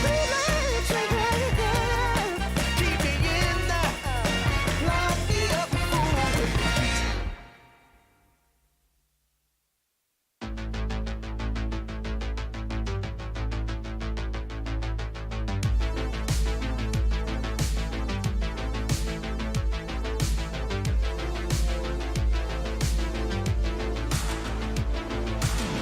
Can't eat or sleep another night, 'cause I got neon in my vision, a heartbeat out of time. Take me back to where I recognize my mind. Oh, 'cause I wanna get another step ahead, 'cause simulated living is pulled over my eyes. 'Cause I wanna get another step ahead. I'm scrolling for attention. The Wi-Fi's keeping me alive. This synthetic life. I live my life online. The world around me just passes by. This synthetic life. I can't relax to stop the ride. So plug me into your brand new life.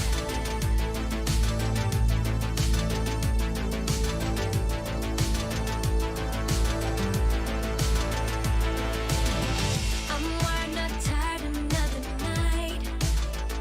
'Cause I got neon in my vision, a heartbeat out of time.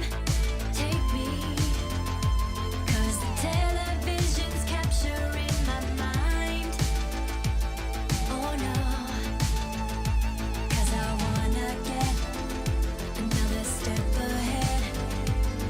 'Cause simulated living is pulled over my eyes. 'Cause I wanna get another step ahead. I'm scrolling for attention. The Wi-Fi's keeping me alive.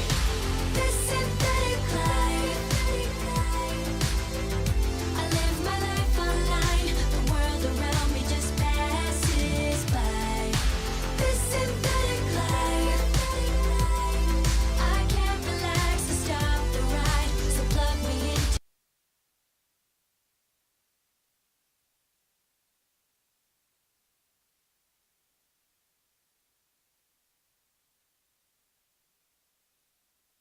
It's time to wind down. It's time to take her easy. We've done a lot of hard work, so I want to bring on some friends and just relax. Listen, things got off the rails last night, and we're not going to repeat that. We're not going to do that again, so we're just going to take it easy tonight. We're all looking for the guy who's responsible. It was the first night. Energy was really high. There's Yes. a lot of moving parts, a lot of running around. We had the windbag on, and he was fueling us. We don't have him tonight. We still miss him. Shout outs to him, though. _windbag. Love you, Windbag. Be sure to definitely follow him on Twitch. Just an absolute legend. But tonight, we're a little wiped. I'm a little wiped. Let's wind it down. I just gotta want to talk to my friends. I got back last night after we had a bit of a raucous final segment last time. And you're buzzing. It's like my mom was a waitress and she would come home at 2:30 in the morning and like be exexhausted, but she couldn't sleep because her head was like it was that. Yeah. So let's just prepare ourselves. Right. Yeah. Shut the fuck up. Give me my duck. It's your catchphrase. Do you want to get your shit in again and say his name? Quackaga. He's very proud of it. He's proud of a joke. You know it. I know. We were sitting back there during that last segment, and I was very excited by his reaction to it. And I told him to stop doing what he was doing so we could do it here. Yeah. Okay. When you guys were talking about how much money you carry in the wallet, I was like, I pulled out my wallet because I don't know, and so I was kind of like counting mine. And just from his reaction of how much he thought he had, I was like, just fucking put your wallet away. Grub knows both of us. Let's just guess here.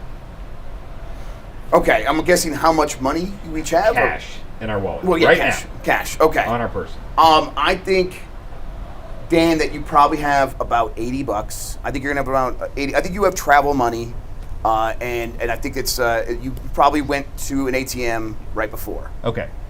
I'll do mine, and then we'll move on to him. Okay, sure. And there's several pockets here. I just want to make sure it's okay. Here's mine. Yeah. Okay. Make sure we see that license. You said 80? Yeah. I'm a pro. All right. We got a 20, 5, 6. Don't people get 7, mugged in this city? 8 for $28. You get mugged. All right. So you were low. You're high. You're high. I was way high. Yes. Okay. Yeah. Okay. So I got $28. Now I honestly don't know how much he has, but his reaction made me laugh a lot. So, how much do you think he has? I think Mike has. Listen, based on hearing he laughed and how much you had there, I'm going to say he has $200. Okay. I'm going to find out here too. Let's go. I Bring it out. I don't know if I want to bring it out. It's. Oh, now you have over to. There. I said save it for the segment. I was fine with it. Hide it behind the duck, and then I'll. It's going to look obnoxious. It's too much. Oh, let's fucking go. What do you think it is? Yeah, I know. That's why I was like, fucking save it. We're winding down here on Giant Bomb at Okay. night, Summer Game Fest. I want actual guesses though. That $200 was my guess. What do you mean? Jan, what's your guess? I'll do 201. Jan, what's your guess? Oh, Yeah. you piece of shit. Whoa, 350. All right. Oh my God, this guy's buying a launch PS2 here. There aren't any more cars. That Oh is my so God! Wait, big. stop! You know Show how the much- camera your wallet. you know how much no, it stands the for money wallet. at the top. You're gonna dox. Oh, is Because that, I never spend it. Because like every why do you carry that much? I don't know. My dad is such a old Italian Yes. Godfather. Like, oh, you need a little money to make sure you're not gonna die. You know, every time I see him, he gives me a 20. Did he do that I don't know before what you to left do for with this it. trip? What? Oh no, this was for. I helped him landscape, so he gave me some. We were walking to dinner, and he's like, "Do you guys remember when you're on a kid and you're on the plane, and they give you the coloring book every single time?" And it's like, how many times do you think I was on a plane as a kid? I was like, that's right. My dad was a My doctor. dad was a doctor. And he had Well, like, I didn't want to do. All right, fine. All right. Yeah, I told you over there. Well, here's the 50 out of the way. I'll hold it here. I'll hold it. Someone else count. All right. Yeah. So 50 plus 20, 70. Yeah, Dan will count. 70, 90, 110, 130, 150, 170. I'm about to win 190. Yes, you're gonna win. Jesus, so 210. 250. Why? Someone better walk me back to my hotel room. 290. Whether Jan's gonna win this. Fucking 310. Oh my God, Jan. 330. Oh, no, it's going. There's so much in 350. there. Oh, what the fuck? 370. What are you doing? 390. Oh my God! Fucking 410. Tells you to stop. 430. 450. 450. What the fuck are you doing? 47. There's a government. 410. How much cash you carry? 510. Why? You have to declare this. 520. We're down to tens. 520. There's a government. Oh, jeez, Mitch. What do you mean there's a limit? They will Yeah. tell you can't carry that much cash. Why That's do you buy crazy. something? Oh, Jesus You think I Christ. can buy that dog? Wait, how much do you think a dog dog called? You have a dog. If you do it in an Italian Godfather accent, oh, this dog, I need this Kind dog. of mad about that dog. My dog is also like little. I'm gonna bring my dog here. No. It would shit all over the place and bark a lot. He knocked like Curl. Give me my money back. What I did? Why did I actually just hand Dan $500 in cash? Hey, someone's on the floor. Am I the biggest idiot in the world? Oh, man. Mike, talk about our Uber driver. And that was a live mugging on Giant Bomb. I think that's all of it. Count it. Wait, your Uber driver? Oh yeah, I went on the Uber with Jan. We had this. He's like, "Hey, Mike, this guy's got 5 stars on Uber." I was like, "Yeah, whatever that means. Who cares?" This guy was so, I think, gregarious is the word. It's a good word. Very lovely. Chatty. Yeah. He's telling a lot of funny stories. He's making fun of his like wife's like husband. And he's like, "Oh, my dad said he was worse than nothing. He was half of nothing." Then he started talking about his sister's breasts a lot, but not in a weird way. It was really funny because Is there a not weird way? Well, they're very big, you see, and the husband was like real short. So at the wedding, the sight line, like he was just like this, and it was a very low cut dress. Apparently, his grandmother was like, "Tell him to stop staring at her chest," and everyone started laughing. You know, that was a good time. I'm better than all of you because I have more money. Give me that. How long have you guys known each other?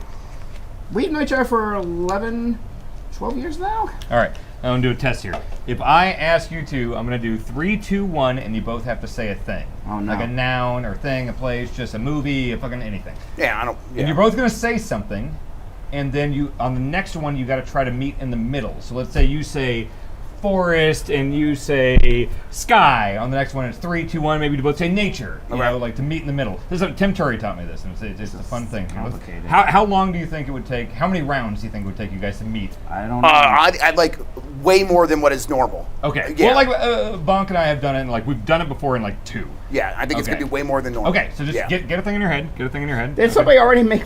No, Ben Starr thought we looked like twins and pointed out that we're dressed basically the same. I was like, are we really that close now that we're just dressing the same by accident? All right, so you have confidence in that we're going to be able to get it quickly? You think under 5? Under 5? No, I think I'm going to get frustrated with them, and it's going to actually push us further We're away. going to go until you get there. Okay. Okay. Think of a thing.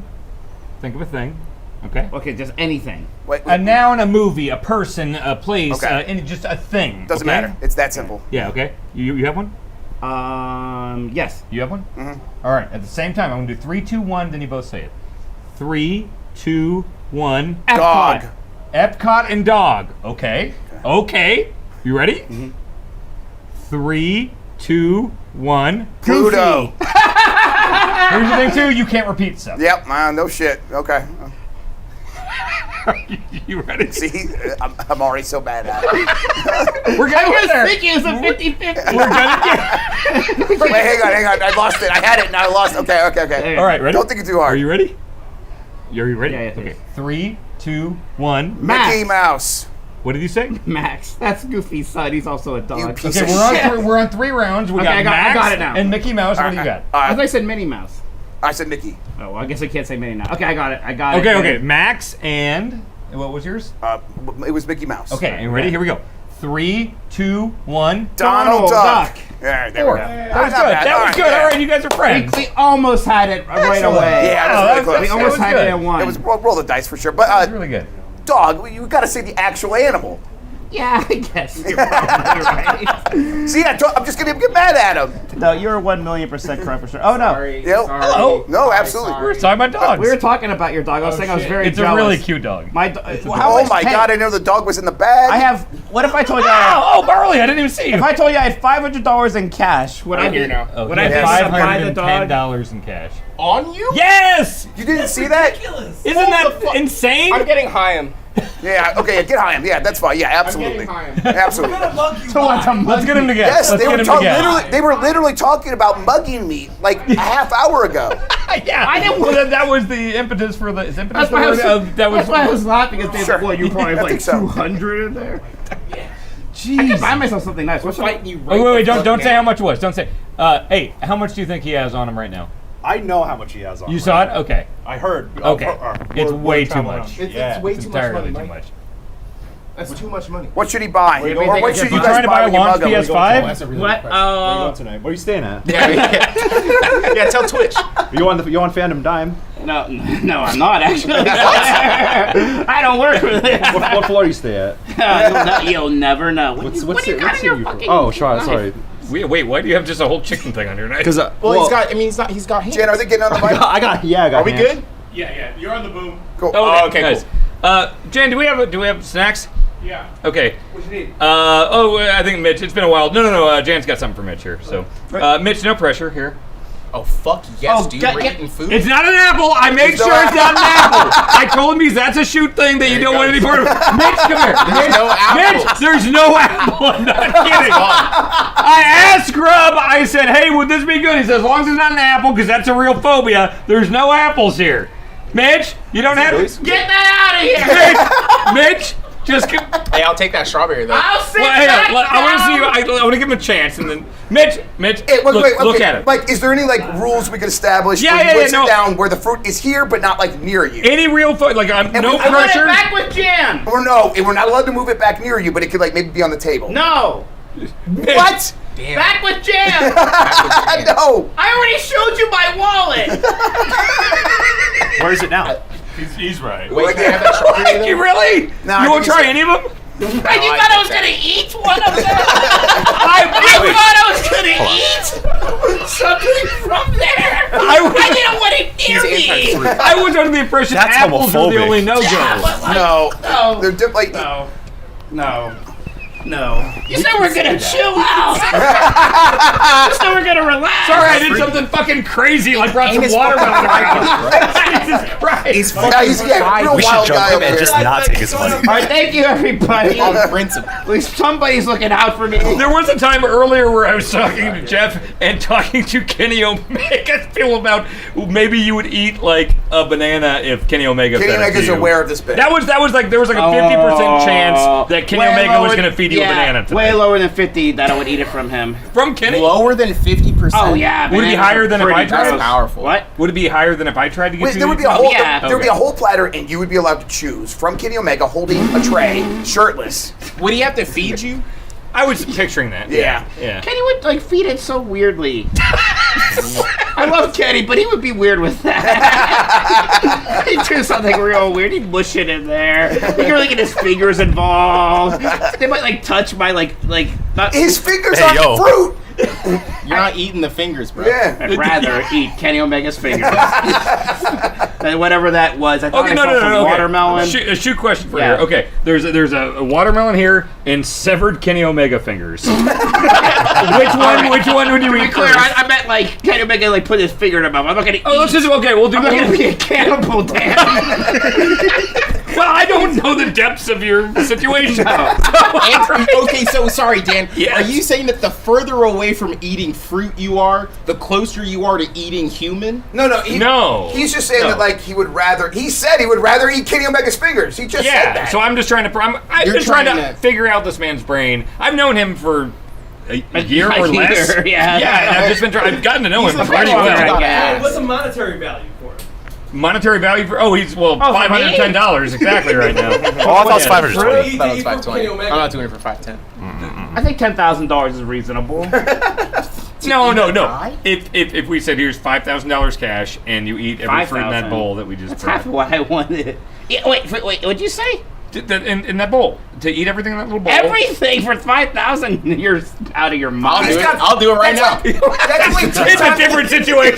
Hey, do you know how basic my needs are? Do you know how much happy money I he has in am? his wallet? Why? Yeah, true. Yeah, it's just the guy who's carrying $510 You around. have nothing to offer me. Are you the fucking Joker? I have everything I got. I don't need your money, Dad. I got a Diet Coke. I got my fucking duck quackaga. I'm good to go. Duck quackaga. It's got a new name. Duck. My duck, Comma quackaga. Keep up, Jeff. I know Yeah. you're tired. No, this is too much. You'll be all right. I got mad at you spicy. guys in the middle of play day today. Oh, tell me about it. Well, I was RoboCop, that awful game. The controls were inverted, right? The camera wasn't inverted. It was funny. Never fixed it. I did the whole thing. For the first time ever today, I played like another first-person game on a controller. You know, it's just normal controls, because of course. and I was struggling. Really? No way. It wasn't like RoboCop. He's only used to 2003 RoboCop now. I was like getting real confused. It was that game. What's the one where you like take the pictures and you walk into the pictures? Everybody's really Viewfinder. Mario 64. Viewfinder. Yeah, it was really good. Am I wrong? You're not wrong. You just jump in the pictures now. Yes. You're not wrong, Dan. I'm upset anyways. You're not wrong. So you think you're broken permanently? I think it'll come back. Sure. But I couldn't believe I was struggling with it. You're not broken. It's just like a temporary. Your mind is in a different It's a space. phase. You gotta reframe this negative language. Just a phase. I love wing this is so idea spicy, of like bro. when he was like, "You have nothing. You He's like, so what are your giddy. needs? What are the things like? If there's a meter in your life that's just like needs some topping off, like what is I need internet. I need air conditioning. Yeah. Those are the first two. I get very hot. It's so hot in here. Listen, Mike, I get you. Yeah, I'm with you. I'm it's actually so with you fucking far. hot in here. So far, I'm with It is them. really hot. Actually, It's so hot in My here. ears are burning. Yeah. But like His first two needs are internet and air conditioning. like some video games. I get some of those right now. That's So fine. if we took away air conditioning from your house and you like confined you to your house. Oh, no. And we said we'll give it back to you permanently if you eat one piece of fruit. Yeah, I might have to do that. I get hot. I couldn't live like that. Right. I couldn't Okay, fall asleep. okay. If I'm warm, I Same, can't dude. fall asleep. Comforters. Get that shit out of here. Yeah. I have that little thin blanket, and that's all I You ever want. do the weighted blanket? I got a weighted blanket. It's That'd good. be too hot. I like the comfort of the weighted blanket, but I'd be hot. Exactly. I can't wear a weighted blanket for longer than like 5 minutes. What about like in the winter? Like in the winter, we open the windows. So I it's live like, here. Oh, okay, that'll do it. Yeah. Okay. If I open the window, it'd get too cold. I don't know. I'm not doing that. do you fuck with vegetables? I get even, yeah, but I cook them like crazy. What does that mean? What does that mean? Oh, they get cooked down like they're like mush and Elaborate, like, please. I cook out all that vegetable flavor. Nasty. You're. All the nutrients. You are on Get 'em outta here. Iron. You are on Iron Chef America. Every Love that vegetable. show. It's a great program. Yeah. Every vegetable is available to you, but you are being asked to cook one of them. Sweet potato. Okay. Yeah. Man, the one that barely counts as a vegetable. I did say It's like potato, it's but like I a get French laughed fry. at. I get laughed at by said potato, so I said sweet potato. That's orange. That's practically a carrot. I'm not a farmer. What's the fanciest meal you've ever had? Oh no! So when I go to Disney World actually has fucking Jesus. I was waiting for it, so I know what the next The two fucking words. 6 degrees of separation with him and Disney. I knew what the next two words were going to be. I feel like I And can was say a well, noun. Like, can't wait for this. I can say a noun. And how many? Okay, 6 degrees separation. Ladder. What, ladder? Yeah, Get but ladder to Disney. How do you get to and Well, probably ladder, Epcot? well, that immediately made me think of the fire truck in the fire station in Disneyland. And there's also one in Toontown, right? Yeah, but Yeah, Walt yeah, Disney's yeah. apartment It's like was above. every day I talk to him, and it's like we're gonna talk about Epcot within a couple. He started to spare me. I can tell. He's like, I had to hold back. I'm not gonna bring He it was up right getting now. over it. Yeah, It wasn't cute. There's very nice restaurants in Disney World, and Okay, non-Disney. Fanciest non-Disney restaurant ever. Well, we go Meal, to Cheesecake meal. Factory all the time. I'm not too good for Cheesecake Factory. No, When I go Yeah. to like a nice restaurant, I do sometimes. I get much more adventurous when I'm doing like one of those. Like I'll eat Brussels sprouts, for example. You can give me a Brussels sprout. They're good. That's fine. Shit. But vegetables, seriously, vegetables like way better. Like I could He doesn't try. like- you don't I like the could be near. juices. If you brought out a bowl of vegetables right now, I wouldn't like storm off like I did. I would even like if you told me to eat one, I would do it. There's some similarities here with like Ben Hansen, because if I go to a steak place with Ben Hansen and say, "How would you like your steak?" He says, "Burnt to a crisp." No. I'm Does he put ketchup on that? I don't know if he does, but he we literally should says jump "burnt in. to a crisp." No, like, We seriously, should jump in. aside from the fruit stuff, I think like I'm relatively normal food. What has been like afraid of like the salmonella or something or what? No, I don't. I Is he think squeamish just thinks about, he like- likes it that way? Oh, okay. I So, like, I get if you that. see red meat, like I totally get that. I mean, could literally never be me. Sure. Could never be me, but I get it. Is it Yeah. that people who think that like the pink like stuff come out as blood and not just like the meat enzyme blood. juice? That's There's not drugs blood. in It is blood. It is blood. It's not blood. It's not blood. It's it's blood. hemoglobin. It's blood, You know what I'm right? saying? It has blood. It's Yeah, not- it's blood. It's got hemo in it, bro. It's not blood. It's like What do you wait? Isn't Are you trying to convince hemoglobin yourself it's not blood? blood? It's not blood. It's just Listen, I am not a food doctor. It's so one of the I- crafting materials for blood. Yeah. Yeah, you Oh, gotta yeah, have yeah. Tears you of the gotta have Kingdom. 2 hemoglobin. It's mats. Yeah. It's just mats. Yeah. A rock salt. rock and- salt. Yeah, that's I'm looking it not up. blood. I'm looking it up. All right. It's not You guys- blood. you guys- Wait, and the wheat, and that gives you a Yeah. blood soda. Wait, am I crazy or is he being him? I'm looking it up. You guys keep talking. Oh, the red is blood. Is the red Mike, stuff? do you know Yes, that it's blood. Yes, it's blood. it's No, not? It's not. Mike, did you know that Brussels sprouts they fixed them? What? Oh, did they like do some like food science like? Yeah. Okay. Are they Okay. work? Okay. Well, stop. They Stop. are Stop. Stop. literally, Stop. Okay. yes. They're at work? Yeah. Stop. Okay. Everyone who's up here, is the red stuff from like a steak Yeah. blood? Yeah. Yes. Yes or no? Yeah, yes. Yes. Yes. No. No. Just wait. No laughing. It is not blood. Oh, fuck off, That's bro. not. Even the rarest and reddest of steaks Jan's is coming in, actually, Jan. is Jan. actually bloodless. It's about time. Yes. It's Actually, bloodless. Suck it. Do the suck it. Yeah. There we go. Whoa. TOS. Shut up. We gotta jump this dude. That was disgusting. Okay, where does the blood go? I knocked off my mic. I just There it is. googled it. I'm, It's I'm, like I'm not a alcohol. food You doctor. cook it out. It's not blood. Wait, okay, hold on. What is it? It's a combination what of do you water, think it Water is? with meat which makes stuff. up about It's 75% water. of the meat, and protein found in muscle tissue called myoglobin. Myoglobin. Not hemoglobin. Not That's why- so yeah. it's your fault that I Yeah. Fuck y'all. Yeah, And this is you know what they Ian's say, fault. like, oh, humans are made of like 7% water and stuff like that. Yeah. So a lot of that is like just like naturally in your muscles, and it's also in meat, Actually, and it's it's what blood. like makes meat juicy is like that water content mixed in But with all the it's other not like meat they stuff. wring out the blood before they That's send it to the thank restaurant. you so much, Dan. Blood isn't just like blood isn't like blood. You're not vessels. saturated in blood. Right. Blood is in your That's veins. literally not true. No, you're not. You're like your blood is in your veins. Yeah. Like it's not in your like it's not like. Oh, it's not in your muscles. It's not like it does. It's like your muscles aren't sitting in a vat of blood. That's not what's blood. happening. Mike is so ridiculous. Wait, are all the muscles or the blood in the veins? Yes, all of it. Wait, Oh, so I if should know if this, I yeah. chopped off I a little hate- part of my arm and I didn't don't hit a vein, know. there's no blood? Yeah, If I barely Dan's nicked it, you're right. You're if I right. get a right, You're blood right. comes out. Thank you. You're right. Thank you. I don't know. Because you have a lot of veins and capillaries, so yes, you're going to hit one of them if you do like cut anywhere like the surface of I the have like skin. 3 veins here. If you paper cut Okay, me here, those I'm are gonna your Yeah, bleed. he's still bleed. My He's still dad's a bleed. doctor. Yeah. What? Yeah, my But dad's that's a not why I doctor. know this. I know this about the food because I can't stop watching food YouTube instead of going to sleep. That's why I know this. That's what's up. Yeah, I'd be like that. Yeah, Food fair. YouTube rules. Who's your favorite food YouTuber? Ooh, I have a lot of. Jan said no. We can't.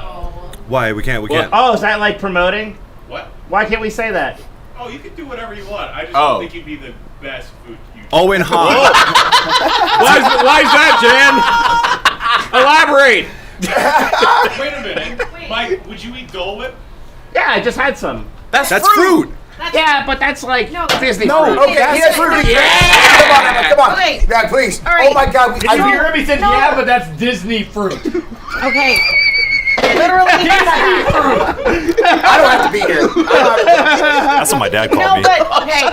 It's So Disney fruit. Did you hear that? I met Mike. Yeah. Literally, we were driving in my car the other day. We went to pick up our badges for Summer Games Fest. Mike says something about some sort of fruit, and I'm like, "Do you just not eat that entire food group?" Yeah, that's what I said. And I kind of scoffed at the term food You group. can't be. Wait, that is scientifically irrefutable. Yeah. And secondly, you can't be a food. I mean, unless your whole shtick is I'm a food YouTuber who doesn't. That's eat good. fruit. They don't, because I like the meat ones. I watch on Yeah, the he's smart. He's smart. It always works. I don't want to defend Mike, but I probably went through 5.5 years of college and didn't eat a fruit. That can't Or be maybe true. not a He vegetable. turned out. Well, but here's the thing. I You went to grew hospital up with a little scurvy. bit, and I'll eat the occasional banana. But fruit's not even that good for you anyway. so who Actually, cares? I must tell you, this is a great little fun fact. You're like typical like cup of noodle or Nishin like ramen situation. If you put the seasoning packet in it, that actually has enough vitamin C in it to prevent you from getting scurvy. Yeah. But vitamin What? C isn't fruit, right? It's just No, it's just a component. Yeah. But you want fruit because of the vitamins. And one, I do a multivitamin. I eat other food vitamins. The other thing is fiber. I have Crohn's. Fiber is bad for me. So there. fair enough. You got an excuse there. Yeah. When was the last time you just took a bite of a fruit? It wasn't right now. No, we tried. Yeah, you arranged a very Yeah, we nice were platter. Thank yeah, you. that's Raw right. fruit? Yeah, when was the last time you just took a Mike, bite can I- out of a fruit? Can I eat the fruit? Yeah. That's what I asked, and Dan said no. Wait, is he gonna leave? I don't know. Well, I at the time I thought he might play ball. oh no! But now we can go to snack. Yeah. Serious time. Yeah. If you're at a dinner with your family, Yeah. and someone's eating fruit, you're gonna leave. No, but I'll be really mad and uncomfortable and like I won't Mad? like it. Really mad? Mad is not that them. I get it. I understand it's weird, but I will not like the situation. And since I'm comfortable with Jeff and know him, I will politely ask him to not eat fruit in my presence. Have you ever confronted your family members about eating fruit in front of you? Oh yeah, If Mikey ain't happy, ain't nobody happy. It's literally their family motto. Yeah, it's Do great. you Really? like They say fruit that? flavored Yes. things? Some of them, like candy? Skittles. Like Fruit- Skittles. yeah, fruit okay. But not that Snacks. green apple Skittle. They got that shit out of there. They brought lime lime now. back. Let's fucking go. No. Guys, even wrong with that? Yeah, No. I agree with Wow. They what taste about the same. what about like No. Starburst? Yeah, Starburst is Okay, fine. all right, No, all right. hang Even on. then- You're just straight up wrong Even about then, that. sometimes I don't have that much of a sweet tooth in general, really. Yeah, I don't really. Like, get Do we have more Skittles like in this that. building? Nobody But on we have this Star- planet. we don't, but we have Starburst. Oh, okay. He thinks green apple and lime Skittles taste the same. They do Nobody not. on this don't. planet is eating one Skittle at a time. No.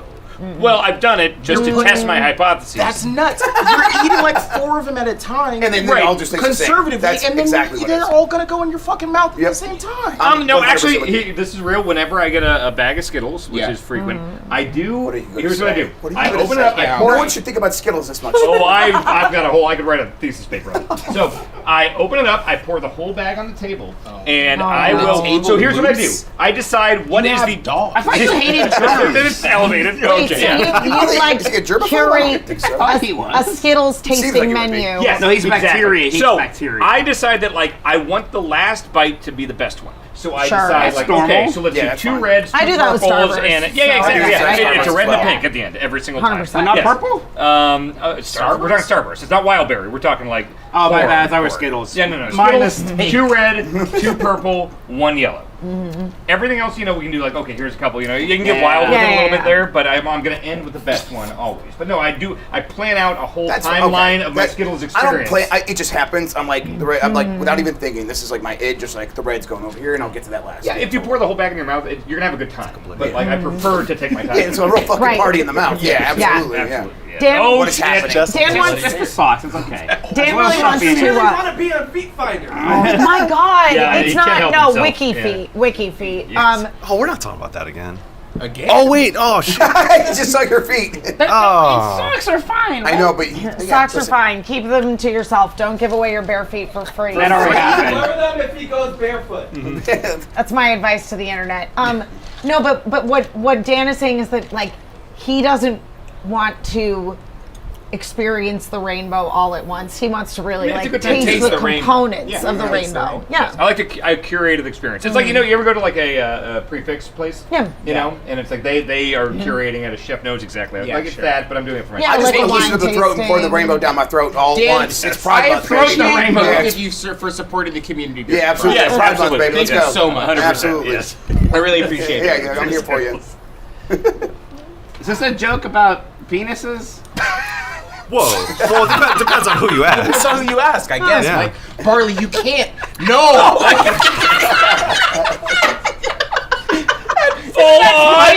Good job. Good job. Go for it. Yeah.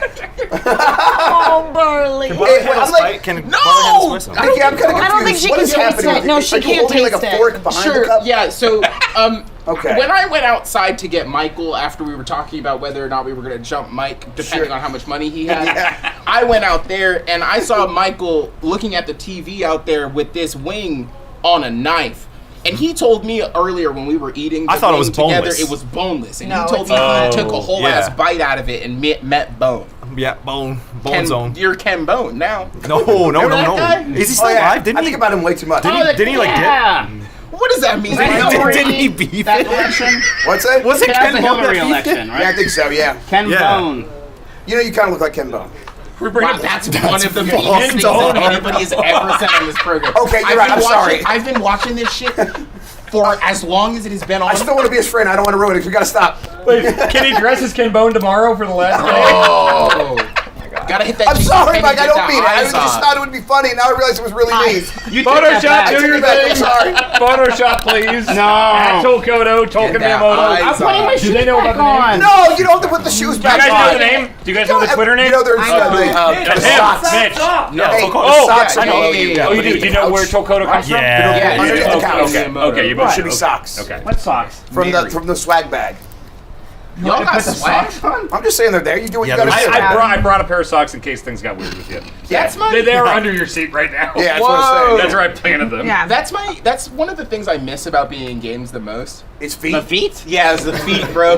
No, it's the fact that I don't get free shit anymore. Oh, sure. Yeah. Yeah, but the free shit now is just like 20 water bottles. Yeah, That's no, it sucks fine. now. Like reusable? No. No, Yes, yeah, but how many do you need? But can I tell you that today I was walking with my lunch and I ran into Snowbike Mike, who was talking I love somebody Mike. from Hey, PA. people like they just give all kinds of free stuff. $500 from Mike's wallet. Yeah.